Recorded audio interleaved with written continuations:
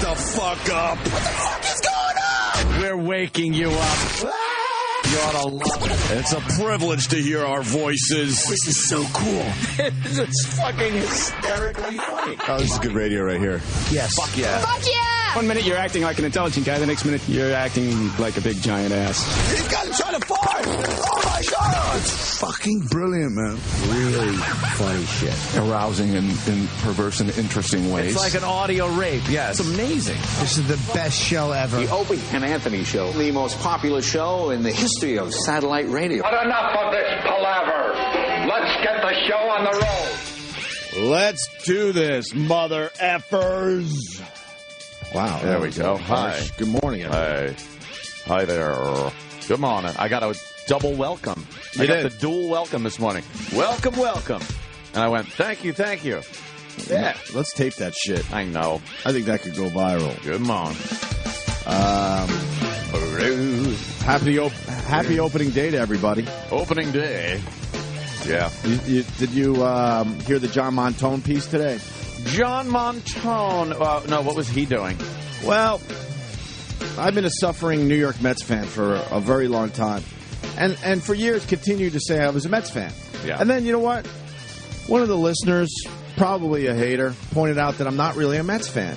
And instead of getting all mad and fucking tweeting back or something, I sat back for a second and went, holy fuck, he's right. I haven't been a Mets fan.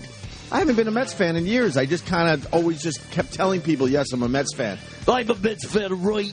But the guy goes, I bet you can't even name the starting lineup. And I sat there, and instead of Googling it, I went, oh, my God, I can't anymore. Oh, yeah. With that said, John Montone was out at Citi Field because it's opening day for the Mets today. He was on a packed 7 train.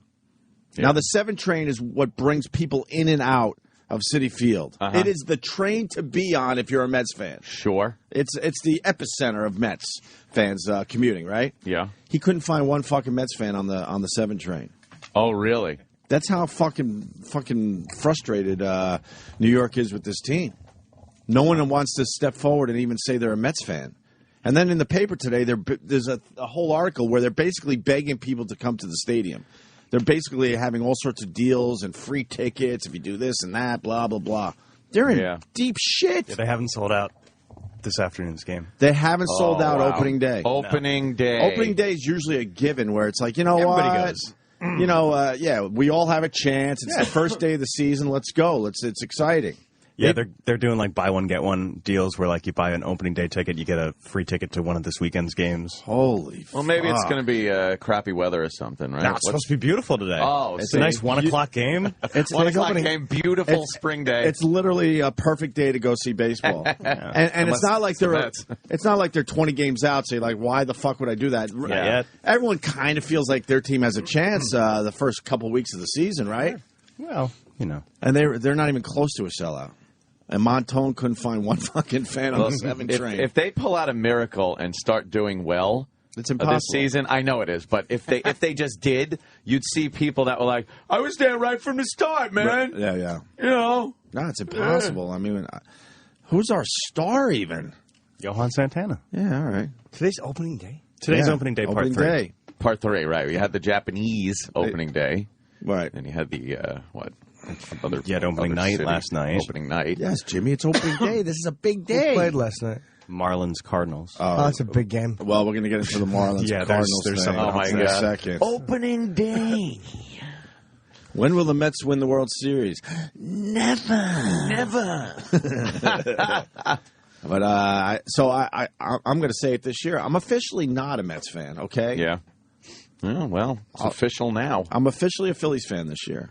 Officially. Oh, you're going to Philly, huh? I've gone to more Phillies games in the last 8 years than Mets games. So you got the what they call the in-law sports team thing going on, and a lot of friends down there. And I've gone to more Phillies games. I go to about 2 or 3 Phillies games a year, easily. So I'm still kind of a baseball fan. I haven't been to Citi Field yet. That's a big heel turn right there. That really is. Is it really? Oh yeah. Oh yeah. Is it really? Yeah.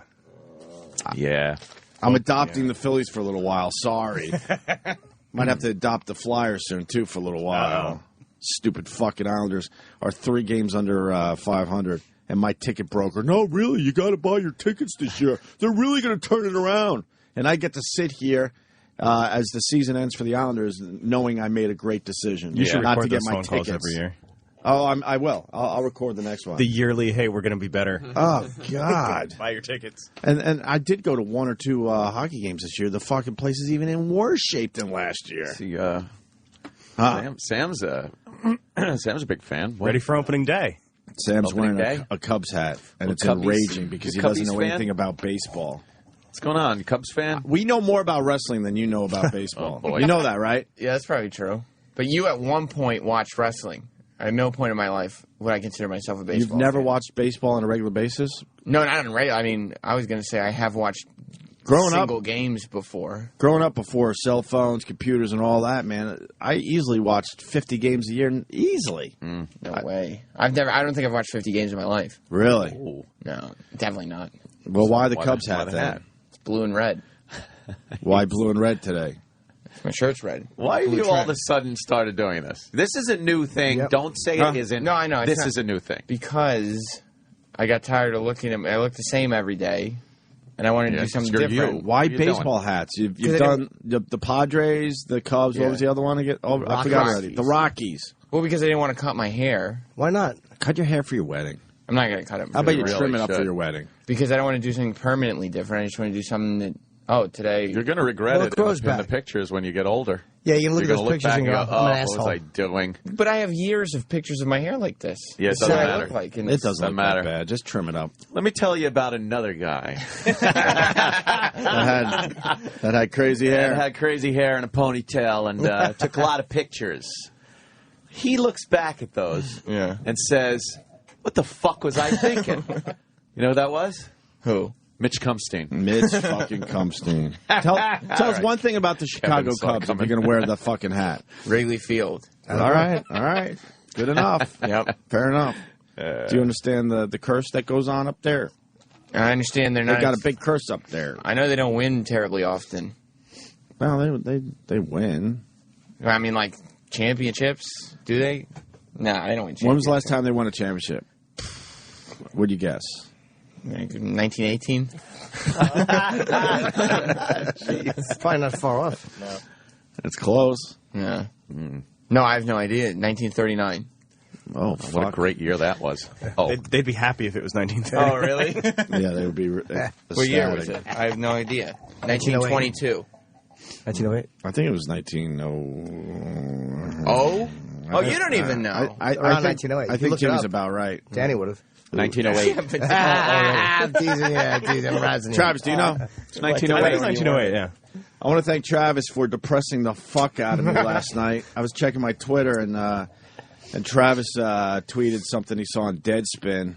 They fucking dragged Muhammad Ali out at the Marlins game. This organization, they're a bunch of scumbags for doing this. Period. And people should talk about this today. If you remember Muhammad Ali, what Olympics was it where he was shaking but he had the torch He had and the torch. he walked up those stairs, right? Dramatically for the world. 96. That was 96? Yeah. Well, they dragged him out on a golf cart from center field at the Marlins game as they opened up their new stadium last night. And it wasn't the same effect as the Olympic moment. It was very, very depressing. I think the organization is a bunch of scumbags. I think his wife is a scumbag. I think his family in general is just a bunch of scumbags. Yeah, it was not. I mean, we can make jokes all we want, but you got to see what he fucking looks like. And who thought this was a good idea? And I think someone pointed out after a minute, the crowd stops applauding because I think he's on the big screen and they're just like, "What the fuck is going on here?" Yeah, it's like a. Well, they wheel him out from center field, so it field. takes the absolute longest amount of time possible. Right. Yeah, they can't really goose the golf cart either because he's, No, but kind like- of frail. Well, they thought it would be a nice dramatic moment for everyone, but it was a Yeah. holy shit, look what Muhammad Ali looks like nowadays moment. And there was a lot of speculation before this because somebody figured out that the Marlins had allotted 5 minutes for the opening pitch, so people were thinking it's going to be somebody big that's going to get a lot of applause, you know. But Right. now you find out that it was 5 minutes because they had to wheel him out. Oh, yeah, did you hear that? He was there to throw out To the throw first out pitch. the first pitch. So, yeah. Guess what? He can't throw anything. The guy who can't stand. He can't even throw a piece of paper into a wastebasket. He doesn't even know he's there. It seems like They said mentally he's aware. It's just oh, that's physically a nightmare. Well, yeah, it's a nightmare then. This is way more visual, so you're gonna. I mean, Travis tweeted it. I tweeted it. It's I on haven't seen Deadspin. It's all over. It's an easy find today. We'll put it on our Facebook page, Opie and Anthony. It's titled "The Marlins Open their new stadium in the saddest, most awkward way possible." That's the title of the video, and it is sad and awkward. It's a visual, but we'll try to walk. How come our listeners can't see this with us? Oh, because there is no visual element. Yeah. Someone on Twitter goes, "Don't block me," but isn't a visual element TV? Radio with a visual element. Oh, television. That is kind of funny. That person made me laugh, but not really. Just every once in a while. You know, the difference would be if you're in your car, you could still listen to the whole fucking show and not feel like you're missing anything. Right. But we can enhance it for people that are in front of their computers or got something going on their cell phone. They can just go online and watch us with this. Yeah, they can check out some shit. But it's like it would be nice to have a central location to do things from and be able to, have people watch. Have people watch us reacting to it on maybe a split screen kind of a thing. Yeah, exactly. Like, See Sam getting tickled. It is the future. Yes, the future. But the future doesn't... Look out, people. The future's here. The future doesn't live here at SiriusXM, unfortunately. That's the past here. Oh, no. This is the status quo / past at this point. It's too bad. Anyway, hit this. Ladies and gentlemen, please welcome to the field Miami Marlins owner Jeffrey Loria and a man who first won the heavyweight championship of the world right here in Miami. The greatest of all time, Muhammad Ali. So now people are like, they're a little excited. Who wouldn't want to see Muhammad Ali? Oh, the golf cart's doing like 1/2 a mile an hour. Oh, yeah. They're going to milk this. Oh, God, this is terrible. He's really thin. He's frail. Oh, God. And I think Ant said it. He looks like he's playing the bongos. Yeah, he looks like Babalu. Oh, he's kind of lost control of his hand, too. Yeah, his hand is shaking up and down rapidly. And then the Marlins owner's trying to hold his left hand down for him. Look, the owner there is holding his left hand tight and hard, and Ali's still able to make it move. All right. Well, he's gotten off the warning track. And the people are... And that's it. Starting to... That's the chant, because they're starting to see what he looks like on the big screen. He's still shaking. Oh, boy. His wife's there smiling. And then it looks like family members, possibly maybe a son or a nephew or something on the back, is filming the whole thing through their cell phone. Oh, man. They're very excited to be there. Now the players are milling about in the infield, waiting, and it's just very awkward. Now they just stopped the golf cart. The crowd, again, just trying to get something going because it's just awkward to stand there in silence and watch Muhammad Ali shaking on the big screen. They should still be clapping, though. That was not that long of an applause. No, it really wasn't. Because they're in shock. Stink. Yeah, they might be kind of in shock. They might be in shock, like, holy fuck. Because look at them all standing around now, like, oh, my God, are we witnessing this? And they're probably talking to each other like, how the fuck is he going to throw out the first pitch? Right. That's a mind-boggler. And now the players are all looking around like, Fans, let's hear for our special guest tonight, Ali. And he tries to get the crowd back into chanting Ali. I hated the way the announcers did that. Ali. Because everyone is uncomfortable. And now, does he have the baseball? He has the baseball in his hand, and he just kind of hands it over. That's it. That's the first pitch. And that's the first pitch. He handed the baseball over, and no one's cheering that he just did that. Well, now they don't know. Now it delayed. Now they're taking pictures. Oh, Ali's in bad shape. Oh, he's in horrid shape. He doesn't even know. He can't turn his head. And God only knows why he's wearing those sunglasses. His eyes must be going around in his head like those ones where they're on the springs. You know, when you put the glass in, your eyeballs are on the springs. Muhammad Ali here at the Marlins Park here tonight. And then the announcer just making believe it's a totally normal moment. Holy shit, ladies and gentlemen. He says handing off the ceremonial first pitch. He didn't even know what he was doing. And then they got to show They grabbed the ball out of his hand. Now they're showing pictures of when he was young and vibrant. I didn't like those fans, though. I know they were in shock, but they should. They would have done that in New York. You're right. They literally would have applauded until he fucking left. I think it was such a shock to see him like that people were just didn't know what to do. His handshaking. Well, why would his family and his people agree to this? I mean, he had such an amazing moment at the Olympics with that torch, and now it's opening day. Opening day for a Marlins game where they're opening up a new stadium. Are you serious? What if he has a financial interest in the team? No. He doesn't have a financial interest in anything. Or if they're selling, he doesn't have an stuff? interest in anything. Matter of No, fact. I think he's. I mean, they may have paid him, but it's a bad shape. He doesn't have anything to do with the team. Yeah, you don't give a fuck. I didn't like those fans. I thought they should have. Even I think if it was you're right, awkward, Jimmy. They should have applauded those dummies in Florida.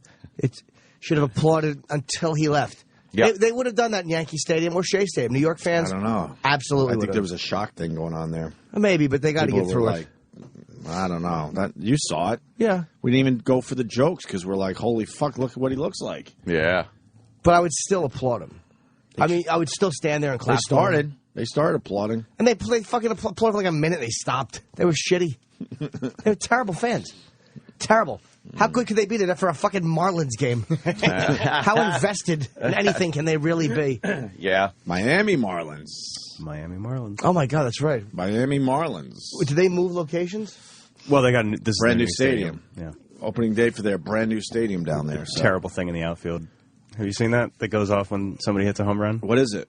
I did not see it. Oh, no. What do they do? I know they got a roof.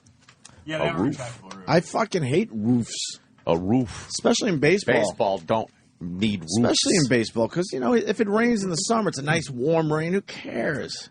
Yeah. It's part of baseball. Who doesn't love a good rain delay? Right. Who doesn't love watching the tarp being brought out on the field? Especially Miami when it's hot as balls. I think most of those people would love to get rained on to get cooled off. That your ass is wet in the seat for the rest of the game. You don't like the rain? I hate fucking rain at sporting events. Then you would like this new stadium. Yeah, maybe I would. As soon as the sprinkles come, they fucking put that roof on. No, that's not real. Yeah, that's what's out in the outfield. If somebody hits a home run, goes off. That's a cartoon version of it, isn't it? Yeah, but I mean, I wanted you to see what it looks like animatronically. Horrible. It's a bunch of Marlins jumping out of the water, like on a kind of a shooting gallery rotisserie thing, right. and they jump around. Who thought that'd be a good idea? In a colorful acid trip-looking sea. Yeah, it's really cool. No, it's not. It stinks. Why That's would what those fans deserve there for that applause. Yeah, they deserve that. It. Wow, there you go. They deserve that. We got a Marlins fan on the line. He says, more amazing thing than Ali is we had more than 600 fans in our stands. That's good. Yeah, this is a small stadium. It's like 37,000. They went with a small stadium. 37,000. Why did they do that? Kevin Hart could sell out their fucking baseball stadium. It's more intimate. They had some guy who was pitching it going like, we want a more intimate setting here. Because they know it's impossible to get 50, 60,000 down there. So they're like, let's cut our losses and have a cool, small stadium. It's not a baseball town. No, it's Florida's not a baseball state. No, it's not. No. We're a fucking boxing state, obviously. Shitheads. It's all about soccer down there. Terrible. 37,000, that's it? Yeah. What's City Field? I don't even know. If you had to guess. Probably 75 million. No, a little less. Oh, really? I don't think they 7 get million? 75. No, maybe 60? Around 50. 50 or 60, maybe? Maybe pushing 60, I would guess. CD Field. So I'm very annoyed at those Marlin fans. Yeah. I don't know. 45,000. 40. Oh, just 45,000. Oh, so it's not that much smaller. Yeah. Sometimes in life you got to get through your own awkwardness 8,000 and do the is a right lot. thing. Yeah, Dude, true. He looks horrendous. I'm more pissed at his fucking family. Let him be. He probably didn't even know he was doing that. He did look pretty out there. Yeah, he looked out of it. He didn't look around at all. He was just like, It doesn't even look like he can down. turn his head. It's like, yeah. How does he? Sleeping has to be impossible. Well, I told you before. How do you shake like that and try to sleep? I could tell you. I had a friend whose father had the Muhammad Ali thing. Yeah. And it gets so bad that they can't even sleep at night because you're just waking yourself up constantly with the shaking. There's got to be some kind of Rube Goldberg machine where you could put a rope on your arm that's shaking and transfer the energy to rock your bed to sleep. You know? Like it goes through all kinds of machines and gears and pulleys. Not a bad idea. And then you just fucking, all right, it cancels it out because it's gently rocking. You might have to go on Shark Tank with that one. Yes. Mark Cuban would love to hear that idea. Parkinson's sucks, dude. I mean, he's on medication right now, and look, he's still shaking like a motherfucker. That's terrible. He's making a Carl from Sling Blade face, too. It's terrible. Oh, my God. His face like... I still want to meet him. It's fucking depressing. Carl? No, Carl I've met. Was he going to have Parkinson's, or was this from boxing? Probably Parkinson's. You see a lot of boxers that don't turn out like that. Like, I've never seen anyone else like that. Didn't they first say that a lot of this shit was from boxing? Being punch drunk, they called it. Yeah. Punch drunk. You hear that expression? It's great. Yeah. Well, it's like shell shocked. Yeah. The old days, they would just say that. Last year of his career, maybe last two, he got hit. Pretty Yeah, he good, got some man. bad ones, man. It's too bad because before that, he didn't get hit a lot. No. It sucks, too, because of the personality he was before. Everyone remembers that fast-talking wit. Fuck yeah. Him and Cosell going at it. And to then just be shut down, relegated to shaking in a golf cart like that is to lackluster applause from Florida douchebags. I'm fucking disgusted with those fans. Even if they were shocked and appalled, because it's him, you rise above it and you treat it like it's 1970. Oh, well, we got Nate. We got these guys out there. Let's get the other side of this. Nate in Little Rock, Arkansas. Oh man, Nate. Yeah, hey Jimmy, why are you so high on Muhammad Ali? He's a fucking draft dodger, shaky fucking glad he hit himself in the nuts. It makes me feel better about myself. Are you just being cute, sir, and stupid? God. You know, I may be being stupid, but I don't have this fucking love for Muhammad Ali. He was a fucking boxer. Yeah, everybody in the world knew who he was. Fuck him. He was bigger, actually, than... Hold on. He was bigger than the sport, sir. He wasn't a draft dodger. He just refused to go. Draft dodge... Hold on. Let me correct you. Draft dodgers... He's going to explain it to you, Nate. Yeah, if you keep babbling, we're just going to hang up on you. If you want to go back and forth, we'll talk to you. I'd love to talk to you. He didn't run away and hide. He just said, I'm not going. He said, no Vietnamese ever called me nigger. And what are you going to call him, a coward? I mean, the guy, come on. He just. You know what, Jimmy? Because he fucking. And it turns out he was right. It turns out he was right. Why the fuck should we get killed for their civil war? You can make fun of your hand. You can make fun of a dead baby, but a fucking shaky nigger, you can't fucking stand it. I didn't say you couldn't make fun of him. I'm just saying you're wrong. I'm not offended by what you said. Why can't they gotta fucking cheer for him like he's the fucking president of the United States? Fuck him. He was a great fucking, and he's the most important fucking athlete to ever live. He's the most important athlete to ever live? Yeah. What did he do? What was so great? Did he bring the world together? Fuck him. I'm glad he... No, he actually stood up for what he believed in, and he fucking didn't allow having the championship taken away from him. Because had he gone into the military, they would have protected him. He never would have seen battle. He would have gone from base to base to base, and he would have done shows and entertained troops.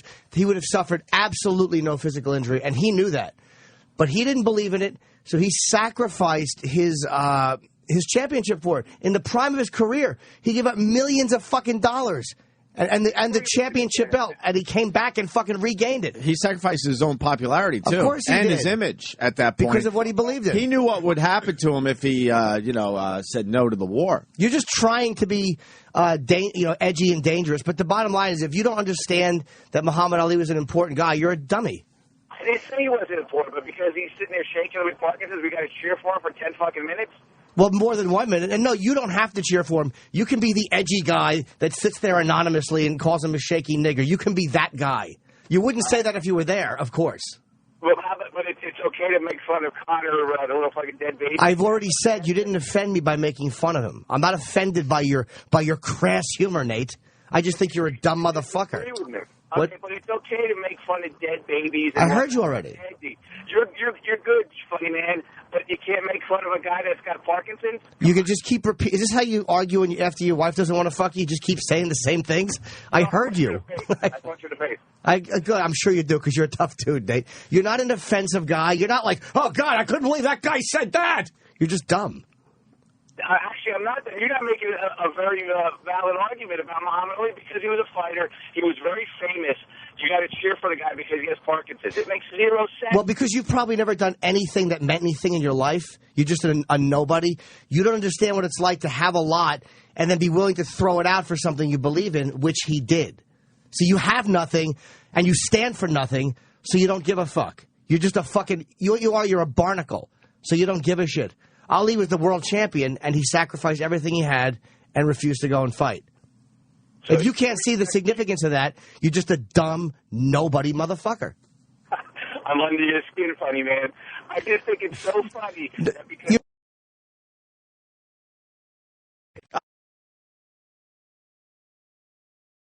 I'm not angry at you. I just think you're a dope. Again, stop trying to play this role like you're this guy who says that, you're that guy who does that. You got nothing.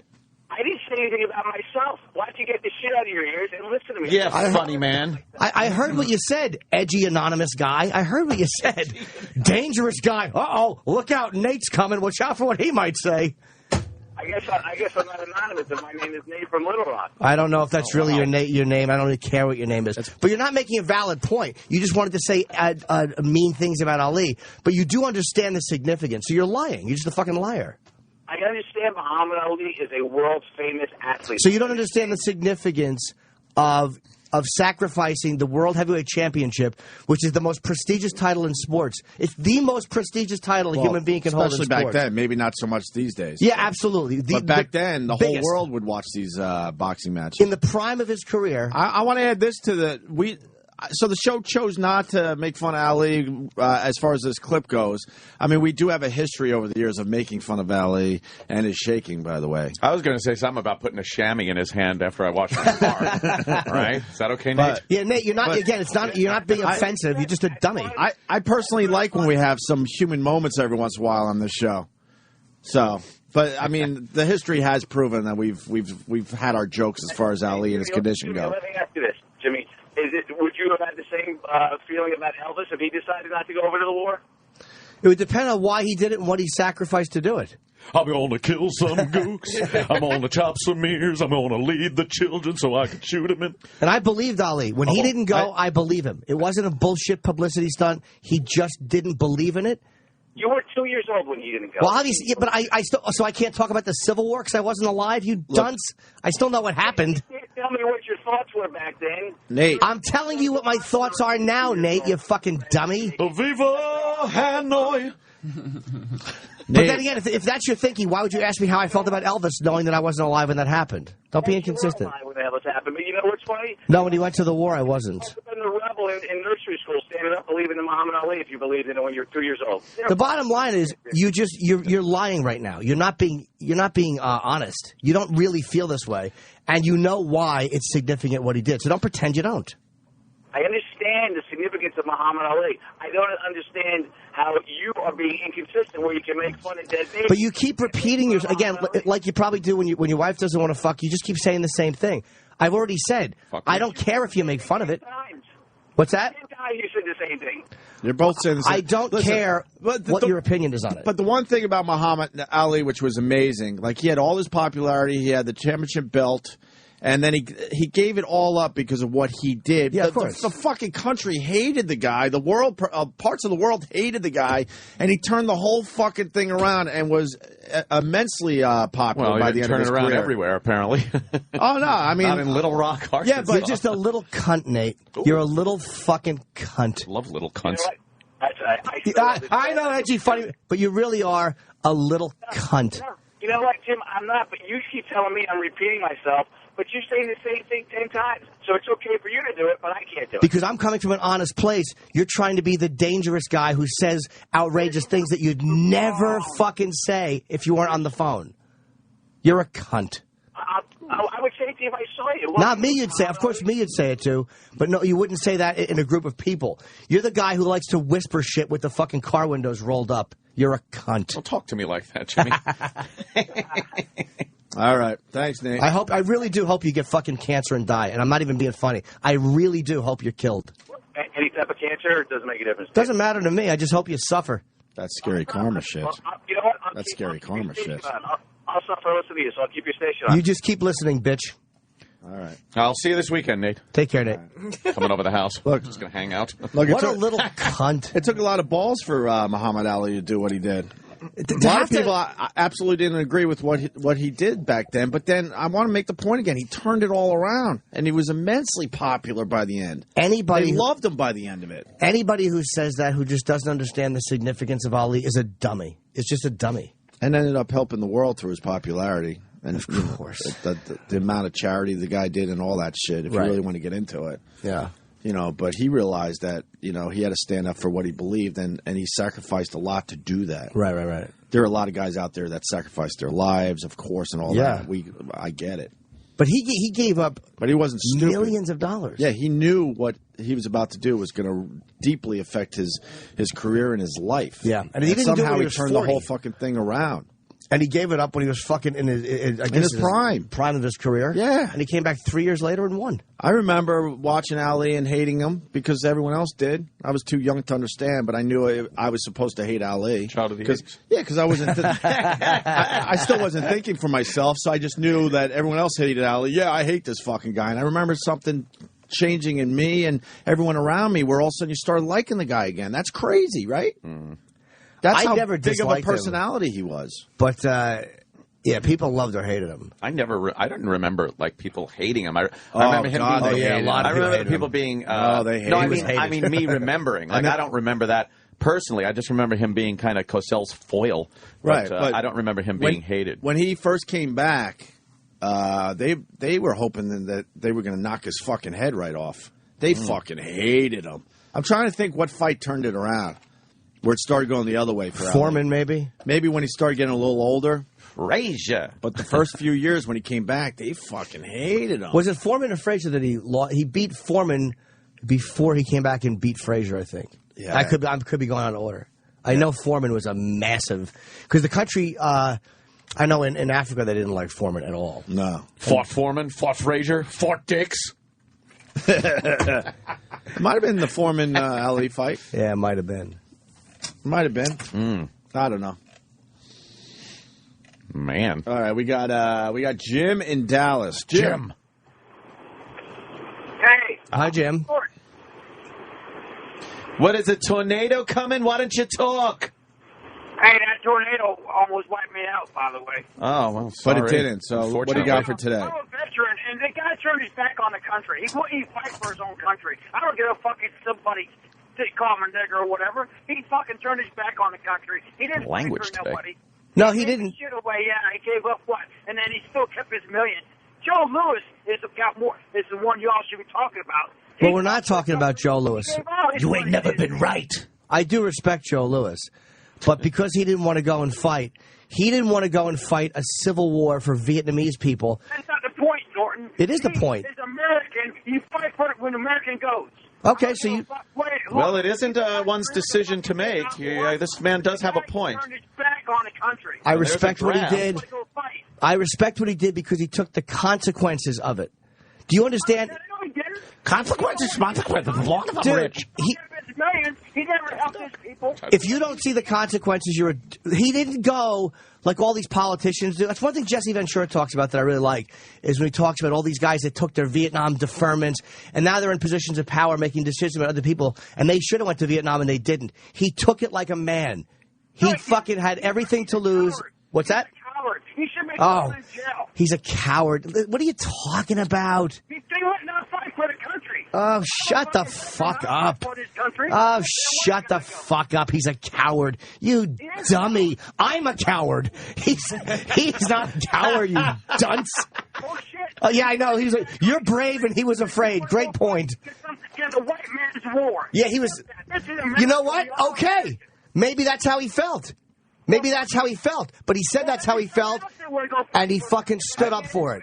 I forgot how many people don't like Ali. I think you have every right to hate Muhammad Ali, but you really can't call him a coward. Dude, you can't call him a coward. You're saying that. It's just silly. He realized what he was going to lose by standing up for what he believed in. I'm not saying that I completely agree with it, but I respect him for standing up for what he believed. In hindsight, he was right. That's not the definition of a coward, sir. He turned his back on the country. Yeah, I get all that, but you can't call him a coward for doing that. Maybe he also felt. Maybe he also felt that he. The white man's war is the white man's war. You know what? Maybe he also felt that he won an Olympic medal for a country that wouldn't let him eat in certain restaurants. Why did he go his ass in jail then? They should have thrown him in jail. Well, again, maybe he fought and won an Olympic medal for a country that wasn't allowing him to eat in certain diners. And then he threw his Olympic medal in the Hudson River, I think. He doesn't even have it anymore. He threw it out. Doesn't that... The guy turned his back. He's a coward. All right, well, I'm sure you're a lot braver than Ali. You're a cunt, too. And I hope a fucking tornado blows a fucking car through your living room, shithead. Shouldn't your cell phone be getting whipped out of your hand right now by a strong wind? Let's get it started. Well, hold on. Hold on, what's that, brave boy? I'm sorry, I didn't hear. What'd you say, brave guy? I'm not a coward. I didn't say you were a coward. I just hope a fucking tornado blows a car into your head. I'm not saying you're a coward. It almost did. Good. Boo for the tornado for missing. Better luck next time. Frankish. All right, Jim. Listen. Douchebag. Listen, people have to understand. People have to understand. Ali wasn't a coward. You don't have to agree with what he did, but it was pretty fucking brave what he did at the time. Because you do make the good point, Jimmy. I want to say that again. If he did go into the service, he wasn't going to see any fucking action. Not an ounce of action like Elvis didn't. It was a known fact that celebrities and family members of politicians and whatnot, they got taken care of.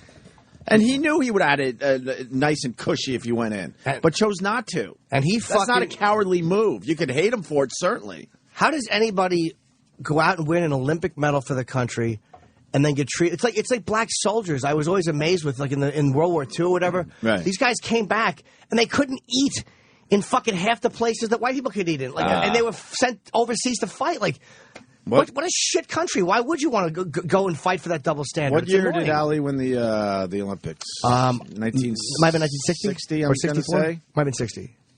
If it was 60 especially, fuck. Yeah.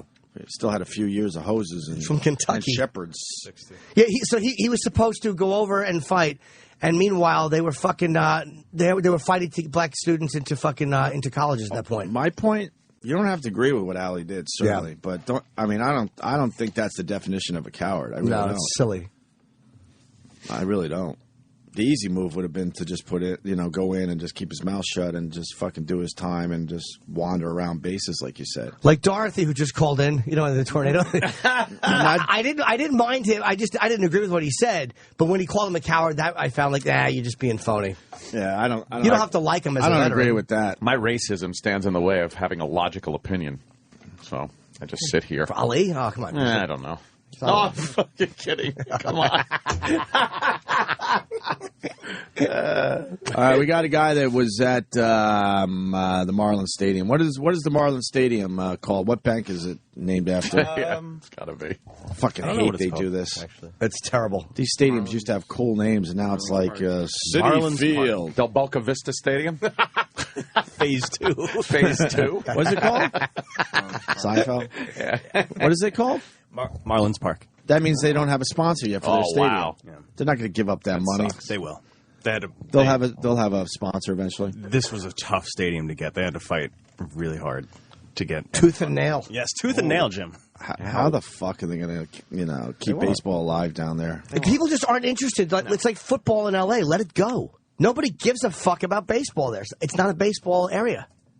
Football in L.A. could work. Dude, they've lost. They never lost teams twice. Twice. I know. They should never get another fucking NFL team. They're trying. How do you not enjoy football in L.A.? I There know are it's a lot of beautiful out there, transplants, I but think. what the fuck? Eric, you were at the opening night? Yeah, I was. It was great. Thank you. There's all the energy that they get in that stadium right there. But you wanted to call our show. That's all you want to say? It was great. But it was Ali just took us by. There was this huge Jumbotron, which is HD, and it just took everyone by surprise. I mean, I'm a huge Ali fan. Those other callers, don't take callers from Texas and Little Rock. They're fucking. Nah, I don't mind taking calls from where. But did you think they had the Ali, image you remember stabilization him off on the Jumbotron? he's a shell. He's on his way out, man. It was terrible. See, you can hear it in his voice. I mean, I think everyone, it just took their breath away. Like, holy fuck. Yeah, I we think weren't if he wanted expecting to, he this. could probably shake it off, Wait. But yeah, he is probably close to death. He's not looking good at all. But it's like we forget that, like, all right, what's the option? It's being dead. Right. Like Gloria was holding one arm and the other arm was like shake. Yeah, I mean, he was excited and everything. You could tell, but yeah. I mean, and it took him like 10 minutes to get him out there. But are we that uncomfortable with our own fucking mortality? Like, are we that? Of course. Do we need to be sheltered that much from what happens when you get old? Well, then we're fucking dumb. Not you, funny man, but a lot of people. I think it'd be funny if the owner put like a V8 in his hand and then just took it back out and opened it and started drinking it. Who says? Another guy puts a spray paint can in there, starts spraying the lines on the Your field. penis, of course. My dick. But what annoys me that people are that fucking. It's almost like what if you're injured in the war. Like, if you're burned in the war, you should never come out and be. Do you know what? Because it's an injury, like we're uncomfortable looking at it. Well, he's got Parkinson's. Could you it blows. please take that clip out of context and play it? Yeah. Make Jimmy sound horrible. Yeah. I just think nothing about this made any sense. Like, he can't throw a baseball. Why do you have him out there to throw the first pitch? I don't know It why. just seems. That's sort of almost mocking it. The whole Yeah, thing. It really does. The guy had to pull the ball out of his hand. Ali didn't even hand over the ball. Because he didn't know what the fuck he was doing. People, they're just paying tribute to him. I mean, it's like when Pryor was really sick and on his way out, they would just pay tribute to him. Jimmy, I think the problem I have with this, it's opening day for a Marlins game, Ali. Right. I understand paying tribute to the guy, but like in this way, I think it's a scumbag move by his people and his family. Who's going to come out? Charles Johnson? Or the catcher from a few years ago? Who else is going to come out? But a Marlins game, they can find somebody. First pitches stink. I hate the first pitch. There's a better way to pay respect for the guy. Gloria Estefan. Exactly. Bring her out to throw you want the ball. mayor to come out? Fucking, the mayor of Miami. I think it's a big get, of course, for the organization, but I think it just shouldn't have been done by his people. Yeah, I think they figured out. Frank would have been better. Frank would have been better. I think they figured out who the biggest celebrity was that had a tie to Miami, and they got him. Yeah. But I don't think it was the right decision. No, I don't think so. Well, if his family was comfortable with it. Yeah, but they look like they just enjoy the limelight through him. Yeah, but how many families of aging celebrities, do shit for selfish reasons? Ali's wife is she's married to the biggest boxer of all time. She's not exactly some fucking chick that just kind of hooked up with a famous guy recently. She's been with him for years. Then she should throw out the first pitch. Then she should have the good sense to know that there's something not right here. Well, maybe she wants people to see him like that. Maybe he wants to be seen like that. This is what it is. This is what Parkinson's is. I know there's a charity that they're involved with. Maybe it helps. For people to see it. Like, it should be out there. Let people see it. I mean, I don't know. But we're not going to have Ali for too much longer. No, it's depressing. It's obvious. Fucking miserable. All right. Nate is a douche. Ali had balls inside and outside. Nate knows that. It's just, again, he's another fucking inside and outside. Silly. Weird. Oh, why don't you ask E-Rock why they are such dicks down there? Of course, E-Rock is from Miami. Born and bred. Are you from Miami or West Palm Beach? I always forget. Where was it, E-Rock? I'm from Long Island. What? It's West Palm. Where is that? Is that right on the coast? Yeah. You went to high school in West Palm Beach? Yeah. Commuting with a speedboat? Yeah. Yes, he did. Pretty cool, huh? Nice. Yeah, it was right from it. Hell Because of a his way to go to school. backyard is where he parked the boat, and then he would just take it right to school. What a great life you had down there in Florida, Spoiled E-Rock. brat. I don't know why you would have ever... You think E-Rock was spoiled growing up? What yeah, a he was. spoiled little boy. Of course. Gets his big piece of cake whenever he wanted it. It's not even my birthday. His mom You never, did a push-up. his mom never, Here it goes. his mom never said no to candy, I ever. thought we were going to make it to the first break, E-Rock. I'm sorry. Hey, we got to get some peeps in the studio tomorrow. I want every fucking color, too. Okay. I am a traditionalist. Yellow fucking peeps. Yellow peeps for Ant. Don't fuck with me with blue peeps. Let's get some peeps going. Okay. No, don't fuck make with a you with black maniac peeps. out of me. Yeah, black peeps. Oh, boy. Monday, they're My all going to peeps, be yo. 90% off. I forgot. Yeah, because that's Easter's true. coming. But then they're also a little stale. Yeah, I don't boy, like they that. get stale I don't within like an stale. hour. Some people like them when they left out in a little... No, get fresh peep. My mom used to put open peeps on the microwave, like on the top of the microwave, and just let them go stale. Oh, and then man. Eat them a week later. Of course, because she was ready to leave with a There you Jewish go, guy. Yes, I knew you'd turn it into something. Your mom would let peeps go stale? Yeah, and She she didn't loved like it. no What an Easter. asshole. Easter schmeaster, she said. Where's the Passover? She purposely let him go stale. Yeah. Isn't it Oh, funny wow. she passed over her family That is funny. and went to some other guy? That makes me laugh. You think that's funny? Hilarious. Aw. Yeah, you know what? Tony in Brooklyn, should be said. Marlins won 2 championships. I was trying to remember that. I know they won the one in their 20-year existence, and no one gives a shit. 97 and 2003. And they still don't come out to games. No. And then what was the one year where they were so stupid they traded the whole team in the offseason? Well, they completely dismantled the team after they won in 97. That is the dumbest thing ever. Wait a fucking year. So the next year, people couldn't even go to the stadium to see the players that won the fucking World Series. Yeah. They completely dismantled. Florida's right? not a baseball state. It's just dumb. And LA's not a football town, so just fucking take the teams. Why do they have teams? Those Marlin fans were fucking... Money. By the way, there's that lack of passion. That's why bringing him there was a mistake. They should have brought him out in New York. Not fucking... You know what? The Marlins game. Now you're talking, and it goes back to my point. Why the Marlins and their new stadium? If you bring them to New York to open up baseball in general, or even down there in Washington or something, I don't know. There's better markets. They should have just driven him around the every stadium. Or just driven in the parking lot. Just leave him in the lot. You're waving him on the way in. He could shake your martini for you. Oh man. Yeah, poor guy. Well, what you want from me? All right, let's go to Adam in Kansas City, man. Ooh. These guys, we get that he was a draft dodger, and you should hate him for that. No, you shouldn't. He fucking he gave up. Well, they have the right to hate him for it. They do. They do, but then they fucking still, I'm sure that they still don't hate politicians who's fucking just use political connections to fucking, to not go either. Let's go, Adam. What do you got? You're the last call on this subject. Make it good.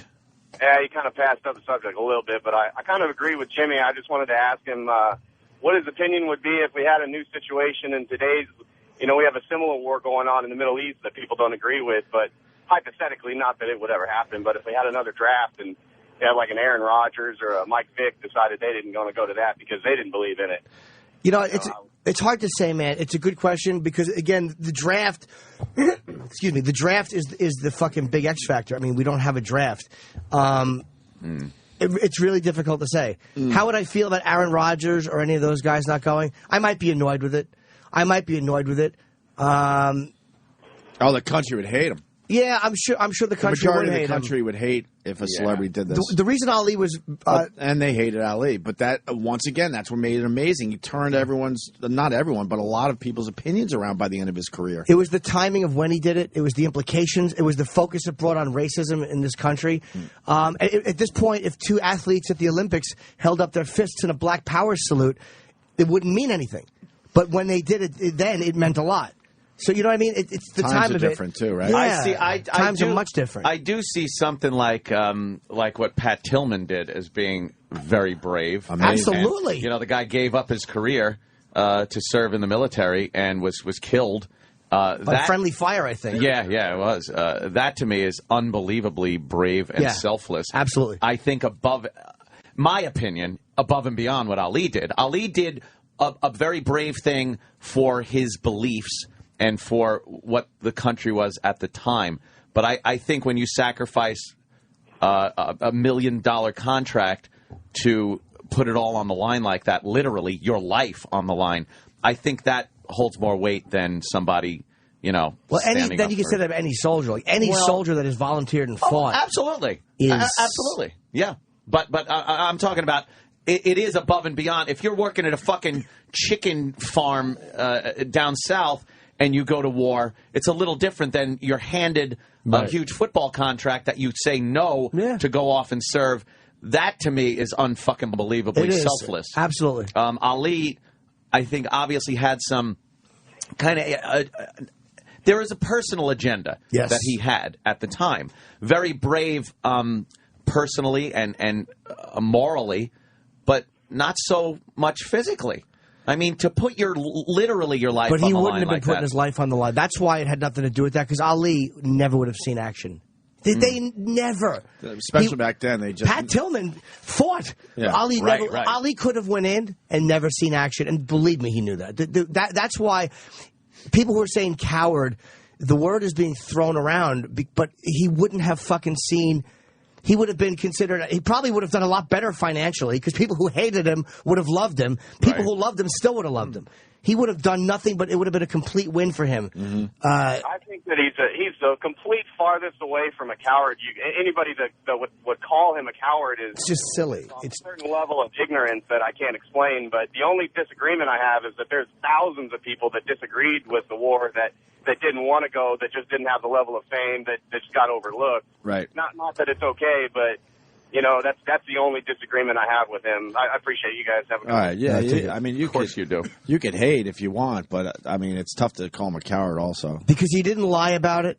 He said that this is why he's not going, and he just refused to, whatever it was he refused to do. And he gave up everything with no guarantee he was going to get it back. With no guarantee that he was going to be able to fight again, or no guarantee that he wasn't going to go to jail. And back then, fighting was everything for him.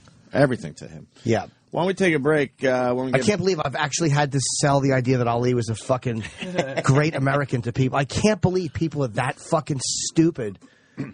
I can't comprehend that people are that stupid. He brought up a lot of awareness in his life. Of course he did. I think he's 70 years old now, by the way. Yeah, he's not 70 these days is not that old, man. Oh, boy. Yeah, well. He's not going to make it too much Shatner longer. comes in here, he's 82. Yeah. Yeah. Sharp as a tack, too. And he's been through a lot of stuff, Shatner. I mean, fighting the Gorn. I know. That was very, that would take a few years off your life right there. Jesus. Locked up like a thrall from the gamesters of Triskelion and enslaved like that. How many times he's had electrodes on his neck and punched in the face and phasers and oh, God. Someone wants to know, Jimmy, why you think your opinion is correct. Well, it's the same reason anybody thinks their opinion is correct. Thank you. Because it's my opinion. When you have an opinion, you just feel that way, and you wish others felt that way. Yeah. I don't... That's just how it works. I'm not unaware of why somebody who was in the military wouldn't be annoyed at somebody who didn't go and fight. Yeah. But the guys you should be annoyed at are the ones that use political connections and stuff, not the guys that stood up and took the fucking hit and just said, do what you're going to do, I'm not going. Right. Is there a fire? No, that happens every day. What is it? It's the testing of the system. That happens every day? I've never heard this. I've never heard the doors this. open a crack.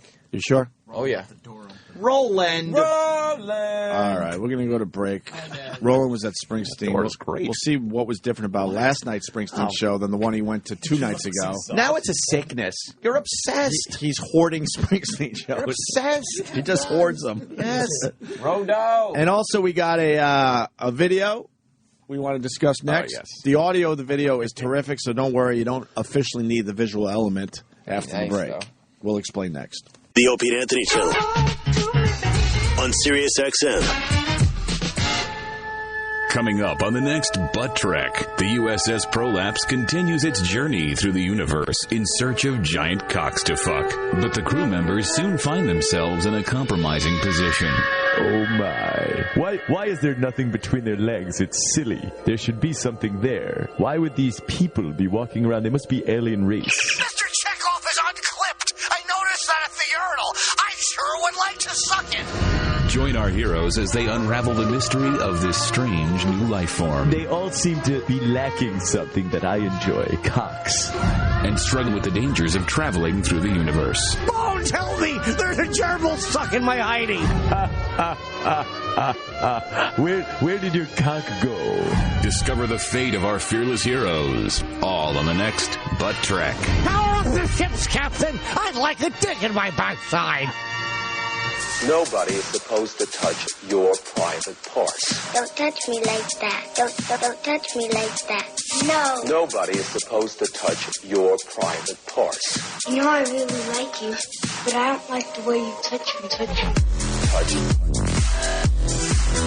No. Touch. Stop it. Touch. No. Do you ever hear anything like this? Anus. Anus is a useful thing indeed. We all had an anus. All had an anus. Remember that anus is the proper word. Anus. Anus gives relief in time of need. We all had an anus. All had an anus.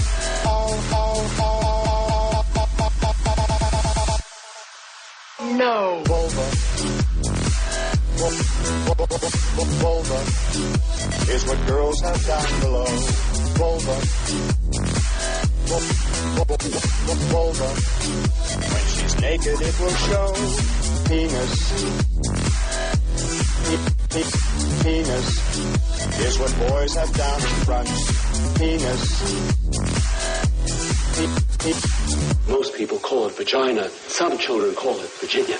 Nobody is supposed to touch your private parts. Nobody is supposed to touch your private parts. Nobody is supposed to touch your private parts. Nobody is supposed to touch your private parts. Nobody is supposed to touch your private parts. Nobody is supposed to touch your private parts.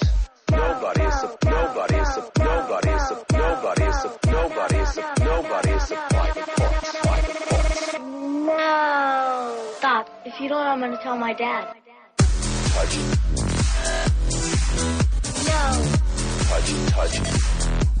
Stop it. Stop it. Touch it. No. Touch it. Touch it. Period. Nobody is supposed to touch your private porch. Sirius XM. This is the Opie and Anthony Show. That's why I say, hey man, nice shirt. Good shot, man. That's why I say, hey man, nice shirt. Good shot, man.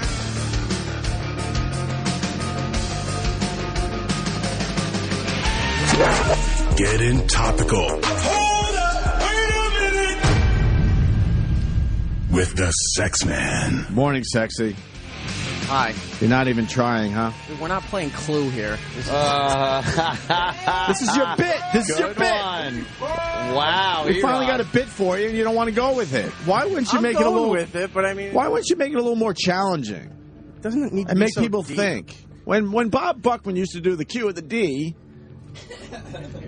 the Q with the D. he would rope you in and you go, He had- "Fuck, I need to know what the Q with the D is Had now." an energy behind it. Made And what it was he seem giving like, away you know, with it? Well, it was just the clue and how he did it. It could have went a bunch of ways, and you had to kind of like decipher and do some figuring out. So model myself after Bob Buckman. Gotcha. Not really, but hey, man, nice shot for Kurt Cobain. Seriously, Should I have played a Nirvana song? I don't know what you should have done. I'm trying to think. Okay, what should he have done for Kurt Cobain?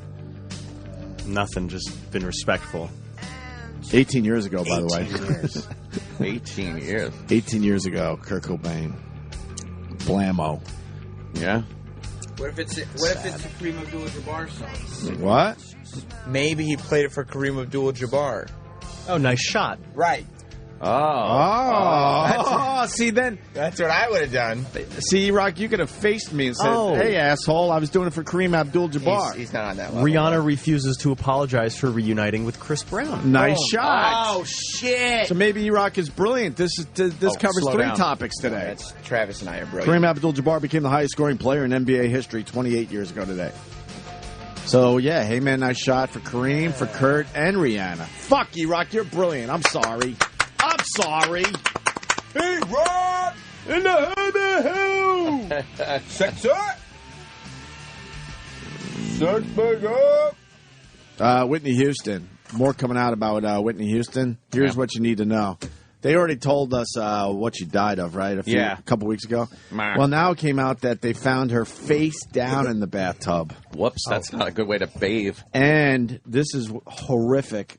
The temperature was extremely hot. When they found her 5 hours later, the bathtub water was still at 93 or 95 degrees. Whoa! That's after 5 hours of fucking cooling down. Was there water dribbling in though? Like, did she might have had, like, you know, you're in the tub and you leave a little hot water running. I wonder if she had that going. I think that is a possibility, Jimmy, because 5 hours. Because there was a bit of a flood too. How long a bath did she normally take that people didn't notice she's in the fucking tub for 5 hours? They said 5 hours, but then I read the article and an assistant came back like an hour later and found her after she said go take a bath. So I'm not sure. Maybe I read that wrong. But the temperature of the water was certainly very hot. Yikes. Face down. Hot water, huh? Some sounds like murder. A mirror with some white powder on it they found. Open beer. What else? A couple of things. Beer? Yeah, you know, just a beer. Crazy. Just a beer. Damn. I would assume if you're doing a lot of drugs, the beer is beer's good. Takes an the accessory. edge off. Wash it down. To wash these drugs down with. Work it. What else? The official finding, according to Fox News Channel, revealed that Houston's body was discovered by her assistant in the bathtub, which had 12 to 13 inches of water in it. What? So that's not a lot of water. A foot of water is a lot, though. Oh, the tub had that much. Yeah. I think that's not a lot. Foot of Oh, water. you thought the whole? Yeah, I was like, suite. Jesus Christ. That's a lot of water. White powdery substance nearby. Cigarette bath. butts in Mr. an Bubble. ashtray. Mr. Bubble. Small spoon with a white crystal-like substance in it and rolled up white piece of paper. Damn. And other things. A plethora of prescription medication bottles. Jesus. Plethora? Now they're calling it a plethora. So, can I have a plethora of drugs, please? Plethora. A plethora. Well. Oh, we're supposed to play that video. Yes. This is the latest viral video, I guess. Jimmy Kimmel. Yeah, we don't have a Had it on visual his show. element, but I did tweet it, and I gave credit to Jimmy Kimmel. Another Kimmel viral video. Like, Kimmel's a smart dude, man. They're really They smart can with the find fucking some web. shit over there, man. They're the smartest of all the late night shows. Yep. Of all of them, with hitting this, whatever you want to say, this genre. What am I saying? Yeah, this whole medium. Medium. Oh, fuck yeah. Fuck yeah. Yeah. The whole world will be watching this today. Well, it's another one of these things. Remember that kid? What was his name? That had his little dental. He had his. Is this real life? Pulled. David. David. Little David. Oh, he was so drugged out. Whoa, David. Is this real life? Is this real life? Whoa. I don't feel this way, man. I don't know. It's a root canal. This guy. Is this real life? Why is this happening to me? Is this going to be forever? Now, what you don't realize that went viral. We Kid's, realized that 28 years old today. 28 years old. Yeah. What ends up happening, though, it gives everyone else an idea like, oh, fuck, Yeah. I'm going to start taping when I'm under or when my friend is under, whatever. Well, this is a mother that taped the daughter. Right. After she had her wisdom teeth pulled. And I'm sure they gave her some fucking liquid Valium or some shit because she is fucked up.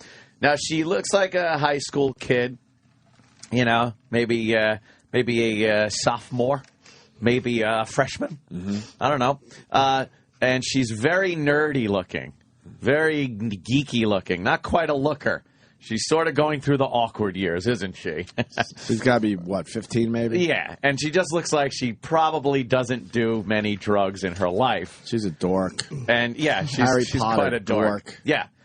So when she's fucked up, I don't think she's used to this. No. She definitely doesn't know how to keep it cool in front of the parents. Yo, keep it cool. Yeah, be cool.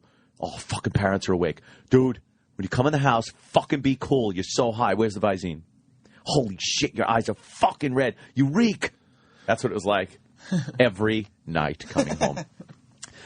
Yeah, so she's all fucked up. She's on the drugs. They pick this up, I guess, as she's leaving the dentist's chair and has to get into a wheelchair because they got to wheel it to the car, and then it continues in the car. You think her bra was a bit off? What do you mean? The dentist might have done something? Well, I said a bit off, but, askew. Yeah, askew. Like, it didn't feel quite right. Oh, no. Does it? Yeah, what? It's not. When she was going back into the waiting room to see Mom. Why is my T-shirt like a little...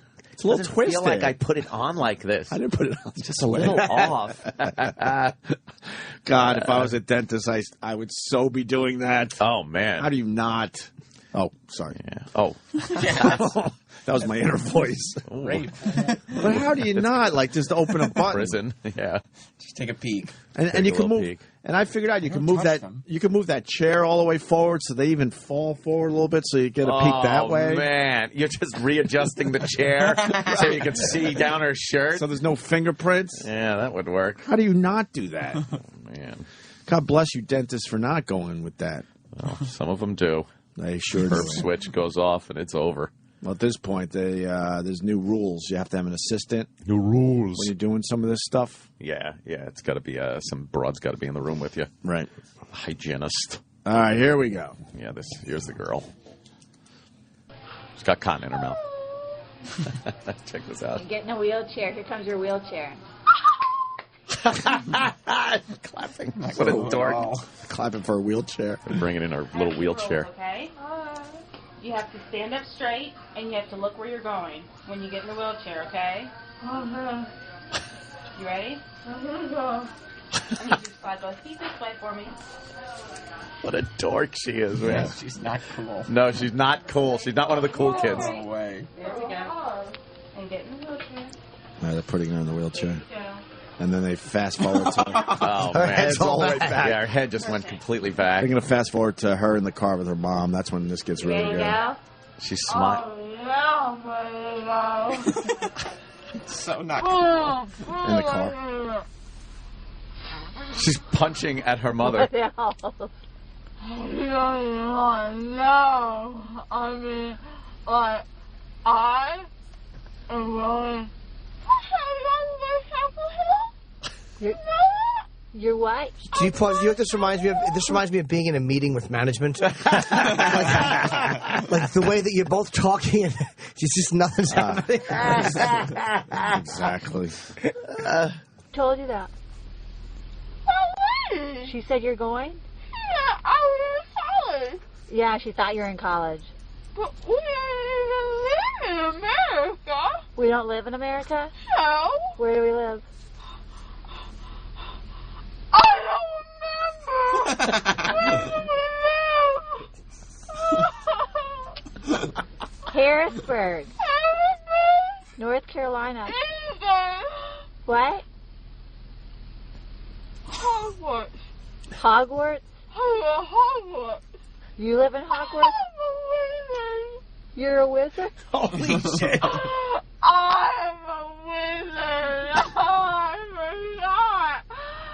I bet they just spell on me. They put a spell on you?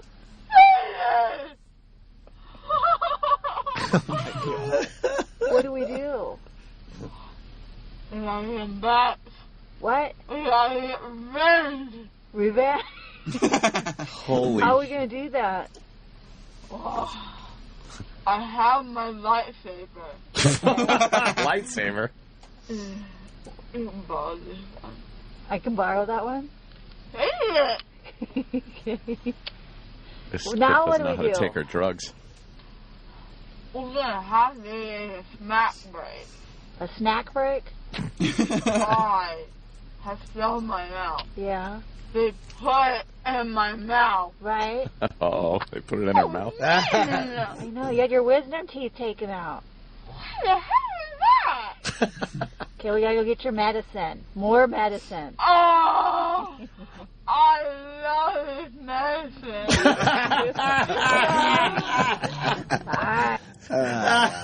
She loves that There you medicine. go. I bet you do. The beginning of another drug addict. Yeah, yeah. These dentists and doctors just assume everyone can handle medication. It's scary. And that they're going to get done with it and be like, all right, well, Yeah, I guess that that's was it. fun, and but not go oh like, well. holy fuck, I want to do that again. Right. Where do I get more? ASAP. Fucking doctors have a big responsibility out there. Yeah. I don't think they realize that sometimes. That, They don't give a fuck. man, she was fucking tooled. That's pretty cruel of the mom, though, because you got to figure, this girl's, 15? She's in high school. It's on the internet now. She's pretty fucking dorky, so she probably gets made fun of anyway. And now they're just going to relentlessly bash this girl and make fun of her in school because of this. Cyberbullying? Yeah, I think mom is accused is guilty of cyberbullying. Oh, no. That's what I see. Hey, E-Rock, I think Lane Staley died or they found his body 10 years ago today, too. Same day? I believe so, yeah. I believe so. Wow. Can we look that up? Because I'm a huge, and I think Ant's a huge Alice in Chains fan. Oh, yes, as well. Yes. Hey, Rick and Charlotte, what's up? All right, so there's a dentist here. Opie, you mentioned how dentists have to have somebody else in the room. I've never heard you guys talk about this. A dentist here in Charlotte that got caught shooting his own cum into his female patient's mouths. Have you guys ever talked about this? Why the... Oh, boy. That's when it gets Come creepy. on. I mean, to go for, cop a feel maybe or undo a button or two. But shoot your own cum in her mouth. Shooting cum in the mouth? I disagree. I think he was shooting high, no pun intended. But here's a little background on that. He got caught because some female patients who knew the taste of cum, one literally said to him, I have to give you this shot. And she said, oh, that tastes like sperm. Right, right. What, he put it in the gun or whatever? Yeah. He A syringe. I mean, a syringe? Oh, he didn't jerk. Yeah. He was putting a syringe full of cum in their mouth. What a scumbag. Yeah.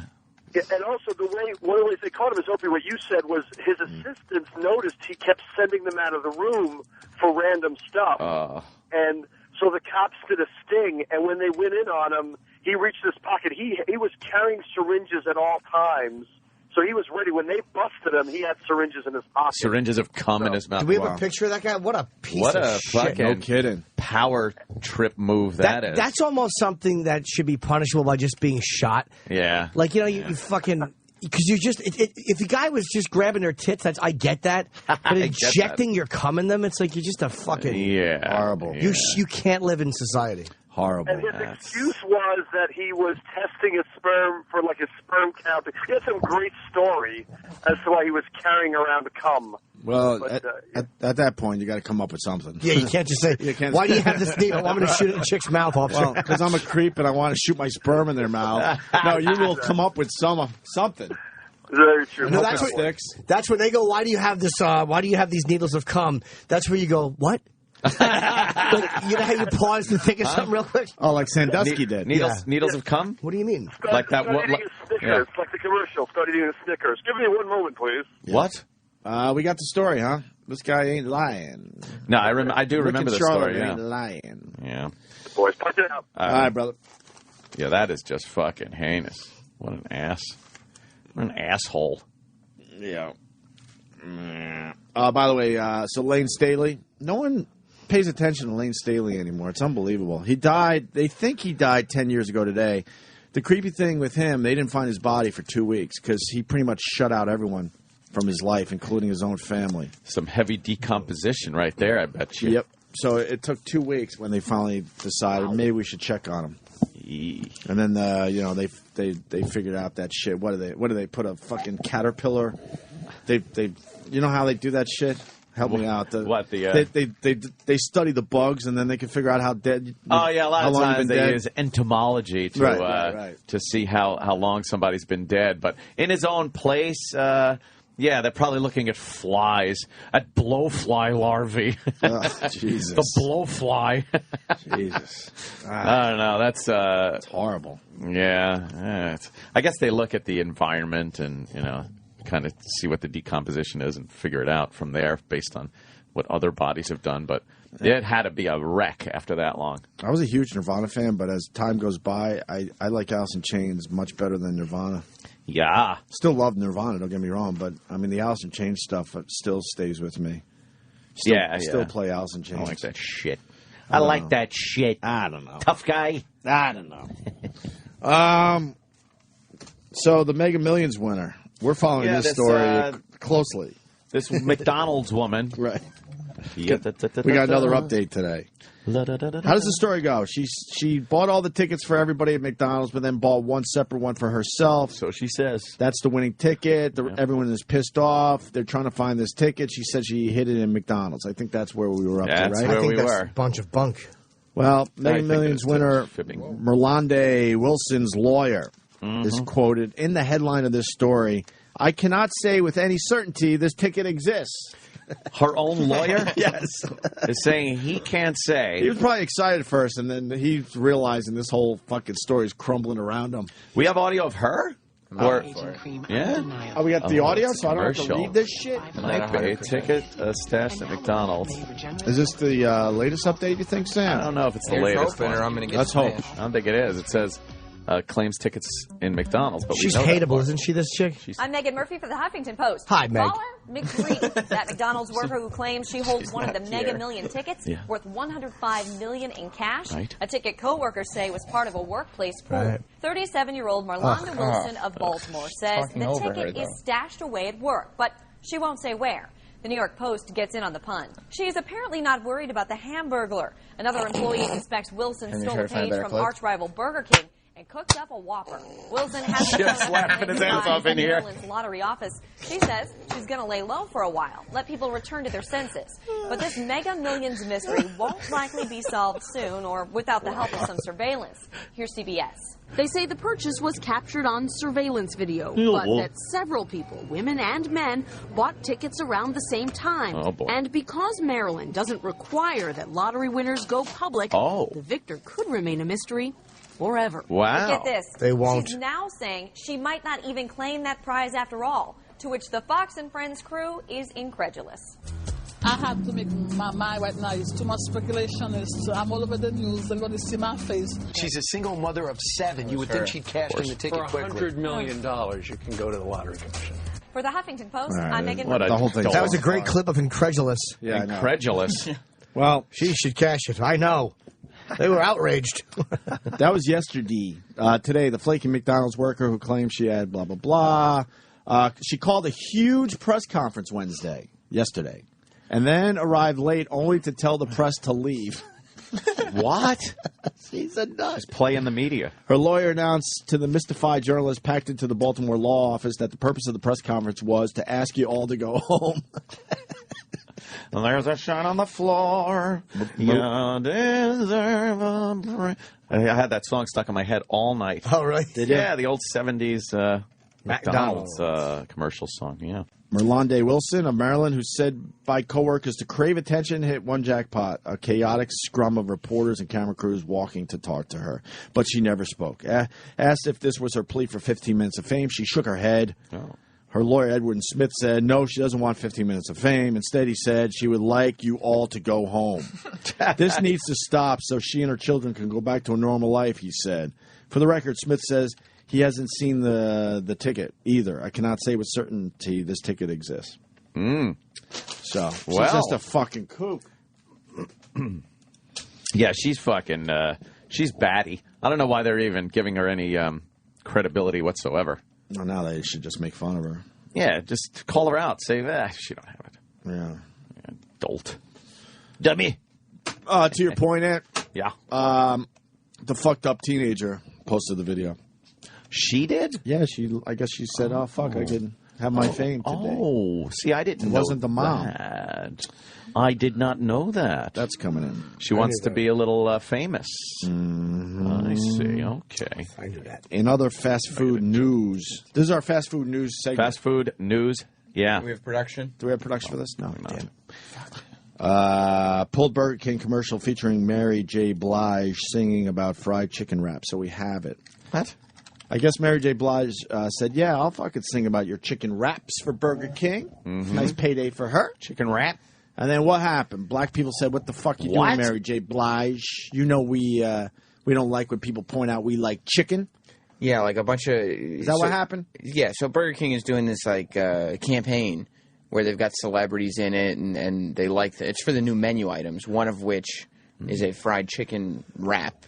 And Mary Bliggy didn't like the fact that black people were eating chicken? Well, Mary at first did. She enjoys a chicken wrap, I suppose, because she started singing about it. Oh, well. So this commercial came out on the internet, and then a lot of black journalists were saying, you know, Mary J. Blige is a respected member of the community, blah, blah, blah. I can't believe she was doing this. And that's where black people need to fucking cut this shit. Shut the She's fuck up. advertising a product which is fair for fucking blacks to like it and whites to like it. So what is she singing about it? She's a black singer, so she's advertising for a product. Yeah. Torre said it was jarring.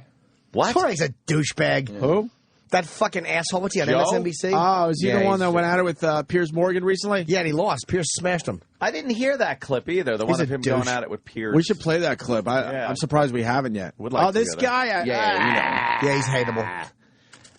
What's wrong with black people liking chicken? Where does that come from? I'm very confused by that one. I don't know where the stereotype comes from. Probably years ago, it just was what they ate. What's wrong with that? And it's true to this day. When I remember one time I decided to take the local roads home from Nassau Coliseum, which was really stupid boy. to me. Uniondale. It was amazing how many chicken joints I saw. It was amazing to me. You will find a lot of fried chicken places in a lot of predominantly black communities. Absolutely. So what's wrong with that? Does anyone know for real? I don't know remember what where it comes is wrong from. with that. When I worked at Pergament, New Brunswick, like George Street was kind of a rough area. So for lunch one day, I went down there with one of the black guys I work with named Brian, and he was a bald guy who was like a shit talker, like an angry black dude. Yeah. And all I remember about being in this chicken place, I was the only white guy, and he got into an argument with somebody, and as we walked out, he yelled, "And you better have a pistol." That's all I remember. Oh, really? My guy I was with yelling at somebody else. Wow. We went back to Pergament. His nickname was Hook. So once with a tough crowd there, Jimmy. Well, it was just coworkers. Oh, I was the token fucking cab getter. So once everybody started saying, you know, what are you doing, Mary? This is not good, blah, blah, blah. Then Mary said that she had not approved that version of the commercial that came out. So Burger King pulled it off their website and their YouTube, citing that it had not been properly licensed. So they didn't say this is bad racially, blah, blah, blah. They just said, Mary didn't approve this version, so we're taking it down. There's a fuck. But you know why they took it Let's down. hear the version. This has to be awful. Let's see. Right now, exciting things are happening at Burger King. Welcome to Burger King. What's in those new chicken snack wraps? What's in the new What's chicken in the new snack? chicken wraps? I want to watch it. Mary?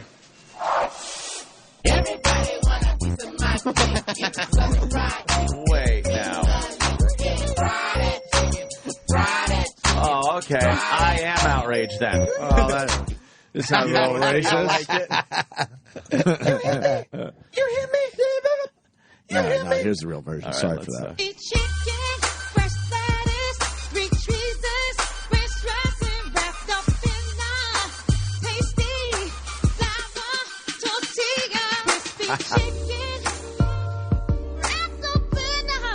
The new chicken snack wraps. Come and get it at Burger King. I don't know what the big deal is. I don't either. Why- What version why- didn't she like? Why did Martin Luther King give his life? That's an outrage. This takes civil rights back 50 years. But why would that be objectionable? Was it because there were all white people in the line and the black chicks Obviously. saying about question? Chicken? If you can't see it, racist, Jim. I don't the get purpose it. of the commercial is obviously just to be like silly, like it just you wouldn't think that, but people described it as buffoonery, and when the word buffoonery is used to, But it's not So like buffoonery. Step and Fetch It, Right, that's- Uncle Tom. Because she was singing about a product. She was singing about flour and tortilla. It wasn't like she was jumping up and down on the fucking counter going, I love chicken. Right. She was on a stage singing. Sing about tortillas. The song sucks. How do you try to sing about It's tortillas? a terrible song. It's awful. but it's like supposed to be bad. I think it's supposed to. You know what I mean? Right. It's kind of a goof, right? Right, it's just a goof. Yeah, it's a goof. Why would they? They're not seriously putting her up there with lights singing about tortillas. Yeah. But I mean, yeah, when respected black people or black artists are accused of buffoonery, that's one of those words. that's Kowtow to the very man, like, right. Buffoonery. oh shit. And she's such a fucking weakling. She should have come out And said, and fuck said, y'all. fuck you. Fuck Shut y'all. the fuck up, my payday, motherfucker. Don't fuck with my money. Fuck with my shit. You got the clip of that guy that started it. What's his name again? Trayon? Torre? Torre? Well, I have Trayon. this is the Joe? I have the Piers Trayon? Morgan. Say it again. Oops. This is the guy that started the whole thing. Yeah, he gets very involved with black issues. It's coming in. That chicken used to be way cheaper than beef. Yeah. If I was a Negro, I would own that shit. Like, look how smart we are. Well, it's not you so thought much so from- chicken was cheap, but look how delicious it Opie, is. it's not so much for being smart. It's the fact that the plantation owners and whatnot did not want to spend good money and resources on the slaves. So they would feed them cheaper food, of which would be chicken, which was actually the good part of the cheap food. Other parts would be like pig knuckles and bellies and stuff. It and they became call soul that- food, right? Yeah, they call that low on the hog, Yeah. as opposed to Chitlins. living high on the hog, which is the good meat. That was up high on the hog and not low. Is that what that means? Yes, living high on the hog. Fuck. And then living like low on Okay. the hog was all the crappy. But the joke is on the massa because it tastes delicious. I don't know about pig's feet. I ain't eating Hey, that Pickled shit. pig's feet? That's Yeah. that's the name of my first band in high school. No, I didn't read it on Nickermania. So you people are out of your minds. That actually sounds like a legit I learned explanation. history from a cooking show. Why are they out of their minds? They're just following your lead. They just What? assume. They just no, assume. I look at every type of website. Why should I only look at websites that are deemed inoffensive? I look at offensive websites, garner information as to what some people's opinions and thoughts and horrific racism are, and then I go to other websites that counter that with their own horrific racism. I see hate everywhere. Stormfront and fucking Niggermania. Here's my only issue with them. You can write what you want. Just use your name. Oh, well. Just use your name when you write it. You know what, though? Too much persecution, even amongst racists.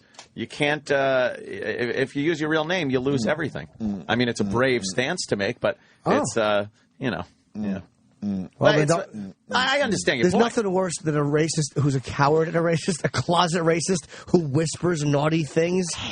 I don't like blacks.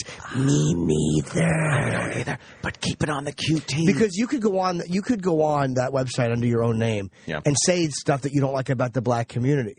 nobody would persecute for you. They just don't. They want to go on and say nigger this and nigger that, and they want to be angry tough guys under fake names. They're the fucking worst. Well, what if no consequence? What if you With want? consequence. If you want to express an opinion that is deemed racist?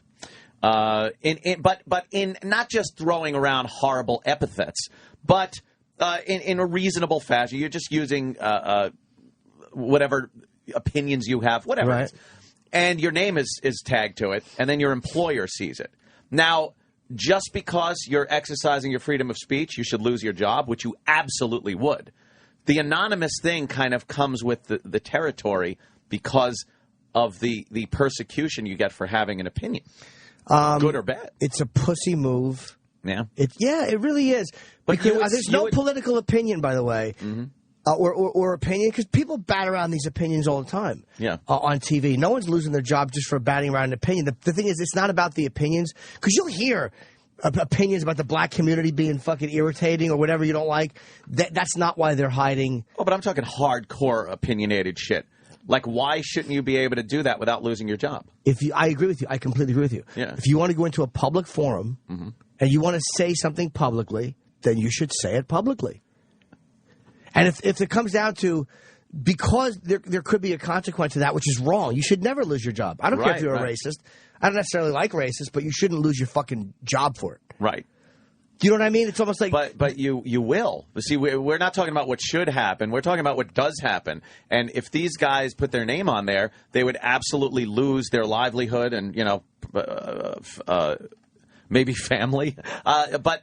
A bunch of fucking pussies going online under fake names and just saying we hate niggers and this and that is fucking pussy. I understand that part of it. But That's what I object there are to. certain people that go to websites that are deemed racist websites and post, believe it or not, some well-thought-out ideology. Well, then how about you have to make that decision?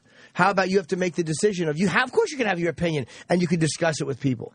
But if you want to go into a public place, if you want to go into a public place and say things, then you have to realize that there's going to be consequences, which there shouldn't be. Yeah. And then fight to have those consequences. Do you know what I mean? Like, I know what you're saying, but I never think anybody should get in trouble for voicing their opinion if it's done in a way that's acceptable. I am a 100% freedom of speech guy. I mean, I don't see any fucking barriers or hurdles should be thrown in your fucking way when you're just voicing your opinion. No matter, and I honestly believe no matter how fucking heinous I agree. people find it, I think everything is fair game when it comes to speech. But it's not that way, and you definitely are sacrificing your livelihood if you do expose who you are in certain circumstances. Like the Klan. Well, like the Klan, but okay. And then let's look at some of the black hate sites that are out there. Those people can post their names, and Then the same goes for them. I have the same opinion of them. Yeah. I actually haven't been to those, but if they're going on under fake names, they're fucking pussies. They're fucking social pussies. They're not afraid of being beaten up physically, but they're socially cowards, where they want to talk a certain way and behave a certain way and give out certain... Because if you're going to Niggermania or Stormfront, those are not just sites where you're going to discuss political opinions. Those are hardcore sites. Be that guy. Fucking be that guy. Well, it's very hard to make yourself a martyr, which is absolutely what you would be doing. You'd be martyring yourself. But if everybody stood up and said these things the way they feel, there's a lot more people probably than you think saying them. That is the number one social taboo in this country, by the way. So I don't think it matters how many people are on a couple of websites. I don't think that anyone has the power to get up there, and it would never be portrayed in an acceptable light on the news. But the fact of the matter is that even that speech is protected. I agree. So there shouldn't be consequence. I 100% agree with you. I don't want to, even though I don't like what people say sometimes, I don't ever want them in trouble for it. But it's like, let's say back in 1990, before the internet, these guys would have meetings or get together, but they all knew who each other was. Well, back then what you would get are these anonymous flyers that would end up on people's windshields in parking lots with a racist diatribe on them. But even then, it goes by the same thing. And indeed, when you talk about the Klan, the same thing with the hoods. The reason is these were people in the communities that really did not want to Right. They were be cowards. exposed to what they were doing. Exactly. They were fucking cowards. They wanted to, but they wanted to. It wasn't like one guy with a Klan hood would walk into a black neighborhood and just didn't want to be exposed. They would make sure there was a 50-on-1. They were fucking. They're just cowards. Post under your real name. I don't care what it is. We're not in communist China. I know that there might be fucking ramifications for it. But the ramifications far exceed what is being done, is what I'm saying. You can talk about other things, not race-related, which I said is the number one social taboo, racism and race discussions. But let's say something else that isn't quite as gets people fired up. You could use your real name and be the person that really does want to stand up for that. And make a change. A lot of people are doing with the Occupy. They use their real names and whatnot. And, you know, they're looked at as assholes and shitheads by a lot of people. But that's something you can make a stand and say, hey, I want everybody to come forward and back me on this. And let's make a change. You can't do that with something so horrific that people see as racist. Then, okay, fair enough. Yeah. But then don't go on and play phony brave. Don't go on and use rhetoric like brave rhetoric. They're not just voicing opinions. They're like, these fucking like they're talking like a guy who would say that to a guy. It's almost like going on to a UFC site anonymously. You go, this fucking pussy can't fight, and it's like, well, you wouldn't say that, so don't say it under a fake name. It's like the message boards that we deal with on a much different level. They're not afraid of social persecution. Yeah. People just get very brave in anonymity. But it's just too much consequence for just expressing an ideology, your freedom of speech. The consequence far exceeds the fucking... Then go on and say that. Go on and say, I'm scared of the consequences, so I'm going to go into this name. But they don't acknowledge that fucking part of it. I have seen people that do say that. I've seen people that say, you know, I would love to voice opinions, but I, have a job. You know, there are people, I think, with like very radical ideology on any subject that know they cannot say things, and I don't think just because they post or say things anonymously that necessarily makes them instantly a coward. I do. Really? I hate anonymity. I've never once, and I know I make my living talking, but I've never once had the desire to go anonymously somewhere. I've never wanted to do it. I figure if I'm going to say something, I have to say it. And if I get in trouble for it or whatever, but anonymity like that, I fucking despise. I understand. I understand you 100%. I just, in real world, in the real world, it doesn't work. It doesn't work because there's too many people that do not understand our constitutional rights and do not understand that your right to horrific opinions and ideology and speech should have zero consequence except for the actual consequence. If you want to say something like that and you decide you're walking around and a black guy wants to come up and punch you in the fucking face, hey, that's the consequence that you've decided you want to put out there that might happen to you. But you should not lose your job based on, I agree, on your ideology and your speech, unless you're bringing some horrid thing into the workplace. But most of them don't. I think the majority of people, they say they don't want to lose their job, but most times what they're really afraid of is just the black coworker seeing them and putting that opinion with that face. No, it wouldn't be. But that's what it is. It's not necessarily about losing the job for a lot of them. It's just they just don't want the people that they know to know that they feel that way. Again, so they're fucking pussies. You're right. Again, they're fucking pussy. They want to spout off really loud, but they don't want people looking at them knowing that was the guy that said it. I just don't think that's everybody. I don't think it's everybody, and I don't think you can put the 100% coward label on anonymous speech. Whistleblowers are one thing, but when you're just going on and shit talking, which is what most of them are just doing, again, I firmly believe you have the right to do it, and I don't want to see you penalized for it. Yeah. But I hate when they use fake fucking name. I detest that because they usually find an empowering name. Right. You know, race fighter. Whoa. You know what I mean? Black crusher. Yowza. This guy's fucking brave. You know, that's what is again. They're playing the equivalent of an online game. But they're being phony brave. Well, Jimmy, I guess what are we going to have to do? Blow each other. Completely agree. We're just going to have to agree to blow each other. I just hate it. I hate it. On Twitter, Oh, I know. You always have. Hate it. You've always had that opinion, and you know what? I can't argue with your opinion on that. But there's again, people that can't even use their real names when they're trashing us. That's what I'm saying. It's the same mentality. I see what Ant's saying. Well, because we would persecute but Sam. even on a low level, my job. But even on a low level, they're not brave enough to use their real names. And that's what bothers me. And to me, there's nothing wrong with going on online to a website if you don't like blacks and saying that.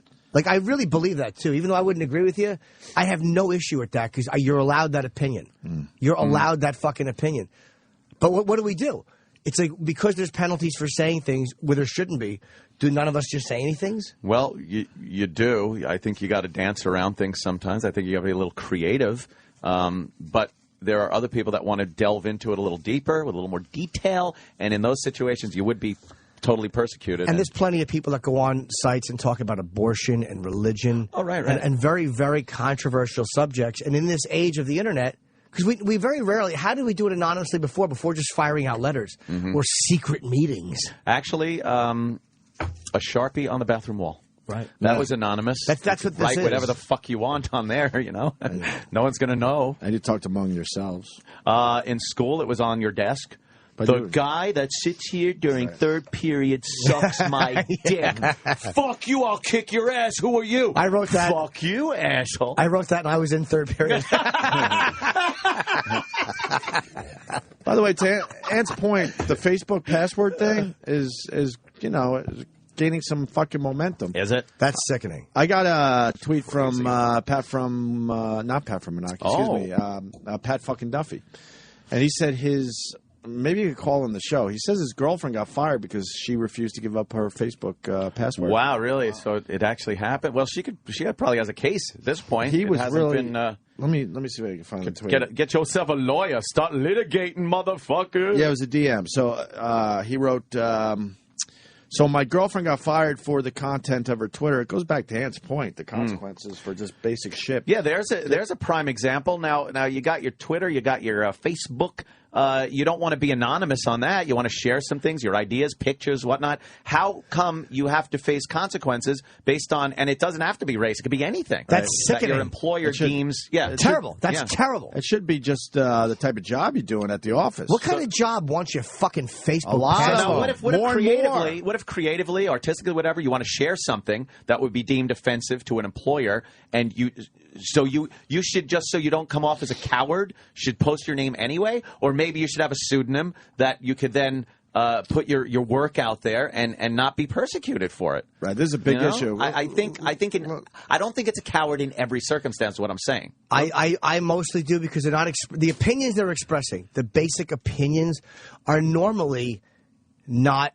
offensive opinions. They're opinions that are fairly, and let's just say, they're opinions that are fairly allowable and fair. I mean, by allowable, I mean you're not going to get in trouble for them, even if they're socially unacceptable. But that's not what they're doing. They want to go on and pretend to be this guy, and I just hate that because again, they want to go on and go, he's fucking. It's like they want to say it in a way that they wouldn't dare say it publicly. It's not the opinion like saying, hey, look, why are blacks fucking behaving like this and running in and doing these flash mobs? Jim Norton say that. The fucking mayor of Philly said that. Yeah. They can say that, but they don't want to say that. Right. They want to say, how come these fucking nigger? But they don't want the consequence of saying that. So it's not the opinion. It's they want to fucking brave it up and say it as aggressively. It's like if you want to do that, fair enough, do it. But fucking deal with it. Let me get to this. So Pat fucking Duffy on Twitter without the G's. So my girlfriend got fired for the content of her Twitter.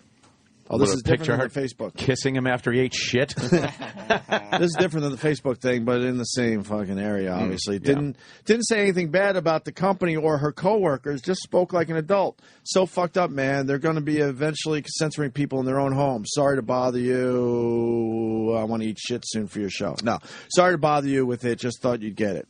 So we got Pat Duffy on the line here. All right. Pat, what did your girlfriend say on Twitter? Hey, good morning, guys. Hey, Pat. I don't listen. Just first and foremost, I don't want to put too much detail because I feel like they're watching me too, so I don't want to get in trouble.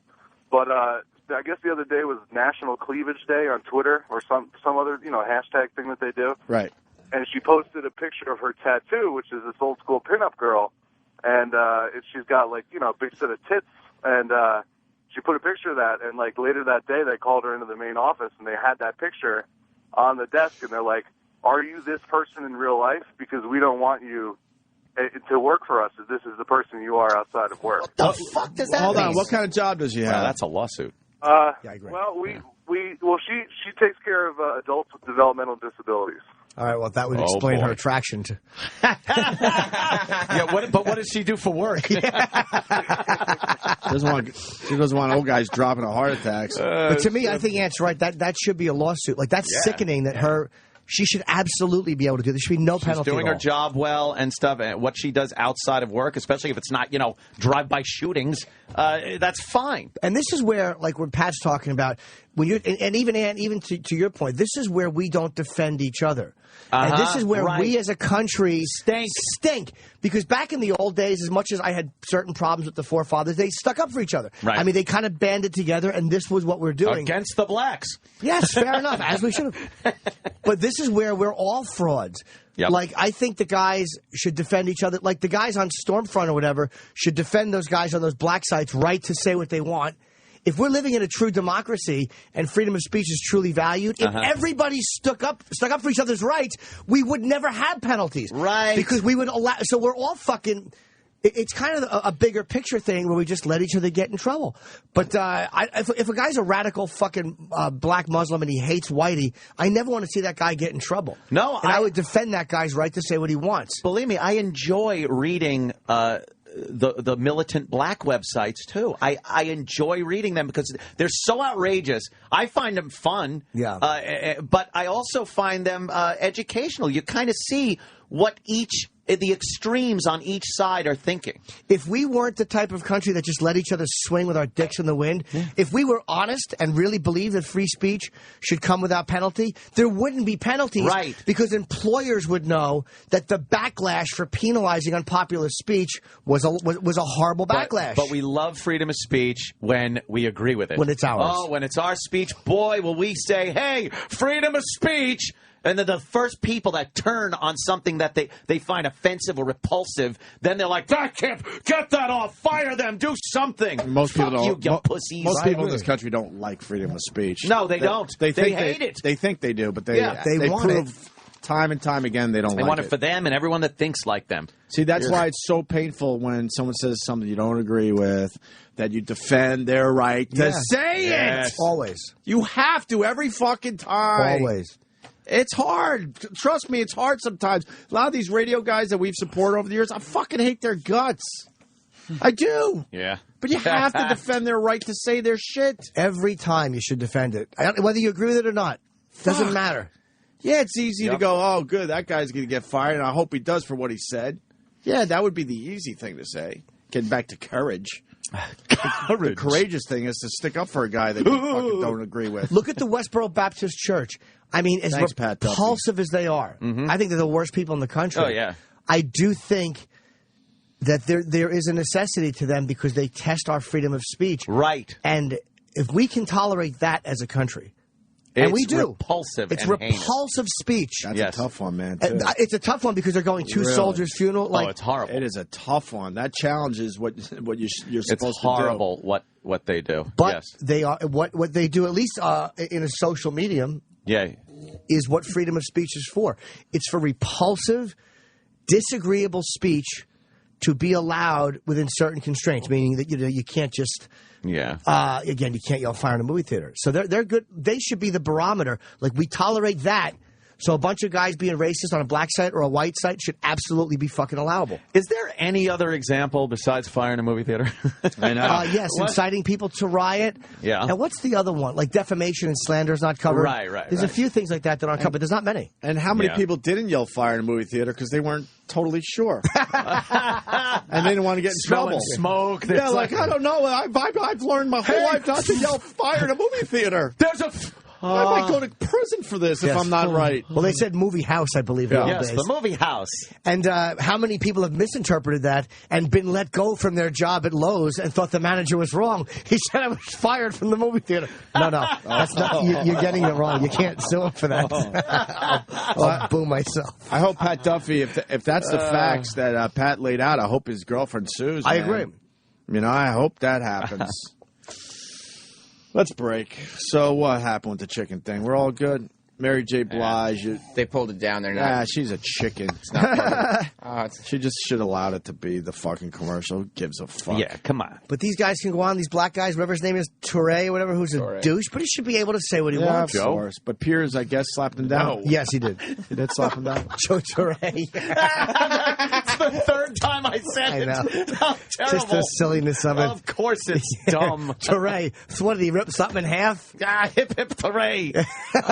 How about to a B? We could go all the way down to Z. I got 26 of these. Look at Sammy over there digging. No, don't do it. He's fun to look at him. He's always not again. He's tussling his hat before. You got shot. You happy that Josh got shot? Yeah. Before the show came on, he said the C on my baseball hat was for "Come here." Come here, you. Let me talk to you. I would like to hear a little bit of this guy. It's a long clip. Could we throw it through a filter and edit it a little bit? Filter. It's like 8 minutes long. I just want to hear a little race baiting. We'll do it after the break. Also, Eugene Levy's coming by today, and Maggie Grace from Taken. Yes, and Lost. She's Lost. Yeah, she was. She was the one that ran Lost. funny in Taken. Yes. Dare we bring it up? Yes. Dare we bring it up? We will absolutely bring it up. All right. Yeah. And maybe we talk about Augusta next. There's problems down there in Augusta. Just Somebody said directly threatening the president, too. That's obviously not allowable. Oh, well. Yeah, of course. Can't do that. Yeah. And, all right. This is the Opie and Anthony Show on Sirius XM. The Opie and Anthony Network brings you the hottest new primetime dating game show. Presenting Unmatchables, where two completely incompatible people are locked in a room and forced to make awkward conversation. How old are you? Did you say that? I'm almost 30. You're almost 30. Well, you look very good. You look very pretty. Watch the season premiere as Australian comedian and drunkard Jim Jeffries attempts to seduce American adult starlet Justine Jolie. Hey, you'll learn to love me. Over time, you will love me. Will Justine be impressed by Jim's plush living arrangements? I have a studio flat in LA, which has a pungent smell that I can't find. But I'm going to endeavour to find that. And then you'll get quite the raping. Wow. That was a joke. Come on. That was funny. Look, I've got a little accent. Will Jim be able to woo Justine with his thoughts of romance? I don't like kissing girls, right? I used to like kissing girls when I was like 14 or 15, but then after I got my dick sucked, I was over kissing. Kissing is now a dead zone for me. That's really unfortunate, because that's one of the main things that I really enjoy about a man. Or his thoughts on making love.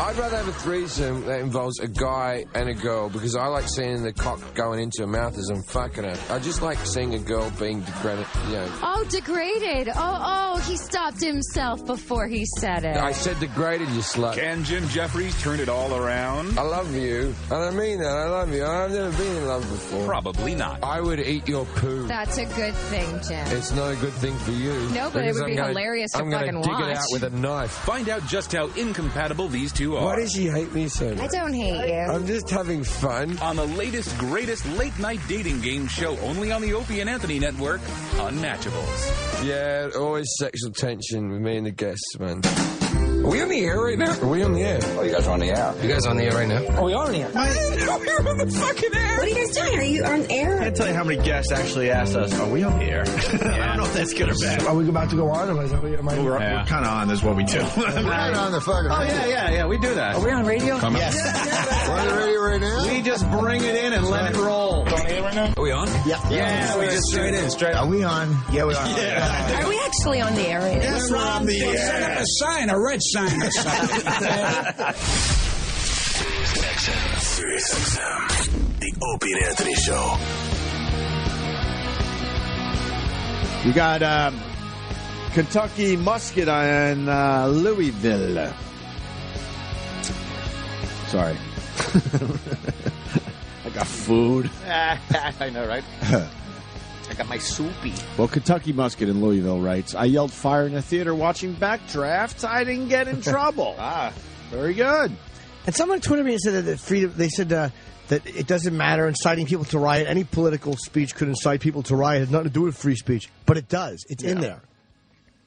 And it's not about a political speech motivating people. It's when you're up there encouraging people to commit violent acts. I don't know what the exact thing, but it is in there. I think any speech that would get a group holding pitchforks and torches riled up, that would probably be inciting. Yeah, I don't know what the line is, but it is in there, sir. And it would have to be, I guess, discussed. And, you know, I think if you were actually arrested for that, you could probably get away with saying it was freedom of speech. But in many cases, I mean, look, when's the last time somebody was arrested for inciting a person to riot? Yeah, and there's been some gatherings that have been pretty... Except at my shows, because I'm a riot. You are a regular riot. A riot.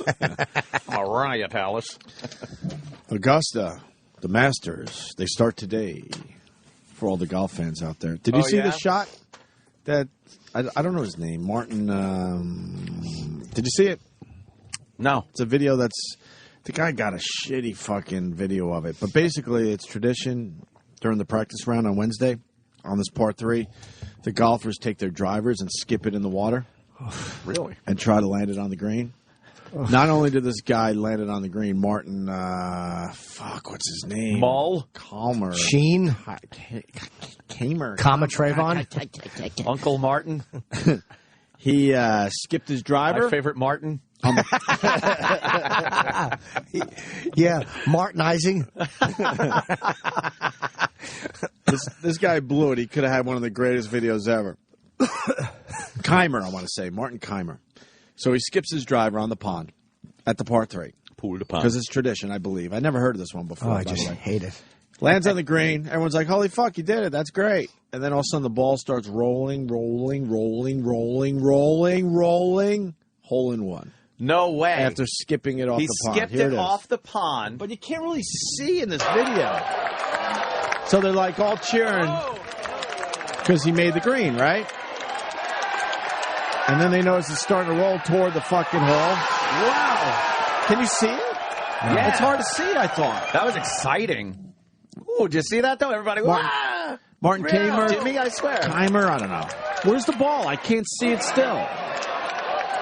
Oh, there it is. It's 1 pixel. I know, that's the problem.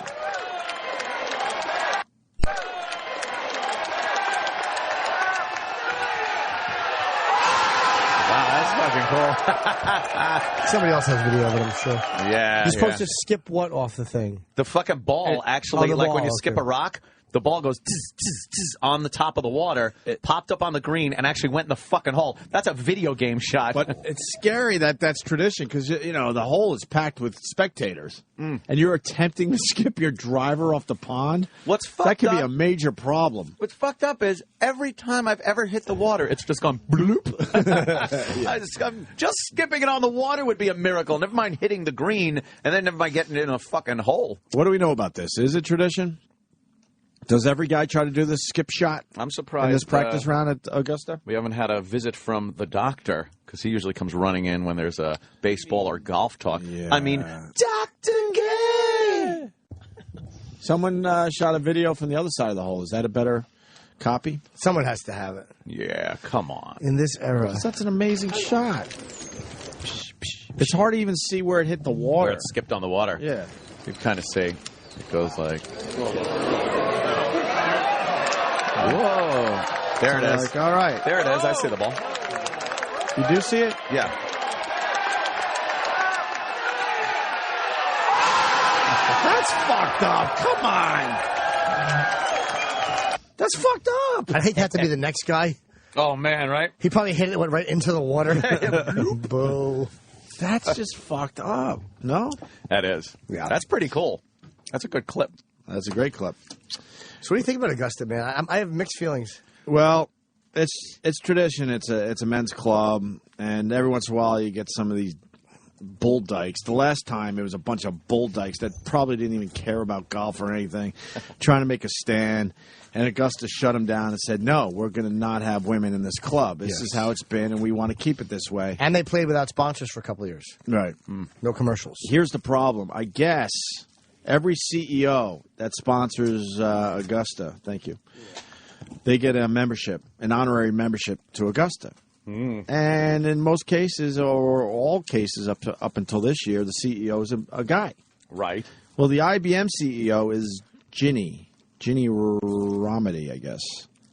So they're like, oh, shit, now what do we do? Running a company? So they're like, outrageous. We usually give honorary memberships to the CEO of these companies that sponsor Augusta. So now they're stuck. Now they're in a weird quandary because if they say, well, look, rules are rules, we can't give you an honorary membership, IBM certainly could pull their sponsorship, which would be a lot of money. But they can handle it. I think that's what they have to do. Stick with what you do. Because I hate golfers and I hate that culture, but it is their club. They can do what they want. I absolutely don't have mixed emotions on this. I think if guys want to get together and have a guys only golf course, a guys club, I think it's fine. Yeah, it should be absolutely fine. And if women really believe that they're powerful and equal, then why don't they just get their women together and go fucking do their club? Because most guys wouldn't give a fuck. Just about every guy wouldn't care. Here's the problem with the whole situation with women coming into these men-oriented clubs and workplace and whatever. Then, believe me, I'm trying not to sound 1955 here. But my birthday. You get women that come into, like, let's say, Augusta. You have the guy members that are there that have been used to a certain way of enjoying their club, which might have, some pictures that they might put up on the wall, strippers, fucking jokes that are told around the clubhouse, things like that. Now, when women come in, it's like, well, we just want to be equal. We want to do this. It doesn't affect you. It's just women coming in. Your archaic fucking thinking is this. Then they let the women in. Can I slow you down right there? Yeah. At that point, I'd be like, okay. Yeah. But it's never that. No. And I know where you're going with this, but I just want to stop you there. Because now everything that you've enjoyed, right, the freedom to just be guys and be assholes and tell dumb jokes, fart in front of each other, tell a dirty joke, fucking taken away because you're threatened with lawsuits because these women want to fucking, hang their frilly curtains up in the window. I heard on the fourth hole today... Speaking. Right? Absolutely I heard on the fourth hole today. Dr. Johnson was telling a joke. I was very offended. I don't need to hear that one. Fuck you. On the seventh hole, he actually urinated on the side of the fairway. He said that she was hit between the first and second hole, and he pointed to his taint. But that's right. As Keith Robinson said, women fuck up fun. Right. And that when they get into grooves, then they start bitching and moaning and wanting to change things. And that's where it's... You want to come in as equals, fine, but equals means you got to fucking either leave the room or laugh at the joke. But it never is that way. I have no mixed emotions on this. I really, truly believe... Yeah, but this is especially in leisure. I want to pronounce it like that. Especially in your leisure time. You should be able to, if you want to join a club where it's just men only, then you should be able to do that, and then let the women do their club. There are gyms that are dedicated to just women. Because, that's true. Yeah. Because guys have been. Hotbed of fat chicks, by the way. Huh? Hotbed of fat chicks, those gyms. That's nice talk. Because they're the women that don't want guys to see them because they make fun of them. The hot chicks go to the fucking gyms because they want to be looked at. But look, I would love to see what's going on in a women's only gym. But guess what? Lesbian sex. It doesn't fucking bother me. I don't give a fuck they have their own gyms. Who cares? Exactly. This is more of like an honorary title, though, or but it's a foot in the door shit. It's a high heel in the door. It's the foot in the door shit. Women can already high heels in the door. Women can already play at Augusta as guests. Boo! Yes. When did that happen? A couple years back. See, a couple years back. You think the Yeah, members women that? can play as guests. Look, I have a little bit experience because Me and your father built this club. I worked at a golf course for over 14 years. And when the women came around, it was just a drag. Oh, they're already there. All of a sudden, the They're guys that guesting. you knew had great personalities and had a good dirty joke or a good story, all of a sudden they're not saying shit. Yeah. And this is in the 80s before it got way over the top politically correct. When you were a out child. there. When I was a child in the 80s, caddying at the Huntington Crescent Club. Of course. Yes. The only reason I have mixed feelings is because I hate these golf clubs. Like, not people who play golf. Well, how are you supposed to golf without them? Because I just think you should kick the ball or use your big, delicious cock. Righty. But they exclude everybody. Like, they don't want blacks. They don't wouldn't want allow us Jews. there. They wouldn't allow us there. So I shouldn't. I just kind of defend them. detest them. Yeah. I shouldn't defend them because we wouldn't, have a chance of being members there. Any club that would have me as a member. Right, exactly. Old gag. That's actually my quote. Well, my maybe we could get some women on the phone today. My question Yeah, is you know how to this. dial a phone skirt? Exactly. Pick it up, broad. You're always on the phone anyway, yapping while you're cooking. Pretend you're making stuffing. Pick up the phone, put down your crock pot holders, and dial us, broads. You got the phone all crooked between your fucking head and neck. That stupid fucking whiplash head they get from And just pretend from the you're phone stirring, because that's the only way you seem to be able to talk, Get broad. your whisk. Get your egg whisk and beat some egg whites. Yeah, I want to hear this while you're talking. Well, I think shuck.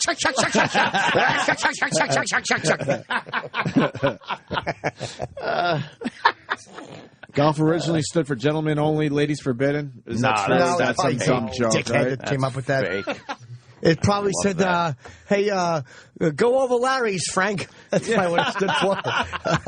Go over Larry's. I'll bet you they would always knock the ball in the hole over Larry's.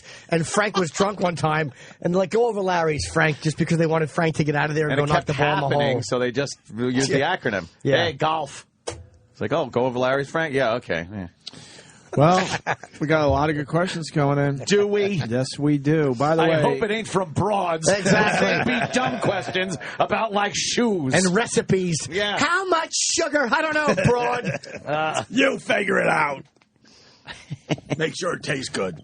We're going to learn more about that shot from Tom, because I did not know this was a tradition at Augusta. Tom, go ahead. Hey, it was absolutely amazing. I wish I had seen it, but I walked up right after it happened. So you didn't see it if you walked up right after it happened. I know.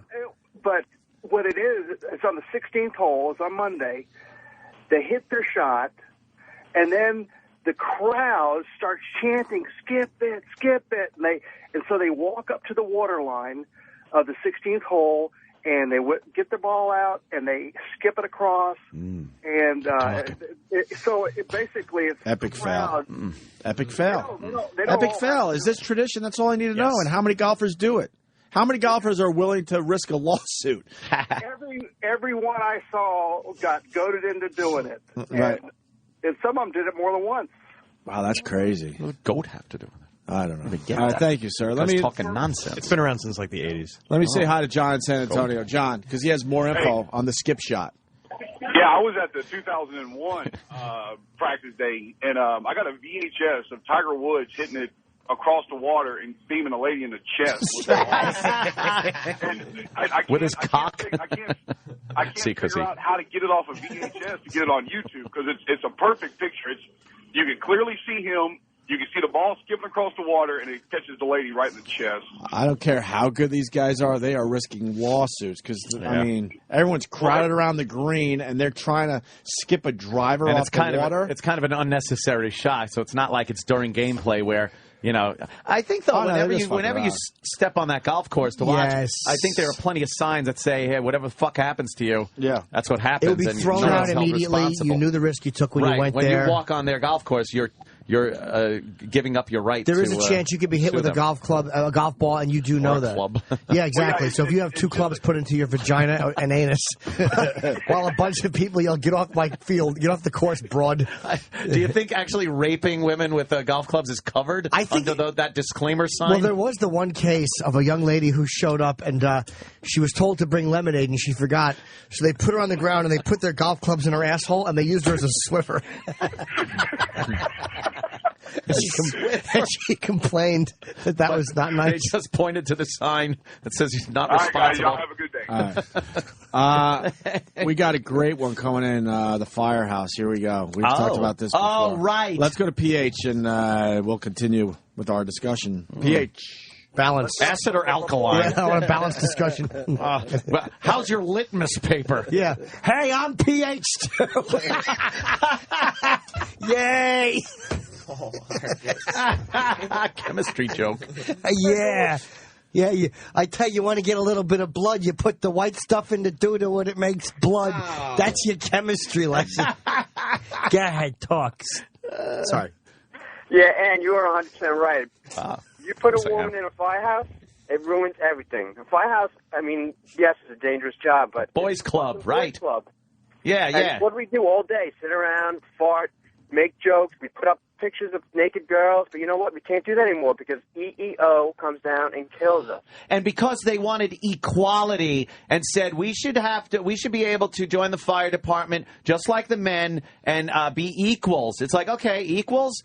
No, now they come in as superiors, dictating their fucking morality and tastes and opinions on the guys that were there for years, fucking, just having fun and blowing off some steam. The men end up losing their equality. Right. That's the whole thing. If we're such equals, then how come they get on the job without having to do everything that we had to do? Right. Some of the physical tests aren't as stringent, are they? Yeah. Which is ridiculous because when you're in a position where you're going to have to use physical strength, it should be an equal test. When I see some of these female cop videos when they're trying to take down a perp, let's say a large gentleman at a traffic stop, and they just are getting the shit beat out of them. They're being out-wrestled, and at usually any point, a guy could just grab their gun. Mm-hmm. I mean, there has to be a certain thing. Women have to understand sometimes that, generally speaking, they're just not as physically strong as men. I'm not saying every circumstance. There's going to be a shitload of women that could kick the shit out of a shitload of guys. I'm talking basically. It's just a rule of fucking nature. We live in a fucked up world where we lower the standard. Yeah, we lower the standard. For a physical job? That's crazy. Yeah. Where people's lives are at stake. Yeah, exactly. Lives are at stake. Yeah, I know. All right, PH. Firehouse is a good example. I mean, Guys like being guys in a firehouse, and they certainly can't do that anymore. Hey, PH, what happens when I put vinegar and baking soda together? Oh, boy, not good. He's gone. See? He's PH. He should tell me. He was too scared to answer that question. Oh, my God. Denise works for IBM, I guess. Denise, what's up? No, hey, I actually work in marketing. Sorry about those fish fillets never making it over there. Yeah, that's what they got a broad run in that company. It stands for I blow men. That's what IBM stands for. Hey, if that's how you have to get I bake muffins. That's what IBM stands for. I bake muffins. Very good. I bake meringue pies or something. Hey, whatever it takes, Chip. I'll make you whatever you want. Aw, thank you. No, but I don't work for IBM, but I work in marketing for a drug company, and you vet those sponsorships. What, birth control pills? Yeah, exactly. What do you market? What kind of drug? Hormones for your periods? Yeah. If it's Valtrex, thank you. A little, dick stiffener, sometimes. Oh, a little Viagra, a little Cialis. Yeah, a little bit of that, yeah. There you go. All that good stuff. But, stiff competition in that field. I'm not done laughing. Right. Yeah. No, but they knew what they bought the sponsorship. It's all in the contract, so they knew what they were doing when they bought the Oh, that's true. Sponsorship. This was no surprise. Yeah, exactly. So they knew, they put their name all over it. They're getting a lot back from. What are you cooking right now? What are you whipping up for the man in your life? Couple eggs, some bacon? What do you Getting want? the kids off to school, are you? Packing their lunch? I already did that. Wearing an apron, are you? No, like a good 50s woman in an apron. Nice, something frilly. Nothing underneath. Is that hot? Yeah, it is. Okay, now you're Very talking. hot. Now we're talking. When you're done rattling those pots and pans, get your ass into the bedroom. I hear you. Anything else there, Denise? No, but I just wanted to point that out. All right. Eric in Kentucky. Eric. What's up, guys? How's everybody this morning? Hey, all right. I want to hear from heaven. We're about to hear from heaven, Ant. Go ahead, Eric.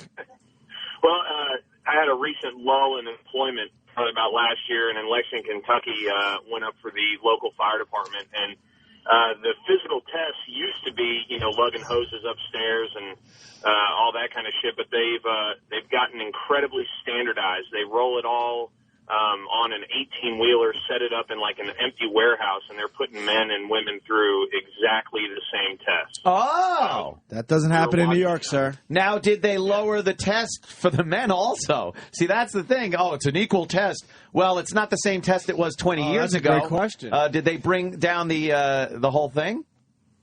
No, I don't think so. I think well, he can't answer that. Much more able to recreate it consistently. Okay. Yeah. Well, look, I got no problem with anybody that can actually do the job. Right. And I'm sure there's plenty of capable women that can fucking hump hose upstairs better than some guy counterparts. But, it's got to be that. It's got to be the women that can actually do the job and not the fact that they're just women and they're trying to show that their hiring practices are equal. You should have seen some of these broads, man. It was hilarious because the first bruises, right? On the first day where they're showing everybody what's going to happen in the test, you've got the full range of individuals, little girly girls and everything. And come test day 2 months later, it was nothing but diesel dykes all over. Weeded out those, weeded out the little ones, huh? That's right. Good. All right, man on a space phone. Man from outer space, telephone guy. We got Florence checking in. Florence Johnson. Florence, I hope it's a guy. Florence. Florence. Florine. Oh, I remember Florine. Opie, this is fucking Florine. Motherfucking Florine from Connecticut, I believe. I don't like the fact that there's Florine in my water. Mm-hmm. That's right. Yeah. You go black, you don't go back, baby. Home. Love that one. Foss. I'd like to professormicate my love for Anthony. Oh yeah, shit. Baby. You tell me. Mm-hmm. That's what I'm talking about. Yeah, everything tastes better on a cracker. Oh, shit. Oh, fuck. Yeah. Would you go there? Oh, hell yeah. You would go there, Ed? Oh, man. Yeah. I play golf with the motherfucker, and I watch his ball. I'll play Exxon, motherfucker. I'll play Exxon. I'll be drilling deep for oil. Yeah. Yeah.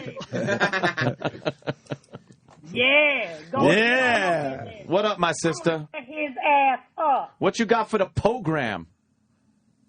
Say what? What you got for the program, bitch? Talk to me. Listen, cracker. Don't try to talk at me like that. I don't know where this conversation going. Listen, I'll be good at the firehouse. Oh, yeah? I'd be good at the firehouse. Bands, I do whatever you want. Yeah? What would you do at the firehouse? I said I play with the hoses.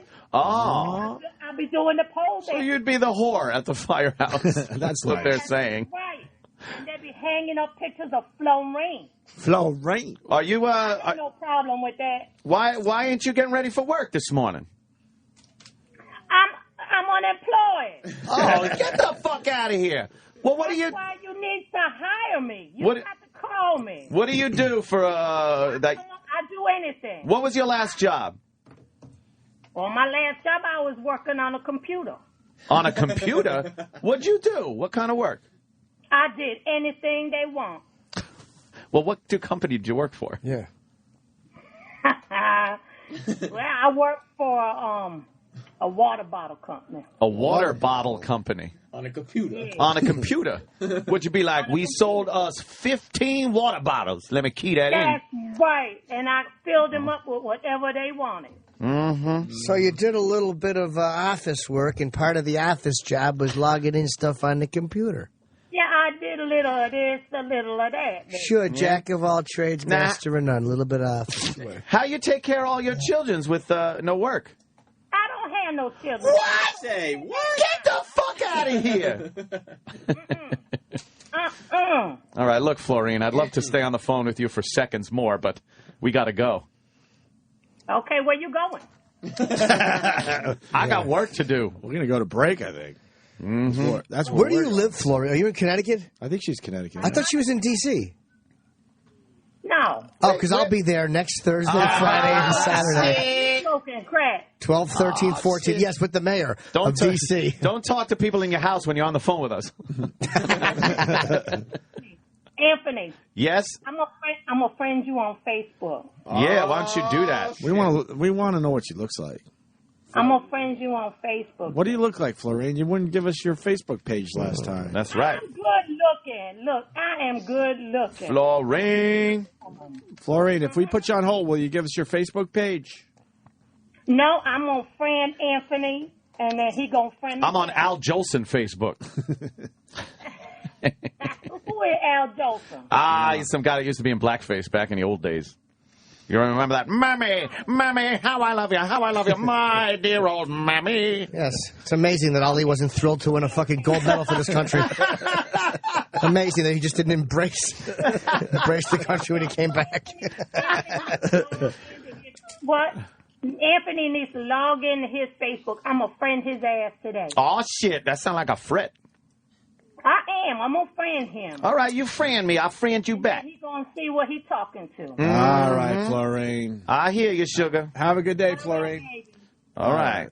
Right I'll on. talk to y'all later. Bye. Bye-bye, Florine. All right, with that, I know. Florine. With that, we're going to take a break, and I think we talk to Eugene Levy next. No, it's Maggie Eugene's Grace. on first? Maggie and then Grace. Eugene. Eugene's at 9:30? Maggie. Oh, you're right. Maggie Grace Yeah. from Lost and that movie Taken. And Taken, we got to talk about how she was Ran running. a little funny. And why she ran away from her father after, she got the pony. It's like he gave you the little Susie microphone. Dumb Mr. Microphone crappy thing. Yeah, but why did you have to run so heavily? Yeah, you could have just talked to your dad a little more and gone, I'll see the pony in a second. Soy sauce hair. People just write soy sauce hair. That is the funniest description of someone with a bad dye job. Looks like he dyed his hair with soy sauce. Jimmy. He really was a soy sauce haired ass. I like the movie, though. I did like it. It has that, its my moments. friend, is where we part company. I understand. I thought I like the action. It stunk like farts. Well, she will be There were in problems here. with the movie, but I like the action. Sure. Yeah. All right. The Opie and Anthony Show. I'm getting sick and tired of everyone making fun of red-haired people. On Sirius XM. Oh, he's a ginger. Gun crime, things like this, gang-related violence, it's going to be minority.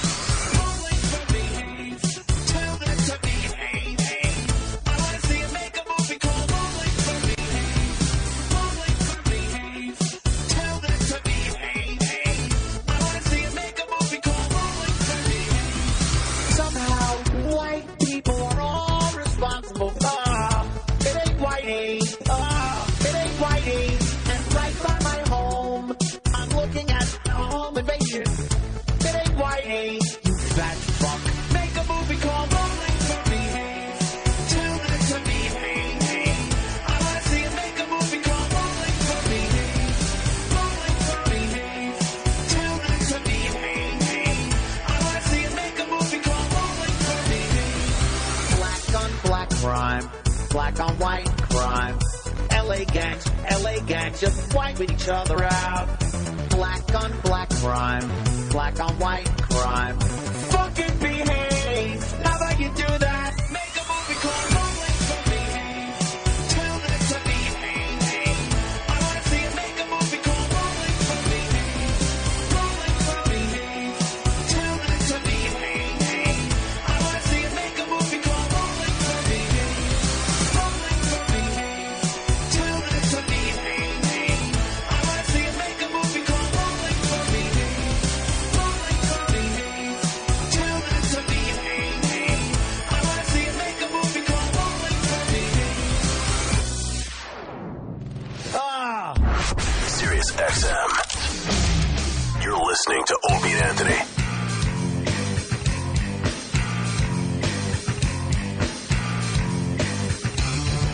Let's get our guest in here. Can I say that Drew Buggy is a genius? Yeah, that one is He's really good. Really great, brilliant, isn't he? man. Sure sums things up very simply. Yeah. Takes a phrase and makes a song. out of It's it. amazing.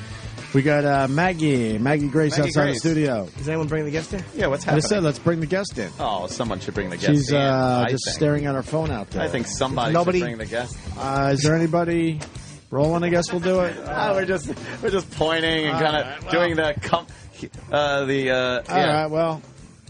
We're doing well, maybe no, she's busy. Roland's not. Maybe she's busy texting 1 minute? something. All right, she's deep into her phone right now. So we'll wait for Maggie Grace. I want her to run in. Please Could run you do in. the take and run? The take Where's she promoting? Lockout? Yes. What's that?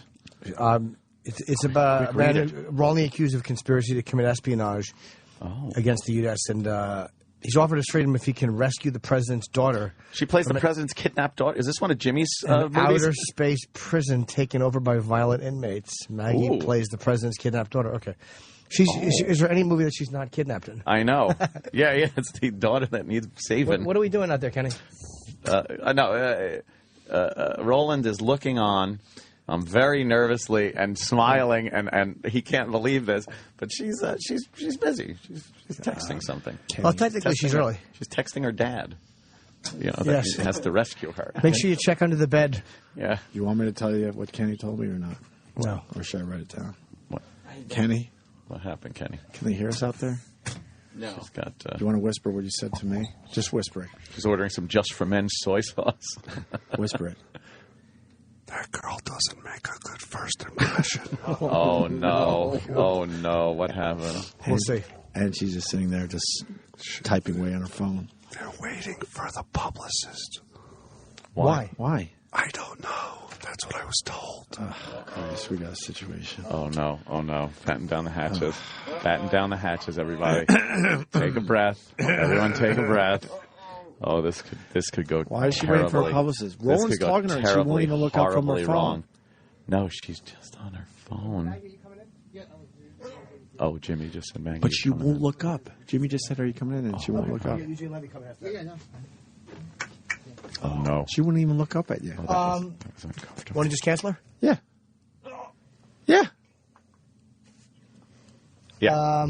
Give her one more shot. No. What do you think? Done. I'm telling you. She won't come in? She didn't even look up when you asked. Cancel her. What do you think? Get Roland in here. Yeah, get Roland in. Get Roland in here. Roland's going to go, no! She will not look up. What's going on, Roland? Shut the door. Roland. Why won't she cancel it right now? What's going on? It's not her. They're waiting for the publicist. Why? 1 minute. We're doing the interview with her, not the publicist. Yeah, I know. It's 1 minute. But why are we waiting for anybody? We're on the radio now. She's here. I know. Maybe 1 minute. Well, why are we waiting for the publicist? And why won't she look up at We're very tempted to just cancel her right now. Why won't she look up at And we wanted to talk to her. Jimmy goes, Maggie, you coming in? And she wouldn't even look up at She wouldn't even Jimmy. look up at me.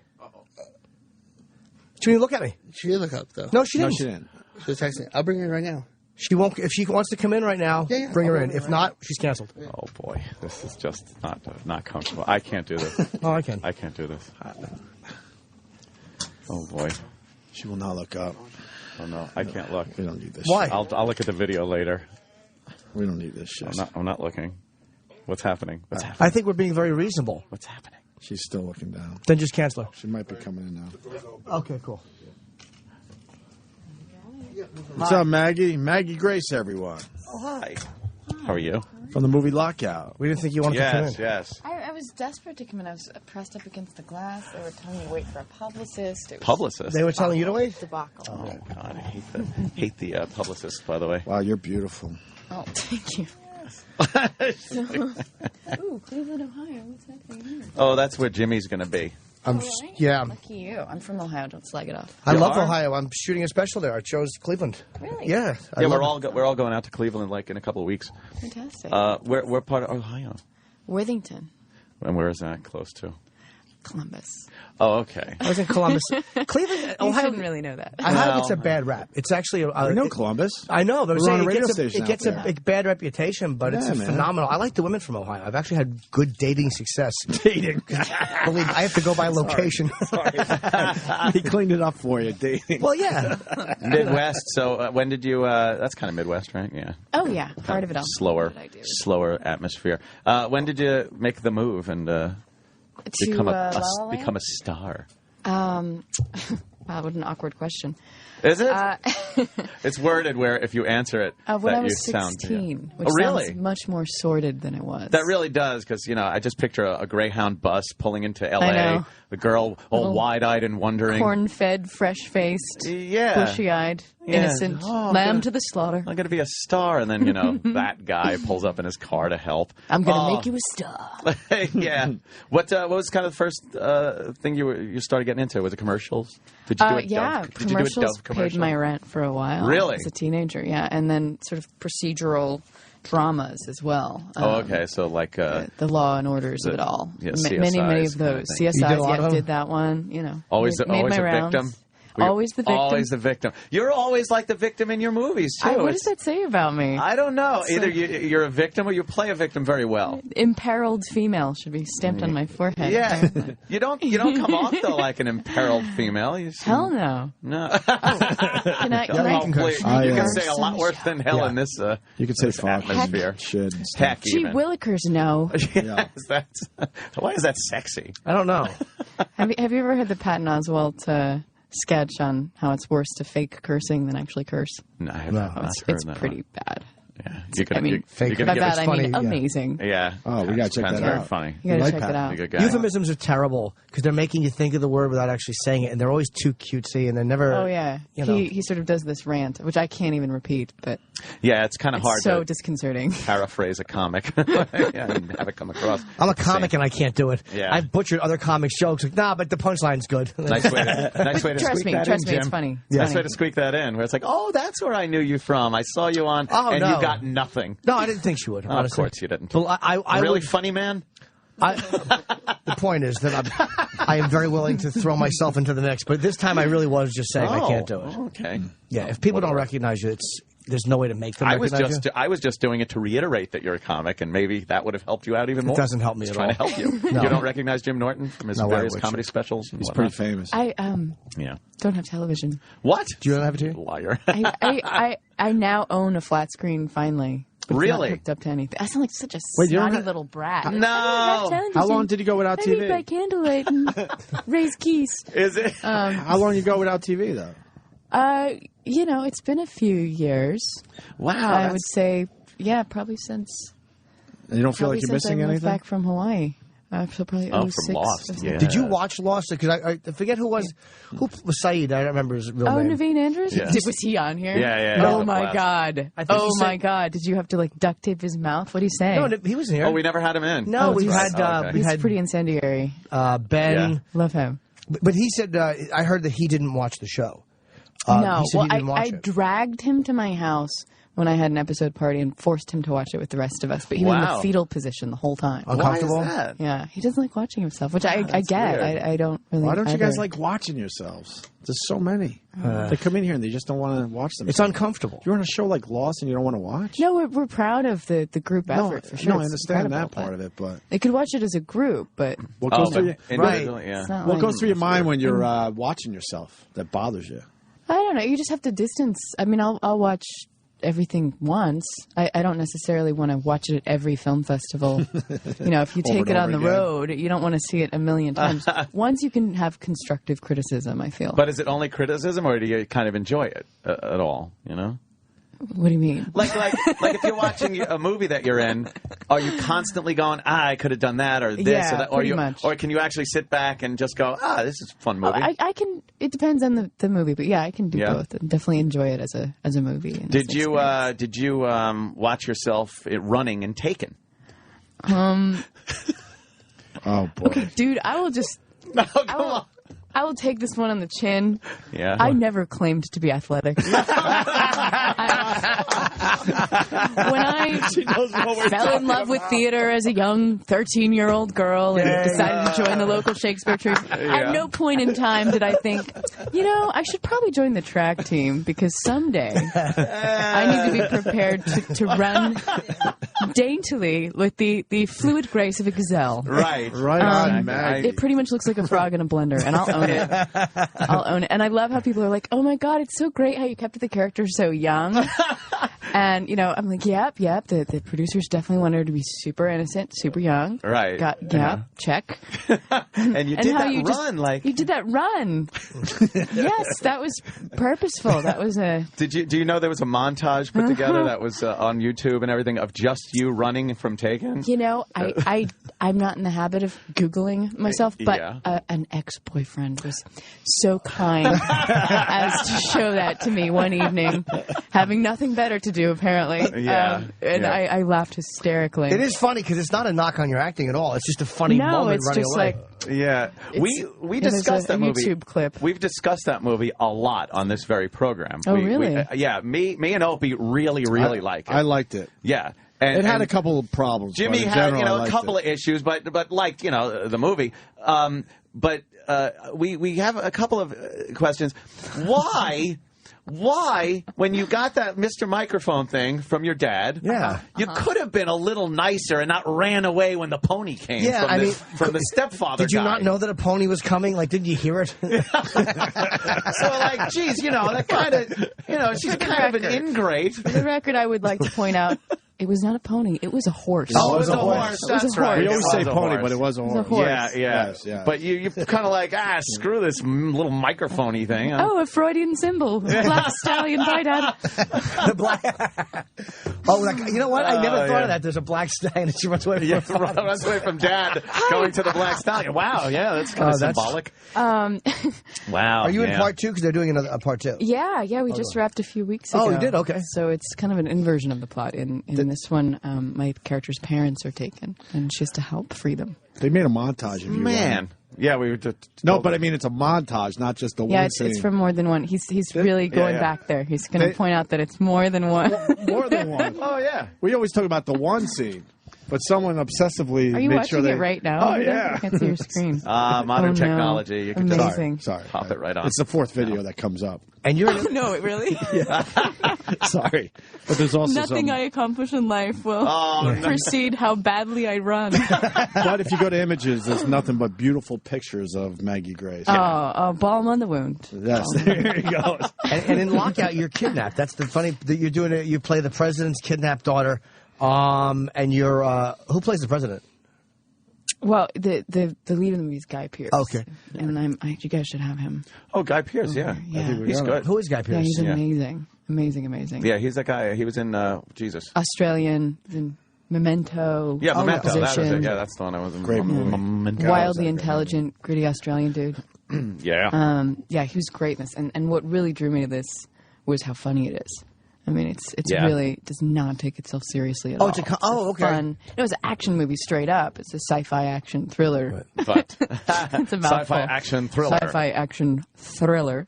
And what type of prison is this? It's in space. Oddly enough, it's called MS-1, and it's a space station that they've turned into a prison. Is it kind of like you ever see Alien 3? It has those moments. Feel? Yeah, it does have those moments. Space prisons. There's a few sort of homage moments. Yeah. Yeah, space prisons seem very scary. Yeah, because if you get out, what are you going to do? You're going to float. There's nowhere to go. Yeah, we got to float. We got to do a lot of work up on the wires, which was really fun. Oh, really? Trapeze artist field trip. Did you go on that vomit comet? That you know what I'm talking about? That plane that shows you weightlessness. I had a girlfriend that got to do the zero gravity thing. Yeah. It sounds amazing. You would do it? I would love to. That's something you are not supposed to experience. Yeah. Like you're not supposed to know what it feels like to not have gravity. You do any of those things, adventurous things on your off time? Parachuting? I do. I try to avoid running, which is adventurous. Yeah, okay. But I do. I've been bungee jumping in New Zealand, and I love kind of travel off the beaten track and camping a bit. And you get recognized a lot, though, I bet. Airports, Yeah. And I would think a lot. Well, from Lost, especially. Not camping. Not deer steps. I mean, a up French woman never walked out and recognized you. I'm lost. I loved it. How awful is it when they tell you you're going to die in a series? Like, how do they let you know? Like, we're going to end your character here. Well, they were pretty sensitive about it. It's kind of like a bad breakup, You don't text them. Oh, face You don't to face. email. They had a lovely conference call from the mainland, and everyone was on it. And Oh my God! Hi, Maggie. Yeah, you there? Yeah. it's Sitting not down. you, it's me. Yeah. What did they say? Like, that's amazing to me to know that, like, because you're a very popular character, and I think in season 2 they you got shot, right? Yeah. What in the sternum? In the that was sternum, pretty Memory bad. serves. That was one of those like, holy shit, she's Yeah. dead moment. Wasn't that when the new crew was coming in, and one of them? I think that's what it was. It was like when Yeah. the second wave of Michelle I have to watch Rodriguez's it again. character. Right. Yeah. I just ran into her the other night. Oh yeah. Yeah. I've forgiven her since. So good. So we're cool. She still likes Michelle to and party. Girl liked to party. She was DJing. She's doing an excellent job. Okay, cool. So you it's a charity event, dude. What do you? Yeah, party. Raise money for dolphins. Well, I know there are a couple of the Lost Girls that got in a little bit of a jam up over there in Hawaii Really? one night. The Lost Girls are lost. Is that Lost Girls, maybe like tipping a few back, having a little fun. There's Michelle nothing wrong Rodriguez with and the that. girl that played and the one that played Libby. Yeah, they just got pulled over. Nothing wrong with that. It happens. We all like a wobbly pop or two every so often. Can't speak to that. Were you sad when you got? Were you sad? Like were you like?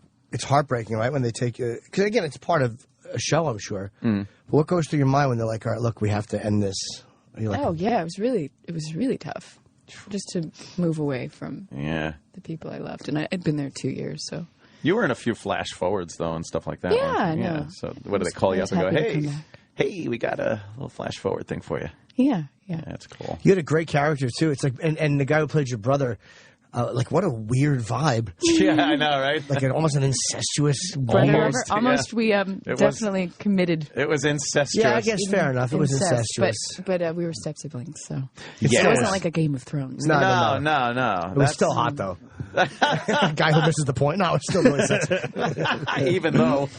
Well. Oh, good. Yeah, so I got the new movie out, coming out. When is it open? Next week. Next week? Lucky Friday the 13th. Next Friday the 13th. Very excited. You'll go to the premiere, right?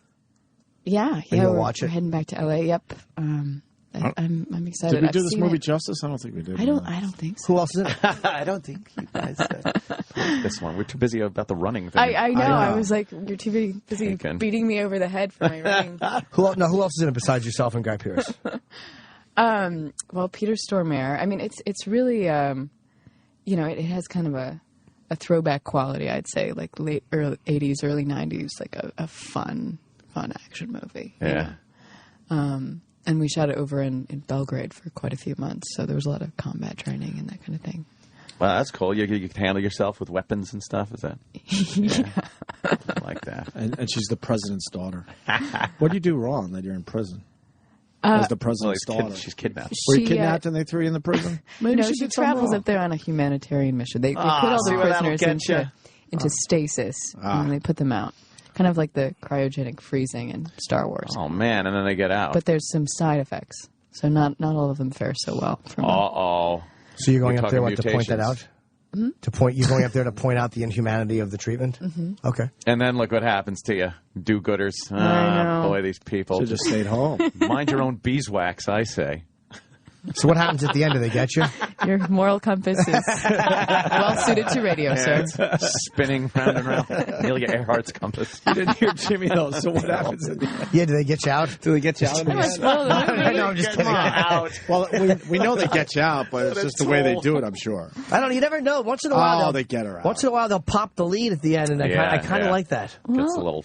Do they pop the lead at the end? Oh, don't she's not going to give it away. I'm just ignoring all of these questions. Very good. They're good questions, do that. though. They're really That's good what every questions. guest should do the second they walk in this door. Just ignore us. What kind of guys do you like? Is there any type in particular? No, I'm just saying. Like, do you date typically actors, or do you try to stay out of the transition. business? It was. Very smooth. Yeah, I'm very good. That's what I do. I just blurt it out. She's pointing out everything we do. That's good. It's perfect. Movie, dating movie. So it wasn't smooth there? Was it inappropriate that the second you sat down, I went, "Hi, I've been single since April"? No, I'm just curious. A lot of people won't date in the business. I mean, I haven't dated an actor in really quite a few years. It's good. It's tricky. Yeah. You know, you get jealous of each other's schedules and all that. Oh, okay. And just I think it's nice to have a bit of mystery when you come home from work and it's sort of like that "how was your day" moment. Oh yeah. It's nice when they're sort of like, I have no idea how you do what you do. You know, it's Oh, nice right. to It's have not like this commiserating a little, about, like, oh, they said they were going to greenlight it, and then Millie fell out. And there's this. You're You know, just like, it's shut nice up. to have a little mystery there. I think. Yeah. It's also really good too because you can kind of bullshit a little bit. Like if you want to go, if you don't want to see the person, you go, you know what, the AD's having a party, I got to go to it. And like if someone else in the business will go, well, you don't have to go to that. But if they're not in the business, So you're saying it really facilitates lying? yes, On a very important in a grand relationship. scale. But some tells me the stories you get aren't, well, I was spackling the walls today on the job site. What? I would gather you probably, you, You don't know. think she goes blue collar? There's all kinds of stories. You don't go Dude, blue you- collar. We're going want me blue to, like- collar with. No, because I'm just saying, like, no, you know. You don't think she goes blue collar? I'm not Why saying snotty thing or anything like that. I'm saying you're very pretty, and Don't. I would think, you know. Are we going to like talk about evolutionary psychology here? Where's this going? That was where is it going? You're a mind reader. I What's was wrong with so blue collar? getting into that area. What's wrong with the blue collar guys? Yeah, what's Maybe wrong with she that? likes a blue collar guy. What's your issue? What's your hang up? Well, I was one for many years, and it sucked. And I never scored a Maggie during those days. Yeah, you're also not a nice person. I'm a wonderful Yeah, human you're being. not a wonderful human being. No? No, you're creepy and you drink too much. Shouldn't score a Part of Maggie. my Those charm. might be factors to look at. He shouldn't score a Maggie, is what you're saying? Yeah, exactly. That's not nice. Do you live in Los Angeles? I am based there, yeah. I prefer New York, but I go out there sometimes for work. You know. What, when you do Leno? He does Leno a lot. Well, he doesn't want to brag, so we'll brag for him. Humble brag. Hashtag Humble brag. Dude, don't you love humble brag? Yes. Well, I just joined Twitter last week. You did. You wanna get some followers? So I You'll just get learned- a hell of a lot of You wanna followers. get some It's followers? at Maggie Grace. It's At pretty simple. Maggie you get Grace. that? That's easy. I know two people who know dummies, not a people. Y. Who email Oh, people. that's cool. Yeah, so I just learned about this whole hashtag thing Yeah. a couple days ago. Oh, you did? I'm joining the 21st century. This is great. Oh, cool. What do you tweet a lot of? Is it just like, hey, this is what I did today, or you know, some people tweet their food. It's so silly. Oh no. Like, hey, here's what I just ate. But that's Who why I cares? was so anti for so long. It's like Yeah. there's no one, no matter how much I respect them, do I want to know what they had for lunch. Yeah. I just don't want to know. Yeah. Who cares? It's right? like placebo intimacy. Yeah. Sort of like we're all pretending to be close by knowing what we had for lunch or when we brushed our teeth. We should tweet Spot on this one. Yeah. We should tweet a very hot picture of you, and then I'll do the at Maggie Grace, and then you're going to get a lot of followers. Oh, See you're what gonna we'll get do a hell here? of a lot of I got to followers. get Jimmy out of this shot. No, you don't. Too late. Too late. Damage is done. No, but I ruin all photos. But by the I guess definitely I just make everybody else look better in a photo. I'm a really good guy to take a picture Jimmy. with because I'm a mope. Look how hot. See? That's you being hot. You have Look, you have it's her being 9,000 hot. followers already. How long you been on? I don't know, less than a week. Wow. Yeah, you're going to get a lot. Jesus Christ! Yeah. You'll get a couple thousand from our show. Good. Easy. What are some Wow, examples of cool. what you've tweeted? Easy. Like, You know, Something. favorite TED Talks. It's very scintillating. She's only tweeted 19 times. Don't, dude. This is not. Why cool. not? You're like- This is not cool. Let's read her tweets. She's nice. She wrote, "Thanks for a lovely party last night at HBO. Though I still," and she put "still" in capital letters. "I still can't utter the words boom, boom, boom with a straight face." That's not a good example. Well, I don't know what that means. Well, everyone was saying I was really lame and I should like live it up and be in my 20s and actually go out past 9 o'clock. So Oh, are you like a homebody? yeah, Yeah. I like dinner parties. But you don't have a TV, so you're not sitting at home watching TV. What do you do? Read? Or She just something? got a Yeah. TV. Ugh. She said she got a flat Books. screen. She's back Read at the books TV. and stuff. Oh, You know, I'm an actress. We sort of lead with our insecurities. Like, Yeah. hi, I'm Maggie, not formally educated. Have I mentioned the last book I read? Ah, yes. Let Can we me talk about show it? you I can read. Please. What did you read lately? Oh, I'm reading the new Daniel Kahneman book. Thinking Fast and Slow. He's the only psychologist to win the Nobel Prize in Economics. So I can read good. Isn't that the Beautiful Mind guy? Yeah. Yeah. Maggie, I need an adjective. I just know from the movie, see? I See, need our paths can intertwine through movies and books. I could be a dummy that just watches television. You are. And you- I love Jimmy. Well, television's gotten a lot smarter. No, it hasn't. I feel Sucks. edified often. I'm watching Toddlers and Tiaras and Hoarders. Believe me, it's going nowhere. It depends on your choice of programming, I'm sure. I definitely watch certain things on DVD. Yeah. I'm not bashing television. No, you should. It sucks. I need an adjective. I'm going to go with the lovely. Oh, well, thank you. Is that That's a good? good one. Absolutely. Vivacious? That's a good one. I'll take that. How about you mentioned the Vivacious? reading too? And a good reader? Oh, God. The lovely, Speaks in more than Jimmy's gonna monosyllabic help. grunts. Jimmy's going to help with his tweet. the I got lovely, the lovely- vivacious reader Oh, no. at Yeah. Maggie Grace. They're going to love no. this. Read in capital See, letters, I'm just reader. feeding you guys more reader. fodder. You've already got the running thing. Oh, yeah, watch. but that's old hat. And star of the new movie Yes. Lockdown. Lockout. Lockout. Oh, lockdown. Lockout. I love how you guys have made a concerted effort to avoid. Because I swear we didn't see the God. movie. You we know didn't what? see the There's- movie. but We there's- usually see the we movies gotta ahead of see it. time. No, Right. we get a see it. screener. Lovely We'll watch it, but a lot reader. of times we don't get a screener. If the movie company won't give a screener, it's a little harder because we can't see it before it's out. And there's so much we wanted to talk about with you, just other than the movie, but we want to get the movie. You just also want to make done. fun of her running. No, we didn't make fun. We just brought up the fact that She went with people it, thank God. Yeah, she was very cool about it. And star Yeah. of Lockout. And Jimmy says Liam Neeson's hair looked like it was dyed with soy sauce. It was just an odd color. I think it was the lighting choice that they made. Yeah. Because he is a Maggie finds it funny. Well, though. I'm He's a here tremendous actor. to testify that he does not, in fact, dye Oh, his hair okay. with soy sauce. All right. I see, never got a whiff of These are the- soy at all. Maggie, these are the answers we were going for here when we knew you were coming in. Yes, Yeah. well, Yeah, this is the thank hard goodness we can stuff. get to the bottom of this. Yes, it's solving This is these mysteries. radio journalism at its best. It certainly is. Thank you. What's it say? You're getting used in a promo now. Hi, I'm Maggie Grace. The lovely and vivacious reader, Maggie no, Reader. don't say Grace, that. and star of the new movie Lockout. You're going to get some mentions. Got the movie now. name right there, You're going too. to get some followers in Jesus. And you are a very good actress. And you're beautiful. Well, Yes. thank you. Yes. You guys are just making up. Lovely and You talented. got a very nice No. smile. No, I swear. Nice smile, nice teeth, Yeah. nice eyes. We wanted to really Nice give you the cheekbones. let's give it to her when you were acting aloof because your publicist wasn't here. I think Maggie is We thought shy. you were being aloof. Yeah. We didn't know. We thought Aloof? like you Yeah. didn't want to come in, and we're like, "What's wrong with her? She doesn't want to come in." But then we sat down and said, "Yeah, maybe she's just shy. Maybe." Oh, no, I just do what I'm told.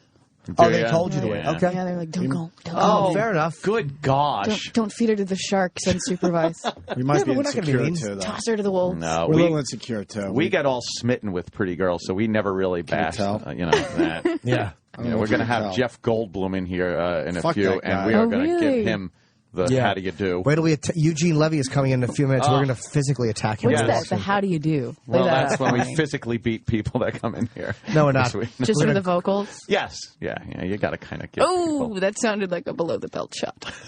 She's got to go. Exactly. She's What? gotta go.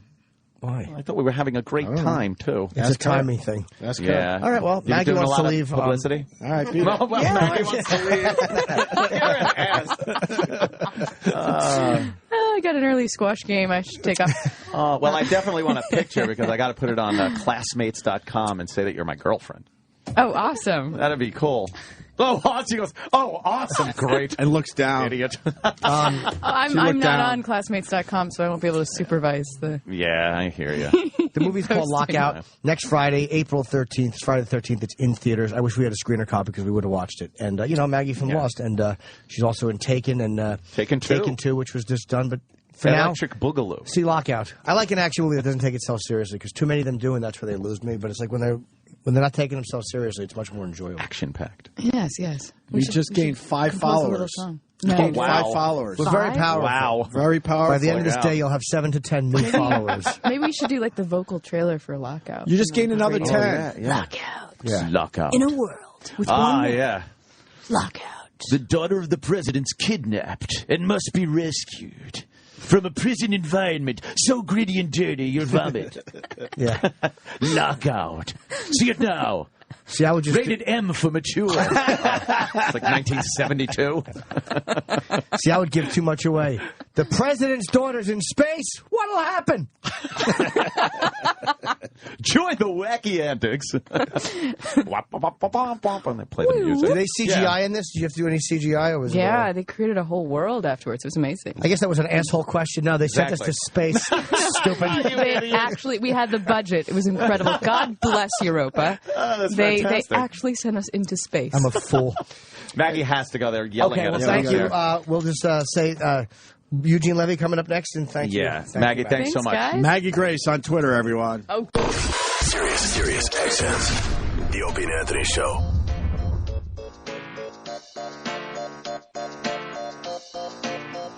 tweeting, sir? We got Eugene Ben, Levy in I studio. do. Good morning, Hi. Eugene. Hi, how you doing? Good, how are you? Pretty now good. we're on. Good. All right, so now we're on the air. What happened to Maggie Grace? We had a beautiful woman sitting right where you were, and now it's Eugene Levy. I saw her. Yeah, you met her out there? I met her out there. Yeah, She's a looker, sweetheart. right? She is a sweetheart. She's better looking in person. Like, I always knew she was good looking, but seeing her close up, like, she is really beautiful. People say the same thing about me. That's true. You are very I'm much pretty. better looking in person. And, You are and beautiful, somewhat sir. more pretty than people Yes, thought. beautiful. I look on film. But on film, you look really good and sexy, too. It's with Yes. you, it's not as big of a shock. Well, we should possibly discuss this after the broadcast. I like the way he thinks. Look at that. What a nice head of hair on him and everything. Jeez, look at you. I've still got the feathers.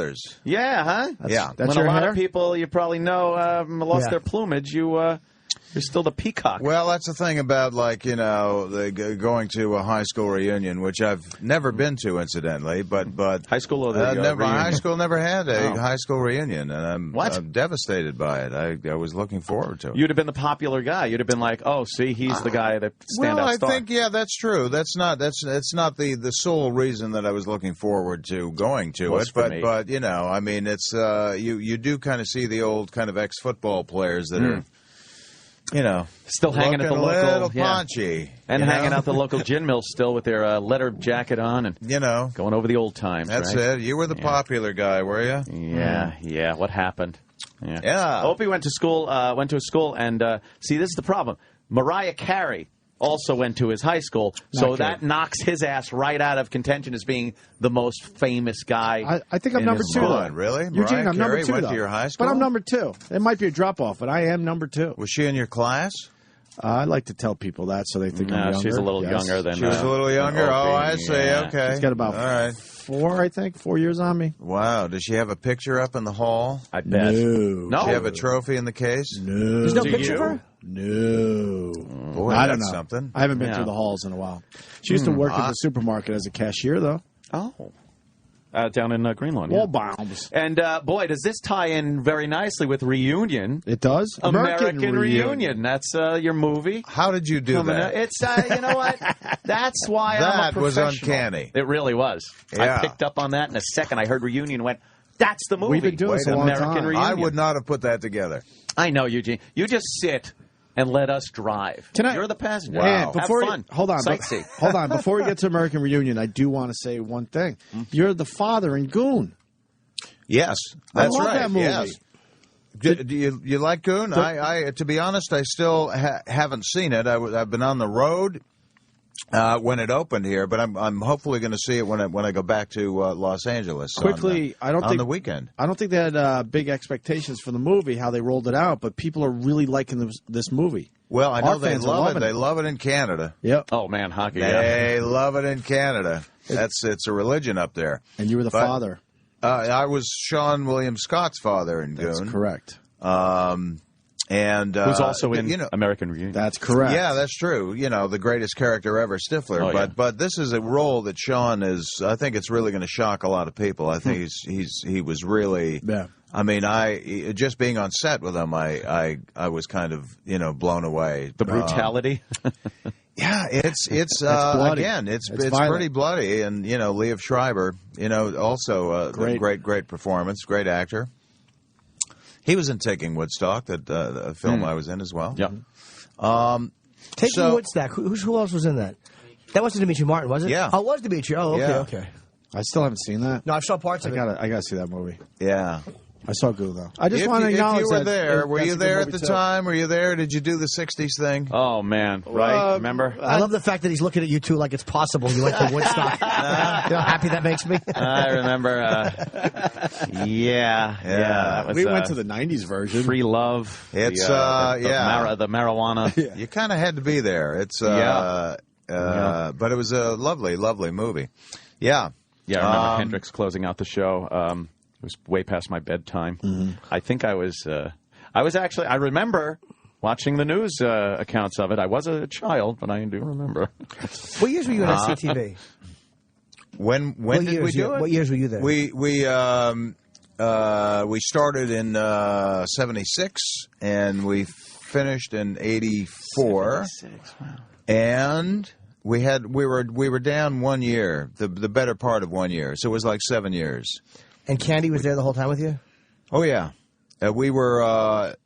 No, John was not there the last year, and he was not there oh boy, was it this? Now I can't remember the second last year. One of the half-hour years, I think he was not there for. A couple of years there, John or maybe Catherine kind of, didn't come in for it, but pretty much 90% of the time. Yeah, that had a hell of the cult following back then. It was a great show. It was, the inmates running the asylum. It was just great fun. It was the most fun I think I've had in my career. We just had a lot of laughs. We were just writing what we thought was funny and doing it. And, we were shooting up in Toronto. We were shooting in Edmonton, Alberta. We had no idea people were even watching the show when we first started it because, we would just go in, tape, and then go home and have dinner. I mean, it wasn't like, Saturday Night Live where you've got New York City at your feet, We were just doing a job and going home. And eventually, in the second year, we started when it got syndicated to about 40 American cities. Yeah. We started getting, reviews and things from American papers like Dallas, Texas, and Boston, and we're going, wow, people are actually watching the show. People are watching the show. It was a type of comedy that we just weren't getting here. It was really out there. I think you really needed a good kind of off-center sense of humor to get it. Well, that's good, and those are the fans of the show, and those really were the people that we were kind of gearing the show for. It's because we weren't making excuses, we weren't apologizing for anything. We would just and there was nobody to tell us what to do. Yeah, and also the movies you've done with Christopher Guest. That's another type of genre of movie that people that find that funny have a different sense of humor. Well, again, we're kind of given carte blanche by the studio. Castle Rock is, who we did the movies for, and I guess Warner's distributed. But those movies were, as long as we didn't go over budget, they gave you, whatever it was. The first, like Guffman, was maybe $5 million or something. It was just a really low budget movie. As long as you don't go over $5 million. You can do what you want. We're not going to interfere creatively. Right. Yeah. I don't think I've ever seen a more sad character than yours in Best in Show, where just with the wife that would just every guy she bumped into had sex with her at some point in life. And Eugene's character is trying to play it off like, oh, okay, well, don't you? And it's just blatant. They had unbelievable sex together, and you're trying to just play it off. The funny thing was they would talk. She would bump into these old guys that she used to, have sex with, and then they would just talk about how great the sex was in front of me. It's terrible. And he was just too nice a guy to say anything, so he just kind of stood there and waited until they were finished talking about it. Horribly, Jerry Fleck. Yes, yeah, Jerry Fleck. That's right. And you guys had a lot of latitude as far as what the characters said, script-wise.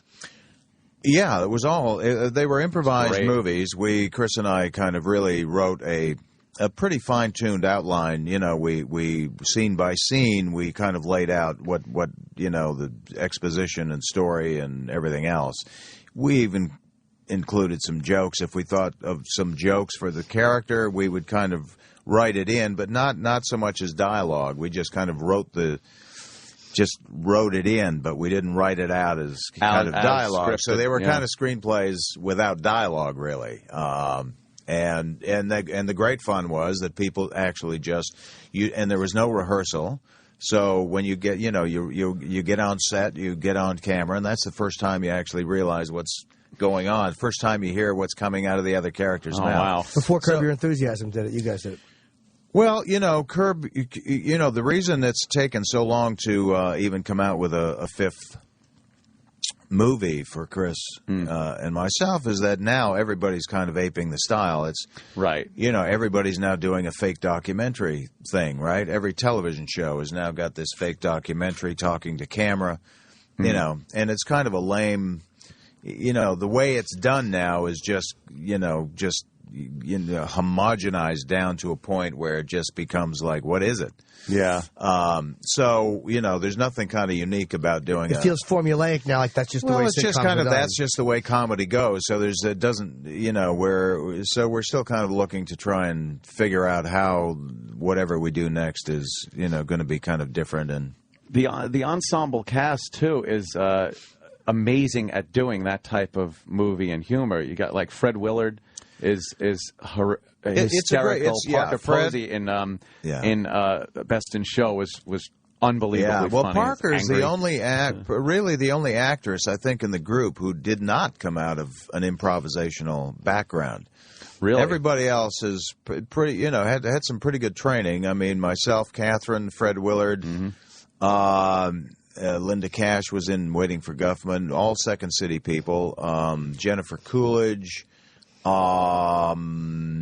out of the Groundlings, and it's, you know, these people are really good. I mean, it's a great cast for doing this kind of work, because you think if you're just going to improvise, just throw in a line and try and get a laugh, and you know that's what it is. It's not a Robin Williams kind of improvisation, right? Yeah, we're talking about here. It's kind of knowing how to keep everything funny and yet, you know, organic to the character. It's all got to come out of the character. The audience has to care about your character. Otherwise, it's just a series of jokes. That's why you can't just put anybody in that situation, and it's going to be a good, funny, improv movie. Yeah. You kind of have to know, you know, how to get your laughs, keep the scene moving, and when to shut up. Yeah. Well, that collection of people on those movies has always been hysterical. Yeah, no, it's a great group. So will you write, like, we want the scene to kind of start here, and the purpose of the scene is to get you and your wife to the supermarket, and then you just kind of flow in and out. Do you guys put a time limit on it, or do you just kind of feel how it's going? No, just feel how it's going. I mean, it's you know, once the information comes out in the scene, and people are just kind of going off and, you know, riffing on something, then, you know, they keep the cameras rolling just to cover it, because you may get something funny that you can actually use. And the great thing about those movies is that, you know, it's a documentary format, so you have a lot of editing options that you can use to kind of sew the comedy pieces together. You know, in a documentary, you can use jump cuts. You can go to, you know, somebody talking to camera. You can cut out at any time and then kind of cut back in. It's not a narrative, so to speak. So you know, you really, the great thing about that form is that you can cut out at any time, cut back in, go to somebody talking to camera. You can jump cut somebody 3 times and just go from one funny thing to another if you want. Yeah. And that was the great thing about the format. But, you know, now it's you know, everybody's kind of doing it, but they're doing it in a scripted kind of way. Yeah, so it and doesn't. You can it tell. just doesn't look. You know, it's scripted, and you know they're not really making it up, and it's The forced awkwardness that's not like the deadpan stare to camera. The thing about being improvised, doing an improvised movie or just improvising on camera is you know there's not you know it's not scripted, because you can. Everybody's kind of, you know... Everyone's getting it at the same time. Everyone's getting it at the same time. You're saying it for the first time, and people are hearing it for the first time. So everybody's reaction is kind of as spontaneous as you can possibly get. It's not a... Yeah, when you're doing dialogue with another actor in the movie, they aren't quite sure where you're going, and you could see their reaction to it. Sometimes they want to laugh, and even though you don't see an inkling of a smile, you could see behind that face somebody wants to crack up. I had to in the first movie, Waiting for Guffman. It was, you know, I had to. I was breaking up so many times on set that I actually would try and lose myself behind anybody else that was in the scene, get down on my hands and knees, and crawl off the set. So the camera wouldn't see me, so I wouldn't stop the scene. You know, I didn't want to laugh on camera, but I just couldn't help myself, and I would just kind of disappear behind somebody, and then crawl off the set and start laughing and say, "Okay, well that was it. I couldn't help myself." Well, I guess Roland saw American Reunion. Yeah, and he says he's crowing about it, He loves saying it. that better than the original. Could be. I think here's the thing. I always have a soft spot for the first American Pie because it was just such a great experience. American Reunion, honestly, I think could be the funniest of the four movies, and it was handled really, really well by the writer-directors. These young guys who were in high school when American Pie actually came out, and they had just had such an effect on them, and it really influenced their writing and their writing style. And they couldn't wait to kind of get on board this thing, and they did such a great job of creating a movie with a great story, moving all the characters in a direction that kept the whole thing moving forward. Because when I first heard they were doing another one, I thought, boy, how are they going to stretch this into a fourth installment? And they did. Wow, I get to go on a bit of a ride, my character in this thing, which is great. They finally let me out of the house. And, so everything's kind of, and the premise is fantastic, I mean, it is a high school reunion, and there's a lot of implication there, current relationships hooking up with old relationships, and it's really great. It's a very, very funny movie. When you're doing a movie, if you see a joke that you don't like, you go, "Oh, it just stinks." I mean, you're kind of in a position where you can at least have a certain amount of input. Do you do the joke anyway, or will you actually somehow go to the writer, the director, and go, "Can I swap this out?" Yeah, you're comfortable doing that. No, I go to the writer-director. That's what I'm saying. Oh, yeah. No, I would say I can't, can we come up with something else here? Because, this is, I think it's, kind of lame. And usually they just, I mean, I've had a lot of flexibility in terms of doing that or reworking a scene. Again, in this movie, there's a lot of improvisation. They encouraged you to improvise. They encourage you to go off script. So there was the scenes I do with Jason Biggs as my son. There's a lot of freewheeling improvisation that kind of goes in there that I enjoy, and got to work with Jennifer Coolidge, Stifler's mom. That's kind of a very exciting thing for me in this movie. So, yeah, it's kind of good. But I remember doing one. I think there was one, maybe the second American Pie, and there was a scene, a speech that I really didn't care for. I remember going up to the director and saying, "Gee, can we change this speech? I don't really care for it." He said, "Oh, I thought that was funny. That's a funny line." I said, "Well, not to me. It's not that funny to me." He said, "Well, okay. Well, you want to change it? All right. Well, why don't you change it? But do me a favor. Do your version, and then just for fun, do it the way it's written." And I said, I can't do that. I can't do that. That doesn't make any sense to me. Give us one for safety, and that's what they would do. Give us one that you can put in the vault, and then, and I don't have the combination. Exactly. So you were honest with him, and you said, "I can't do that." Yeah, I said I can't. I just don't think it's a funny line, and I whatever. But I think that was the only time that Eugene's difficult to work with. It really got got to a point of I don't think I don't think he walked away saying that, but maybe. But no, there's a lot of improvisation in this, and not that we needed to, because I think it was a really funny script, and it has all the same sensibility as the first American Pie, and it does have, over and above all the sex, and there is something in this movie that you probably would not expect to see. So the envelope kind of continues to get pushed here, but it does have a really nostalgic vibe to it. And it even has some kind of little sentimental scenes that they weren't afraid to kind of, go there. So it really is a very funny, but a very kind of rich, great movie that completely stands on its own. It's not like you need to see the other 3 movies in order to find this movie funny. It really kind of stands up on its own. Everybody knows what a high school reunion is. Even if you know or don't know the characters, you're still going to have a lot of laughs. I know it's a very tough question, but who would you say is the best improver that you ever worked with? And it may be one of 3 amazing improvers.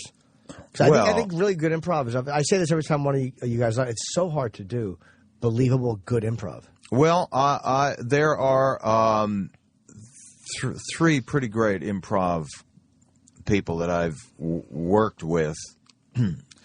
One was Joe Flaherty, who was in our show, SCTV, also a Second City guy. And when I got into Second City, Joe was kind of, a veteran. He had done the Chicago show, and we opened our show in Toronto. And so Joe came up and worked with this new Canadian cast. But Joe was the only guy who honestly could make me laugh on stage, because I was not a break-up on stage. You couldn't break me up. I was just too damn professional. And Joe just had my number. He had a thing in his eye. He could just, it's that little thing he has in his eye that he sometimes used to use with his character Guy Caballero on our old show. It was just a thing that you could see. He's the man in the wheelchair, but he only uses it for respect. He can actually walk. The second guy is Chris Guest, who is absolutely brilliant. And I was a fan of Chris's from, going back to the early 70s, listening to his stuff on the old National Lampoon records. Wow. Amazing character work. And the third is Marty Short, there's no particular order to this. Marty is my best friend, actually, but I don't think there's anybody faster or funnier in this business than Marty Short. He is he's just razor sharp. He does a character, Jiminy Glick, that is, I think, one of the great creations ever, and all his stuff is pretty much, he may have some questions written down, but everything else is all off the top of his head. And he was part of SCTV. Yeah, Marty was on was on SCTV the last 2 years. Yeah. Yeah, I remember watching SCTV years ago, and then right afterwards there'd be that Showtime exercise show with the girls on the turntables. That's right. It was almost like watching pornography back then. Oh yeah, they'd be in their little white sneakers. Yeah. And they do stretching into the camera. Yeah. That was very close. That was porn back then. Back then, that was porn. And that was right after SCTV that came on. It's like, what a great block in time that was. Yeah. Well, I'm glad it didn't come on before SCTV. Yes, I'd been all tuckered out, I guess. Would have put you in a whole different frame of mind, I think. You'd have been looking at it saying, that's not funny.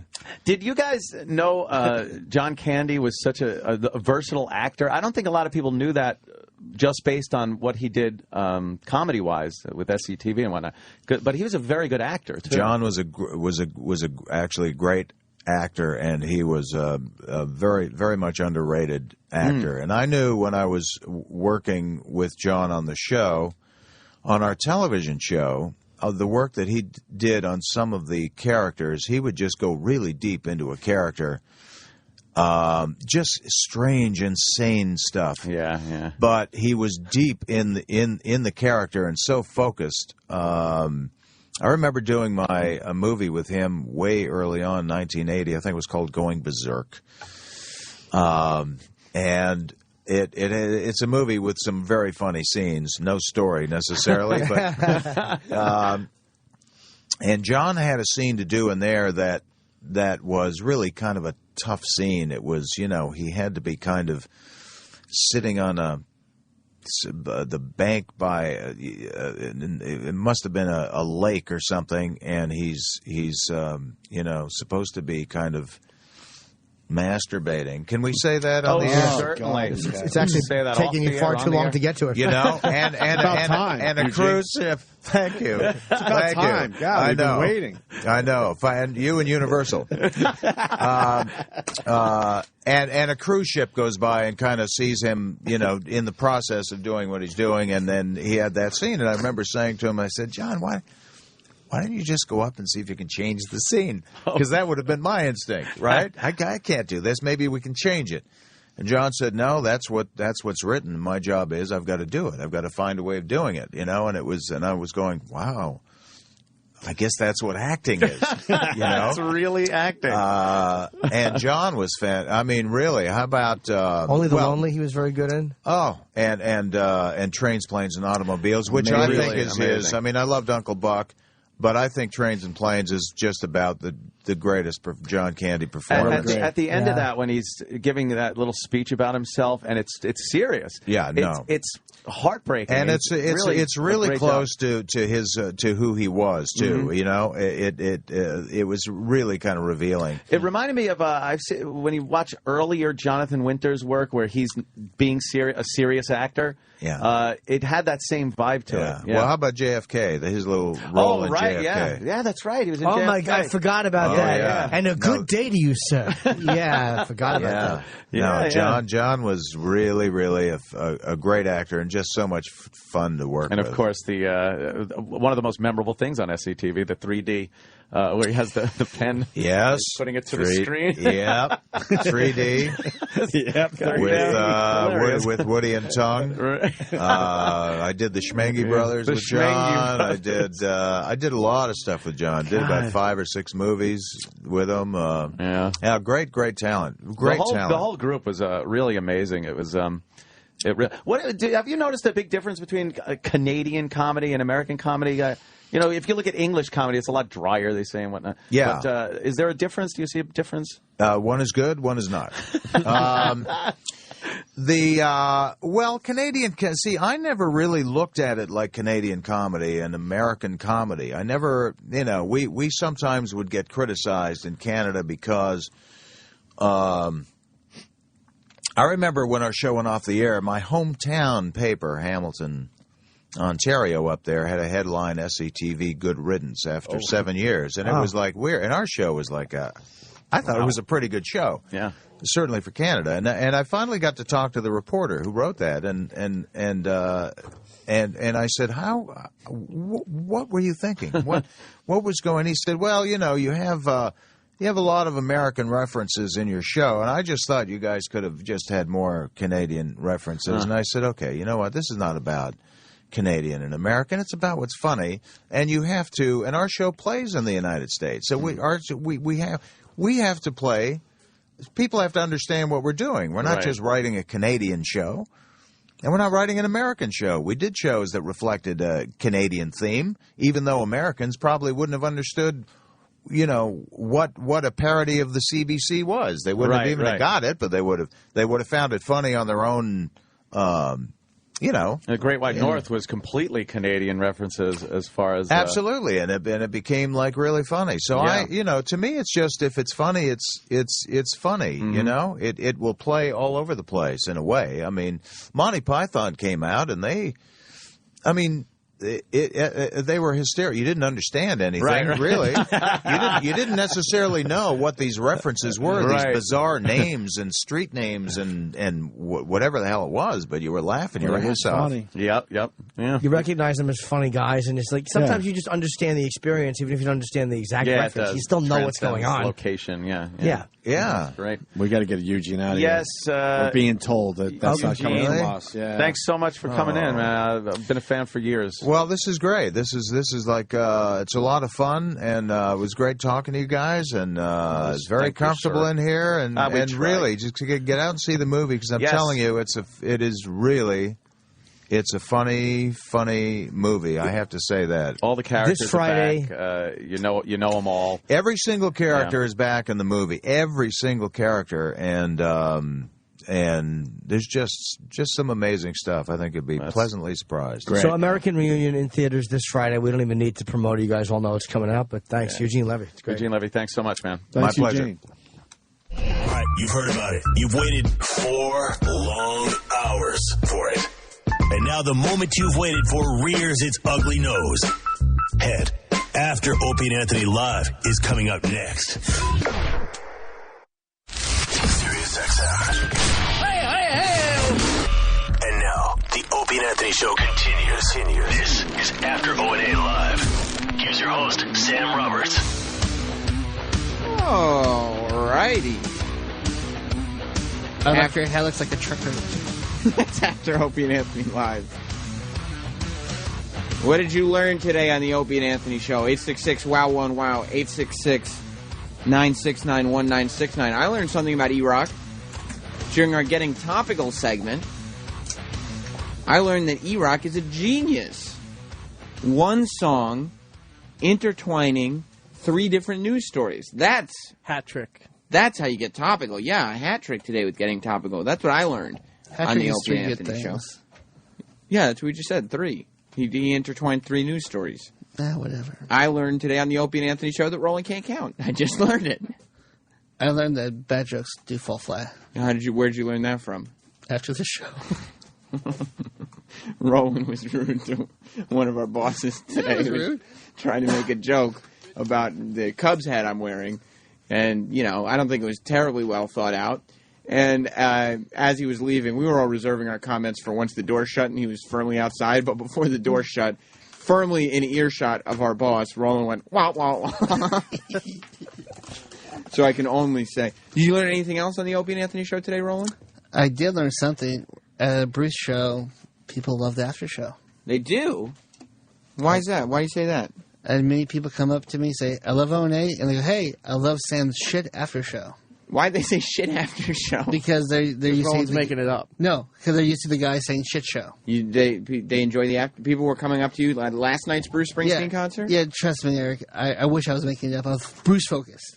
Yeah, he was texting me last night. I was like, he goes, what the people fuck? are coming up to me. I was like watching racing in the streets, and then someone goes, hey, I love the show. And he goes, tell Sam I love him too. Great after show. I'm like, hey. But I was like, he's racing in the streets. Not bad. Tom from New Jersey was awesome. A Bruce fan. Tom from New Jersey, is he one of the guys you met? Yeah, super, super awesome. Sal, what did you learn on the Opie and Anthony Show today? Honestly, I wasn't listening that much. What the fuck did the interns do here? I went to the office and go, hey, do you know this? Sal's like, I really don't know. What did the intern... Well, I listened to the Eugene Levy interview, and he's... What did you learn? You know what I learned today? What? I learned that you can get by in show business with strong eyebrows. Yes. And that's something I got very happy when I saw someone like Eugene Levy in here, because he's a guy with these giant eyebrows. Now, who's Sam, done is very that well somebody for you himself. want to model yourself after? Yeah, he's very famous. He's been in a lot of movies. He's very funny. He has massive eyebrows. It works for me. It's to me, that's somebody who, I look up to. And Mercurino was awesome. Yeah. He was hilarious. How about the old intern, the older intern? What did you learn today on the Opie and Anthony Show? There's got to be one of you interns that listens. I learned that Maggie Grace is really attractive in person. There you go. Then that's the experience you get from being here. I learned that Eugene Levy is really attractive in person. You were attracted to I was him? attracted to his anchovy eyebrows. What Don't get mad at me because you didn't listen to the show. He's wearing the same glasses, isn't he? Like, what did you learn is an easy game to play. All you have to do is listen to the show when it's happening in the room right next to you.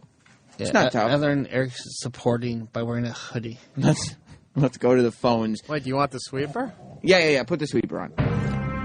Here comes. What did we learn? What did we learn?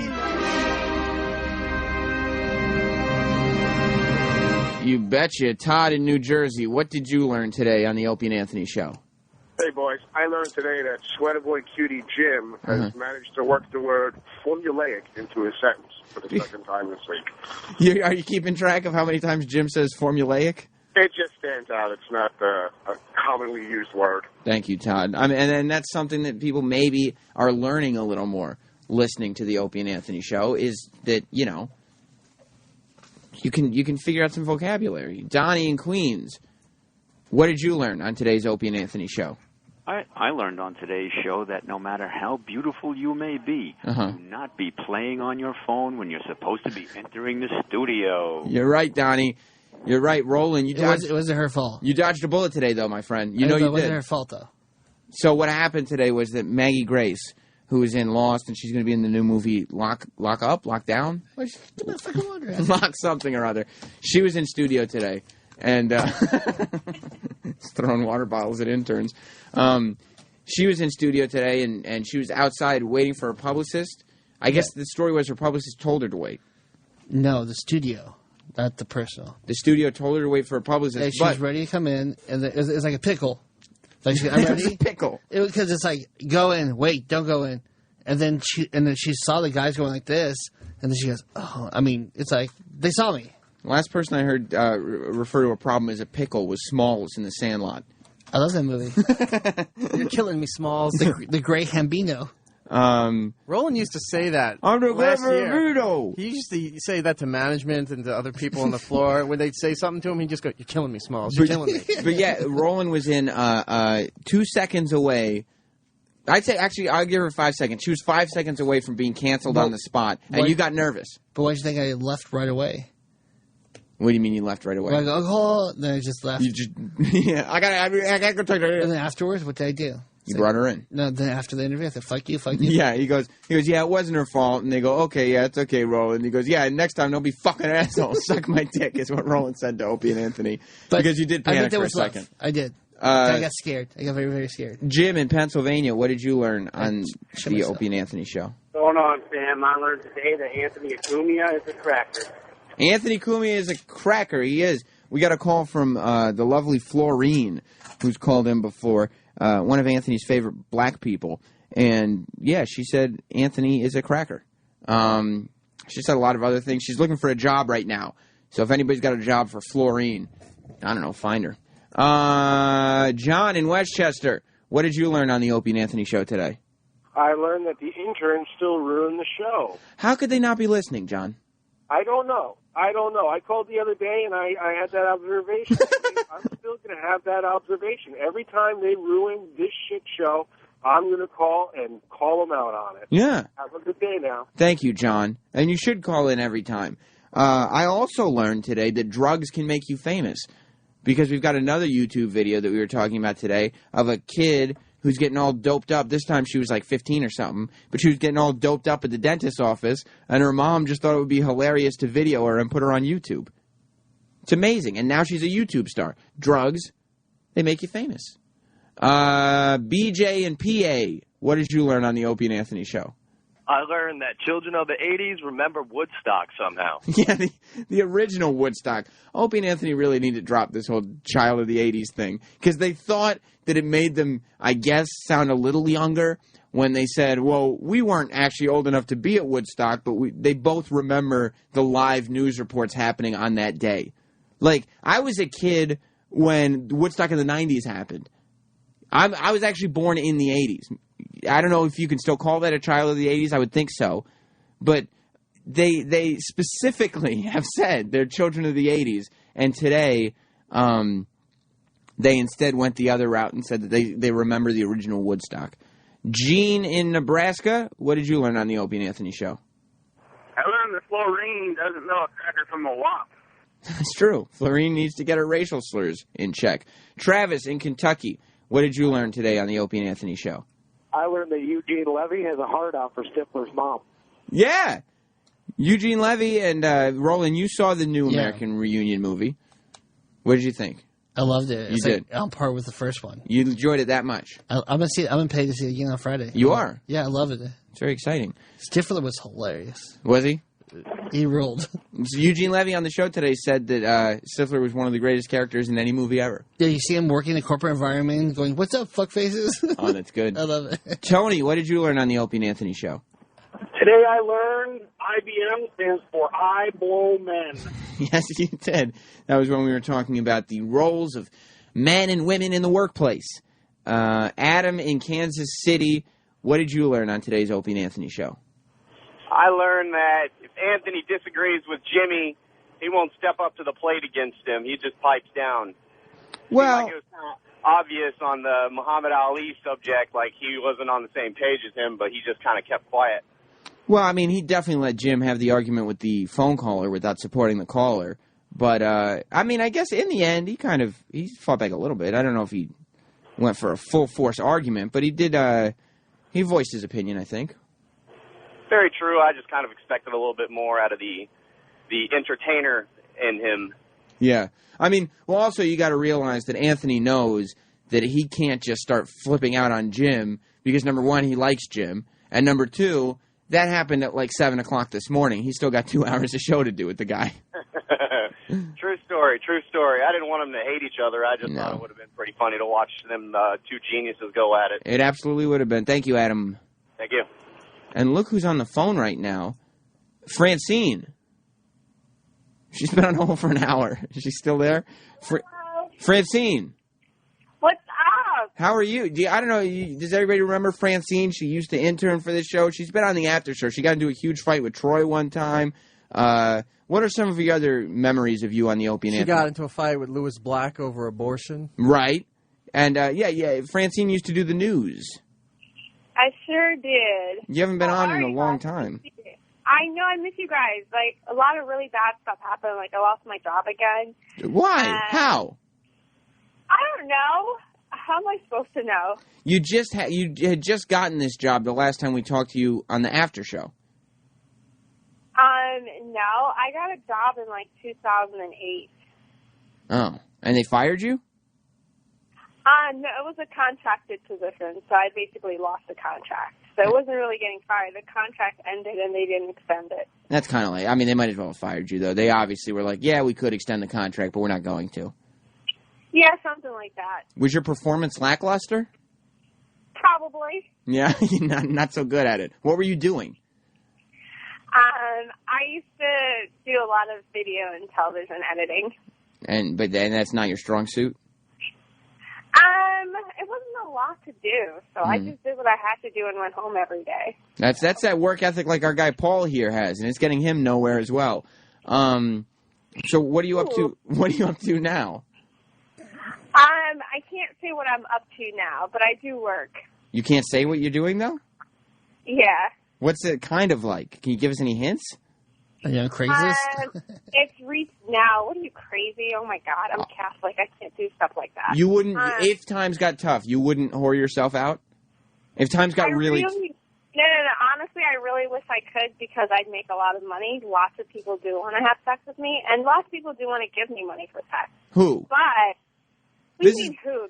Men in general. This is Francine, last time you were in here and you were talking like this is exactly what got Troy so upset. Do you remember? Yeah, because Troy's a faggot. Wow. Whoa. Jesus. Whoa. Likes buttholes. He likes men's buttholes, you think? Men's hairy buttholes, the turds coming out. That's what you like. Whoa. And that's okay. All right, if that's what you like, that's what you like. How do you feel about Troy's nudge job? Marriage is going to be legal all over the country pretty soon, and you guys can be happy and adopt all the babies you want. Who's you guys? You think I'm gay too? No, Troy. Oh. I know you're straight, Sam. When I sit in your lap, you don't complain. That's right, and I become fully erect, don't I? Yes, you do, and so does Jimmy. So, what are you doing at your new job? You could call it retail sales. Okay, so you work at a store. Yeah. Okay, but what are you selling? Women's clothing. Is it Victoria's Secret again? No. Oh my God. Thank God. No. You used to work at Victoria's Secret. Yeah, and I used to help really nasty-looking women get into bras and panties. It was really disgusting. Well, I'm glad you're not doing that anymore. So, all right. So it sounds like life is life good right now, or is life not good? Life is better. It's not as good as it used to be. I don't get to do manicures and pedicures on Saturdays and Sundays. That's what you were doing? Yes, and I don't get to do a lot of the retail therapy I used to enjoy. I don't get to come to New York every couple of weeks like I used to. And I don't get to go on vacation every 2 years.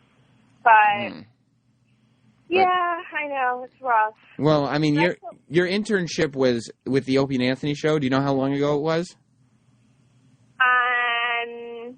It was 11 years ago. Oh, my God, that's a long time ago. And right now, you're working in a store. I don't understand. You're supposed to have success stories coming out of this internship program. We're looking for new interns, Francine. We need for you to be doing better to encourage people to take part in this program. I would encourage anyone who wants to do the internship to really do it. Mm-hmm. Even with Troy here. Troy's gay, and I don't want to talk about him anymore. He can go fucking lick balls in some bathroom. I don't care about him. Wow. Okay. So, are you seeing anybody? No, I'm not seeing anybody. My boyfriend left me. Why'd he leave you? A lot of problems and lots of stuff I don't want to talk about. But one of the biggest things is when I lost my job, I lost my apartment, and I don't think You lost your job, you lost your apartment. What happened? I don't think he really wanted to be with me anymore. He saw that I was unstable and crazy. You went nuts. Yeah, I think he really figured it out. Francine, Troy just walked in. I don't care about Troy. Can we not talk about him? Unstable and crazy. Go fucking figure. Did you hear when we were just talking about what she could do for a living? Right. Because she lost her job. She's working at a clothes store now. That's great. And I asked her about if she would just have think about whoring herself out a little bit. And she said her morals don't allow her to, but she wishes that she could because she knows she could be successful because there are lots of guys that want to have sex with her and lots of guys that want to give her money for sex.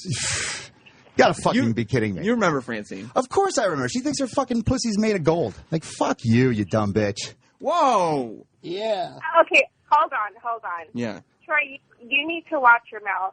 Fuck you. Go fuck yourself. I don't need to watch shit. Fuck you. You walk in this fucking place and you think everybody needs to fucking bow down to you and suck your fucking ass. Fuck you. Whoa. Yeah. You do. Like, what the fuck? What makes you think your fucking pussy's gold? Like, what's so good about your fucking pussy? It's so good. What makes you think that saying the F word makes you sound so hilarious? I don't think I'm hilarious. I'm just asking you a question. Francine, you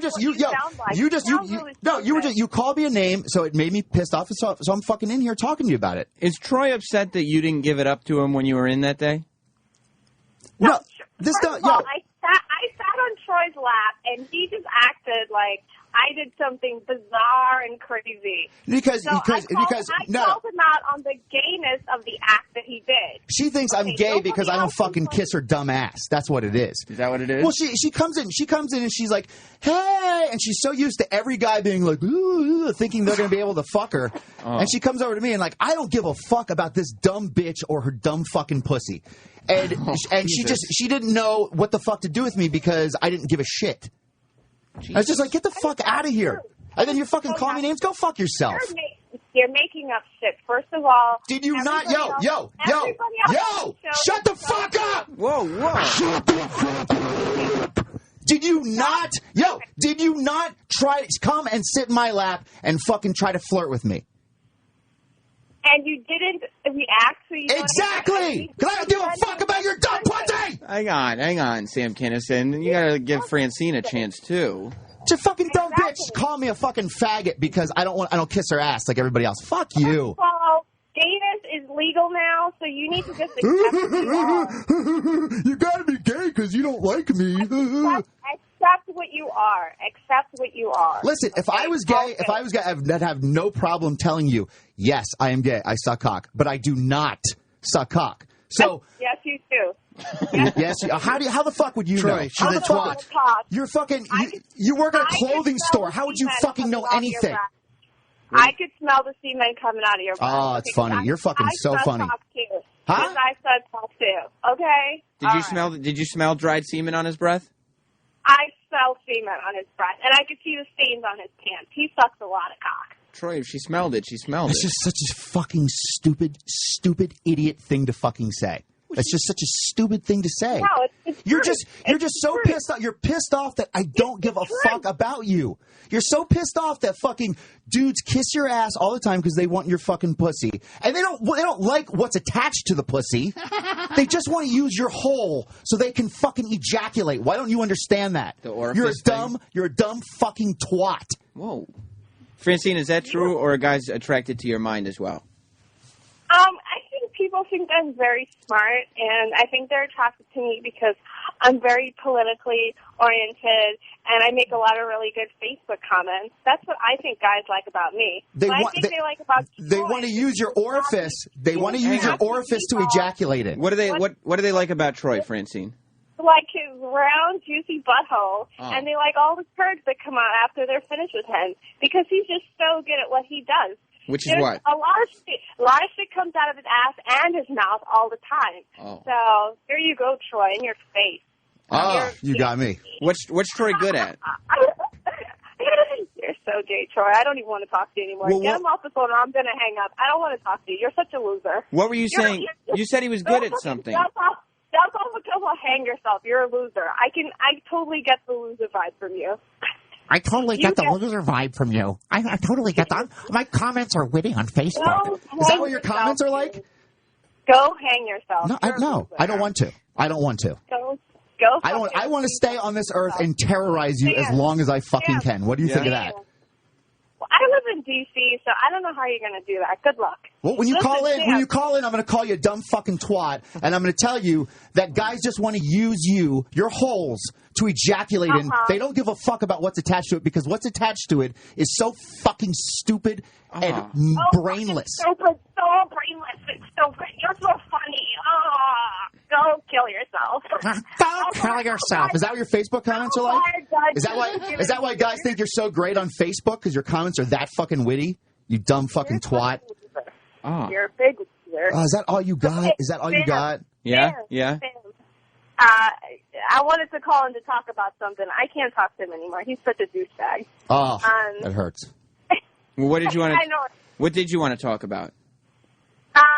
Basically, I also do another side job, and I sell LSAT test preparations for a company, so I just wanted to give a shout-out to Rhodes Prep. And if anybody needs to take the LSAT, and I know a lot of your listeners are probably going to be future lawyers, they could go onto rhodesprep.com. That's Shut up. Shut the fuck up, you dumb bitch. Stupid bitch. Nobody gives a fuck about you. Nobody fucking cares. She's trying to plug I'm trying to get something across the air here, and you're totally ruining it. Fuck you. She's trying to plug her business. I don't care. First of all, I helped you come out of the closet, so you need to I'm thank not out of the me, closet. okay? You're not yet? No. Okay, and Obama's going to legalize your lifestyle. Great. So there you go. Dude, listen, calling me, I could give a fuck if you call me gay. I don't, that doesn't hurt my feelings. Yeah? Sam. Yeah?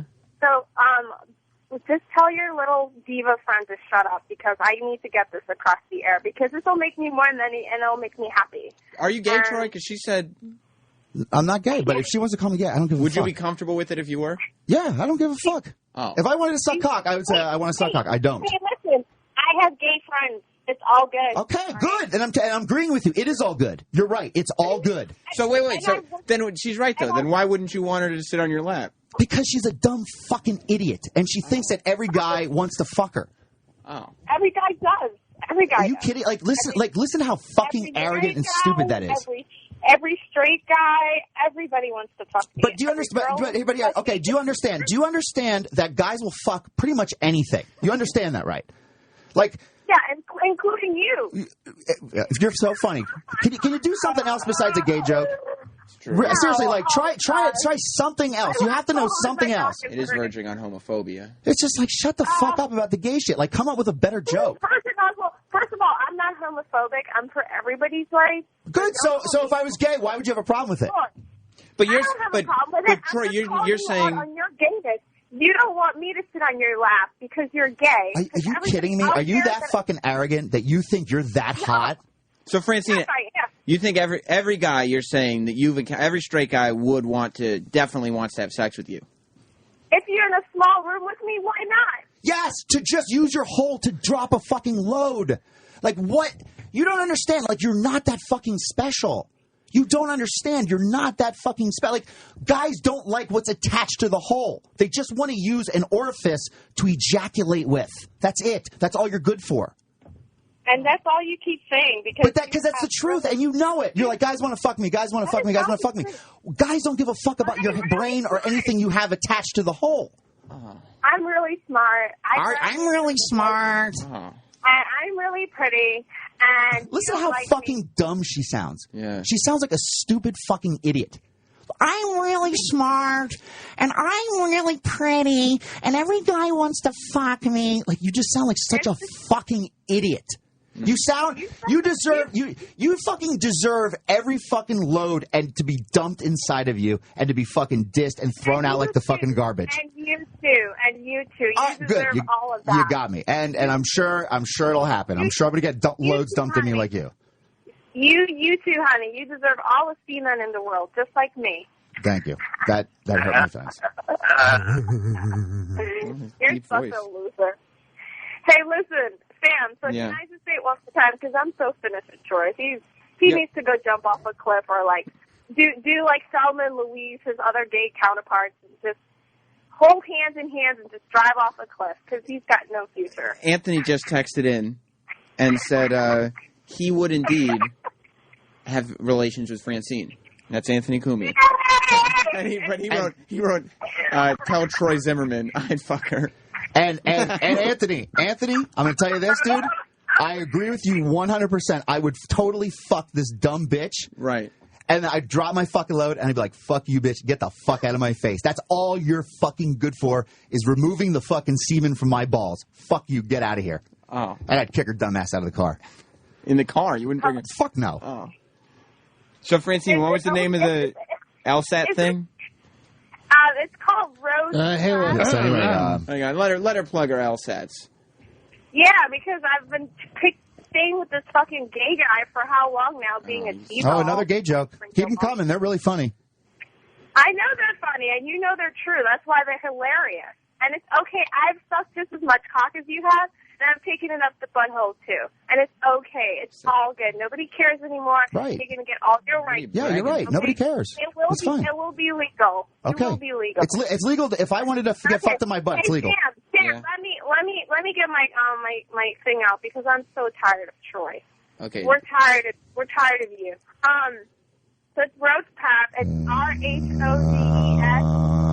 Oh, that's obnoxious. He is obnoxious. He is. He's very immature. It's very immature, and I'm trying to do something. I've let you say your thing, and you need to let me say my thing now. Yeah. So it's Rhodes Prep. Oh, jeez. Well, I'm gonna guess that people on your show probably spell better than me, so you could figure it out. It's they're gonna be classes from Boston. Bruce. all right. Where are the classes, Francine? Real quick. He's gonna Let her tell the classes. Huh? It's not fair.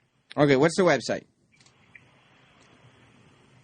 And the website is Bruce. Roland, enough. What's the website? I don't want to do this all day. How was Bruce last night? It was awesome. Yeah, he got Was it better than the other night? Yeah, it's better. Just for like how long? How do you think MSG is going to be compared to this one? Phenomenal. Really? How many times is he playing MSG? 2 nights. Only 2 nights. Mm-hmm. And it's sold out? You know, I don't know if you guys knew. Francine was trying to say something. Oh. No, but Roland went and saw Bruce Springsteen last night. Yeah, no, I know. And the fans love you, Sam. I appreciate you So saying he told me that a lot of people were talking about you. That's very flattering. I mean, Is that Roland? yeah, that's Roland. Hey, Roland. Okay. I love you. Let her get the website out so that way we could. My be done ear's so with this. violated. What was the best song that he played let her last get night? the website out. Racing the Street. Why Racing in the Street? It's just a classic old song that it's amazing. He doesn't play that one much? Nope. So when was the last time he played it? Francine? Last tour. Yeah. And do people, like bootleggers, collect the times that he played that? Every time. Really? Mm-hmm. I don't know if these guys are going to let you get it out. And it was a good performance of it? One of the best. So that was the curveball last night that everybody was surprised. That and Trapped was a major curveball. Why Trapped? He hasn't done that in the encore in a long time. So Like how long? a tour, 2 tours, like a tour and a half ago. Oh, really? Yeah, so everybody freaked out. And he hasn't done it at all on this tour at all? Nope. It's because it was Jersey. Jersey, 6 premieres last night. Wow. And how many times is he playing Jersey? 2 nights. Oh, 3 nights. He's coming back in May. Are you going to that one? Yeah. Nice. All right, Okay, so can I do it now? Just say the name of the website. We'll be done. There's no way you're going to get any details about this out. Troy is far too bitter. No. Oh, he's gay. He sucks cock. He takes in the ass. It's okay. It's going to be legal. It's going to be legal. Yeah, that's good for you and your people. Anyways, let me go. I'll just hope that everybody can hear it. It's Rhodes Pap. So anyway, Bruce. Okay. Yeah. Thank you, Francine. It's always a pleasure. You're such a sweetheart. You're a dumb Thank you. twat. I love you, straight man. You're a dumb twat. You think so? She's a fucking dumb twat. I would. Don't get it fucked up. I would fuck you. I would fuck you. But I would hate fuck you. I would hate fuck you like you've never been hate fucked in your life. I'm a straight woman, and I would never fuck a gay man, and that's all I have to say. Oh, that hurts. She got the last blow in.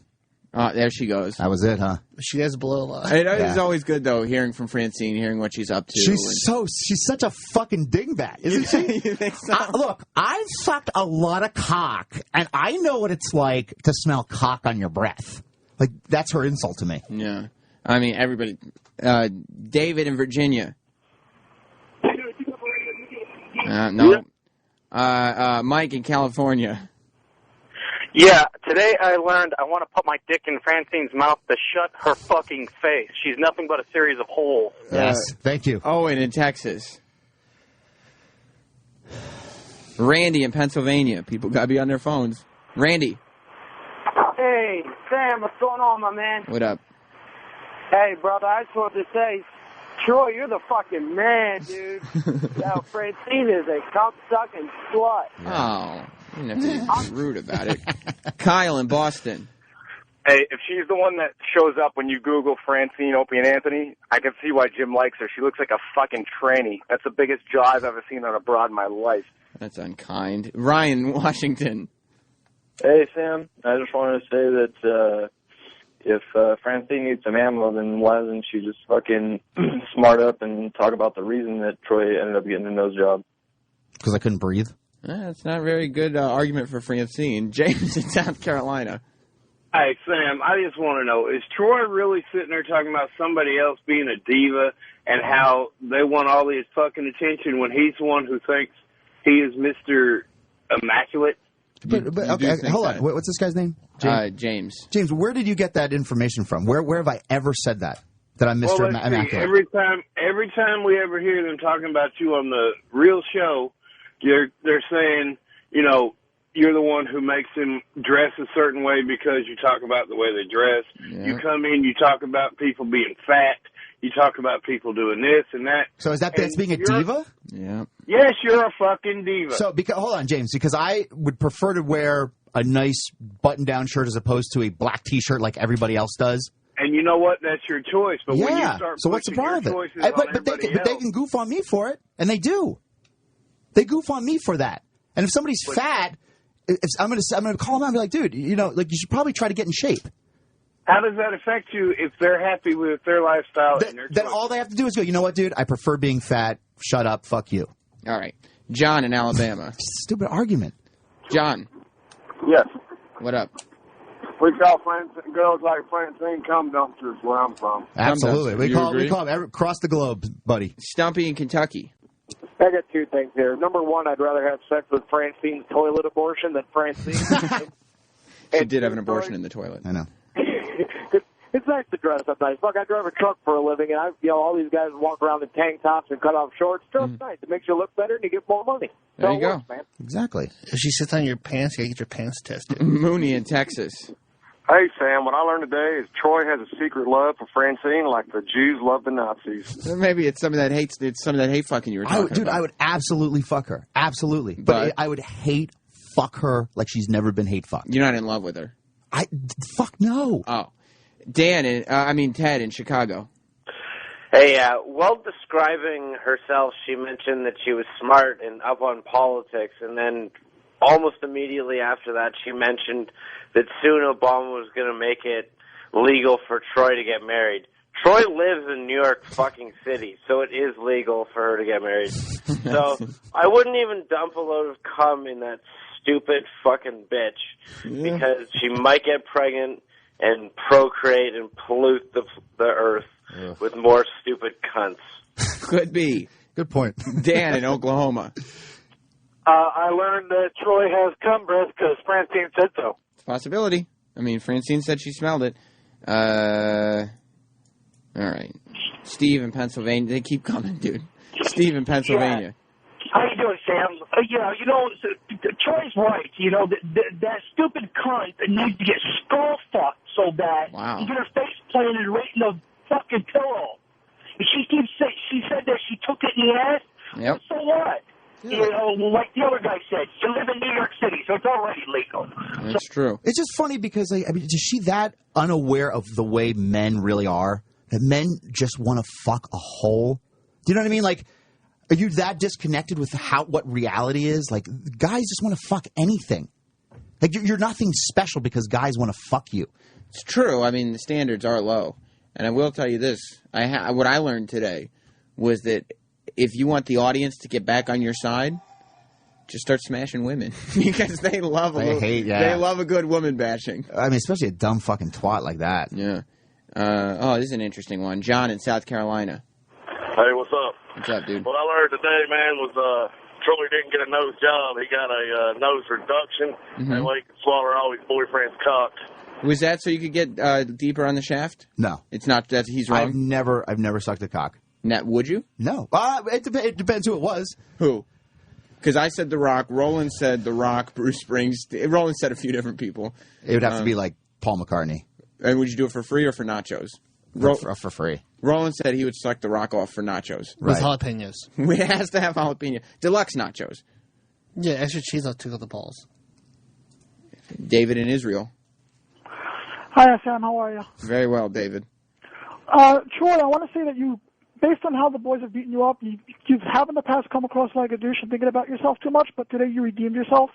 Every bitch that I've ever worked with, I thought they were hot. And I've actually found more pleasure in turning them down than trying to go after them because they think they're hot shit. The fact that you don't respond to them and put her in her place, she didn't know what to do because she's never had that before. Right. Yeah, exactly. That's right. Stephen Brooklyn. Yeah, I learned today that if Troy wasn't a hater, he would never get on the radio. How do you mean?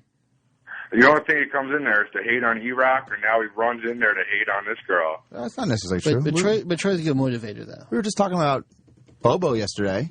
Tell me that you didn't walk at least briskly to run into the studio to start yelling at Francine. Well, because she called me a faggot, dude. Like, why wouldn't I want to come in and defend her? Okay, well, that's listen to you on the radio all the time. All you do is yell at people. Well, that's fine, and that's your opinion. You're totally entitled to your opinion, and that's fine. But I'm telling you, dude. Can you shut up for a second? I came in here to defend myself. Dog, Francine, you're a cunt. Did you call him dog? I don't know what he's talking about. I'm going to hang up on him. You're going to call in and say something to me like that. Like, at least sound a little bit intelligent. I mean, Troy's got a short fuse, and he doesn't mind sharing that on the air. But in this scenario... And I've come in, I've talked music before on the air. Francine started it this time. Yeah. She talks shit, and I fucking came in to defend myself. Why wouldn't I want to come into the studio and defend myself? Yeah, well... And you know, you're like, I come across Eric. Please tell me what I have done on the air where I have come across like a pompous fucking asshole. Tell me what I did. You don't want to open that up to them. Well, I mean, other than say, some people on the staff are fat, and I try to dress decent. Who'd you say that about? We've just gone over this. I don't remember. Of course you remember. We have new listeners every 15 minutes. Who did you say that about? I have said that before, that people on the show that have a weight problem, or Roland, you don't mind me saying that, right? You're a motivator. and Eric has a weight problem. Yeah. That's what I've said. Right. And then you could say to me, well, your appearance sucks like this. And then why doesn't anybody go, well, you guys are fucking haters on Troy. Roland, he's a motivator? No, that just hurts. What does? No, he is a motivator. He's motivating you? Yeah, he's been motivated. In what way? I'm cutting back on a lot of shit. Yeah, are you dieting? Are you getting yourself into shape? Yep. You are? Yeah. We've tried it before, but that was because we were pushing it. Yeah. You've pushed it on yourself. I did. And you're actually going to go through this. Enough. What's the diet? You South Beaching? You nagling? What are you doing? It's called, it's like a Body by Vi diet. Body by Vi? VI. Who's Vi?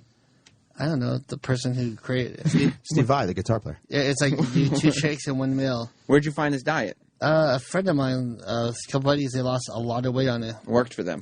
Yeah, they lost 100 pounds in 90 days. And that's what you're going to do? I'm doing it. Like yesterday, for the 2 booth shows, got the VIP backstage. They had all fried foods and booze free. Yeah. I took the water. Eric, what do you think of this whole argument that went on?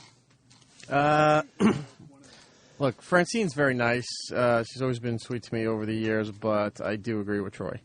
Because she came in with the ego. Yeah. She said...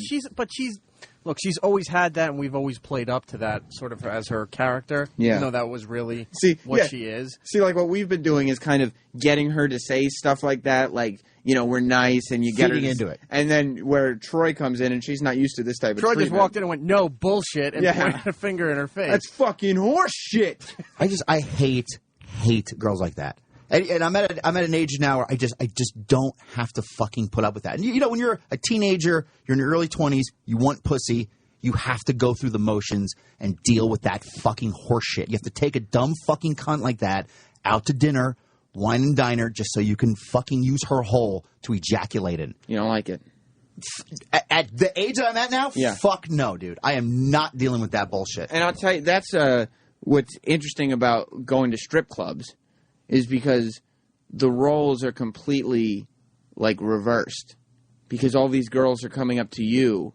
That's why guys like strip clubs. Sure. Because now the girls are actually coming up to you and trying to gain your attention. They want something from you. Right. Now, we all know it's just a goof. Like, it's all a game. They're just trying to get money. But still. But a lot of guys do go in there and think that now that these chicks are really into them. Because guys aren't used to what girls are used to. Right. Like, guys aren't used to the fact. Because I was thinking about this. Because, like, we were talking about on the air earlier this week.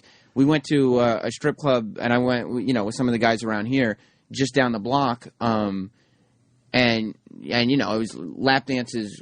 For me, were free. Everybody was paying for them. So I was just like, yeah, let's do another one. Let's do another one. And people kept coming over. Girls kept coming over. And all I could think about was, this is what it is for a decent-looking girl. Right. Anybody who's decent or better-looking than that, as long as you're a decent, good-looking whatever, guys are coming up to you wherever you go.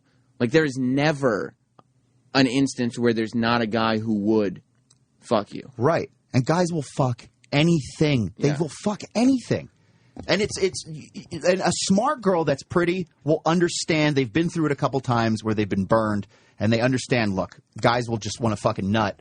Mm-hmm. They don't really like me. Mm-hmm. They're just after. They're being nice to me because this is what they want from me. Yeah. A dumb twat like this is confused and thinks that guys really like her as a human being. And she becomes the guy at the strip club who thinks that the girls are into him. Exactly. And she has... How old is she? She's got to be 30 at this. She's 30-something, right? I mean, dude, do you she know hasn't Eric? figured this out yet? Yeah, she's got to be in her early 30s. I think she is at 30. Yeah. But yeah, I mean, she's the guy at the strip club who's just going to be giving all his money out. Just here, yeah, I'll do another. Yeah, oh, yeah, you want a private room? Sure. And all of a sudden, they're left with no money, and then they're surprised when the girl doesn't want to talk to them anymore. Exactly. But I was speaking about my bachelor party because the day after... I mean, there were a few drinks passed around. You know, people had some drinks.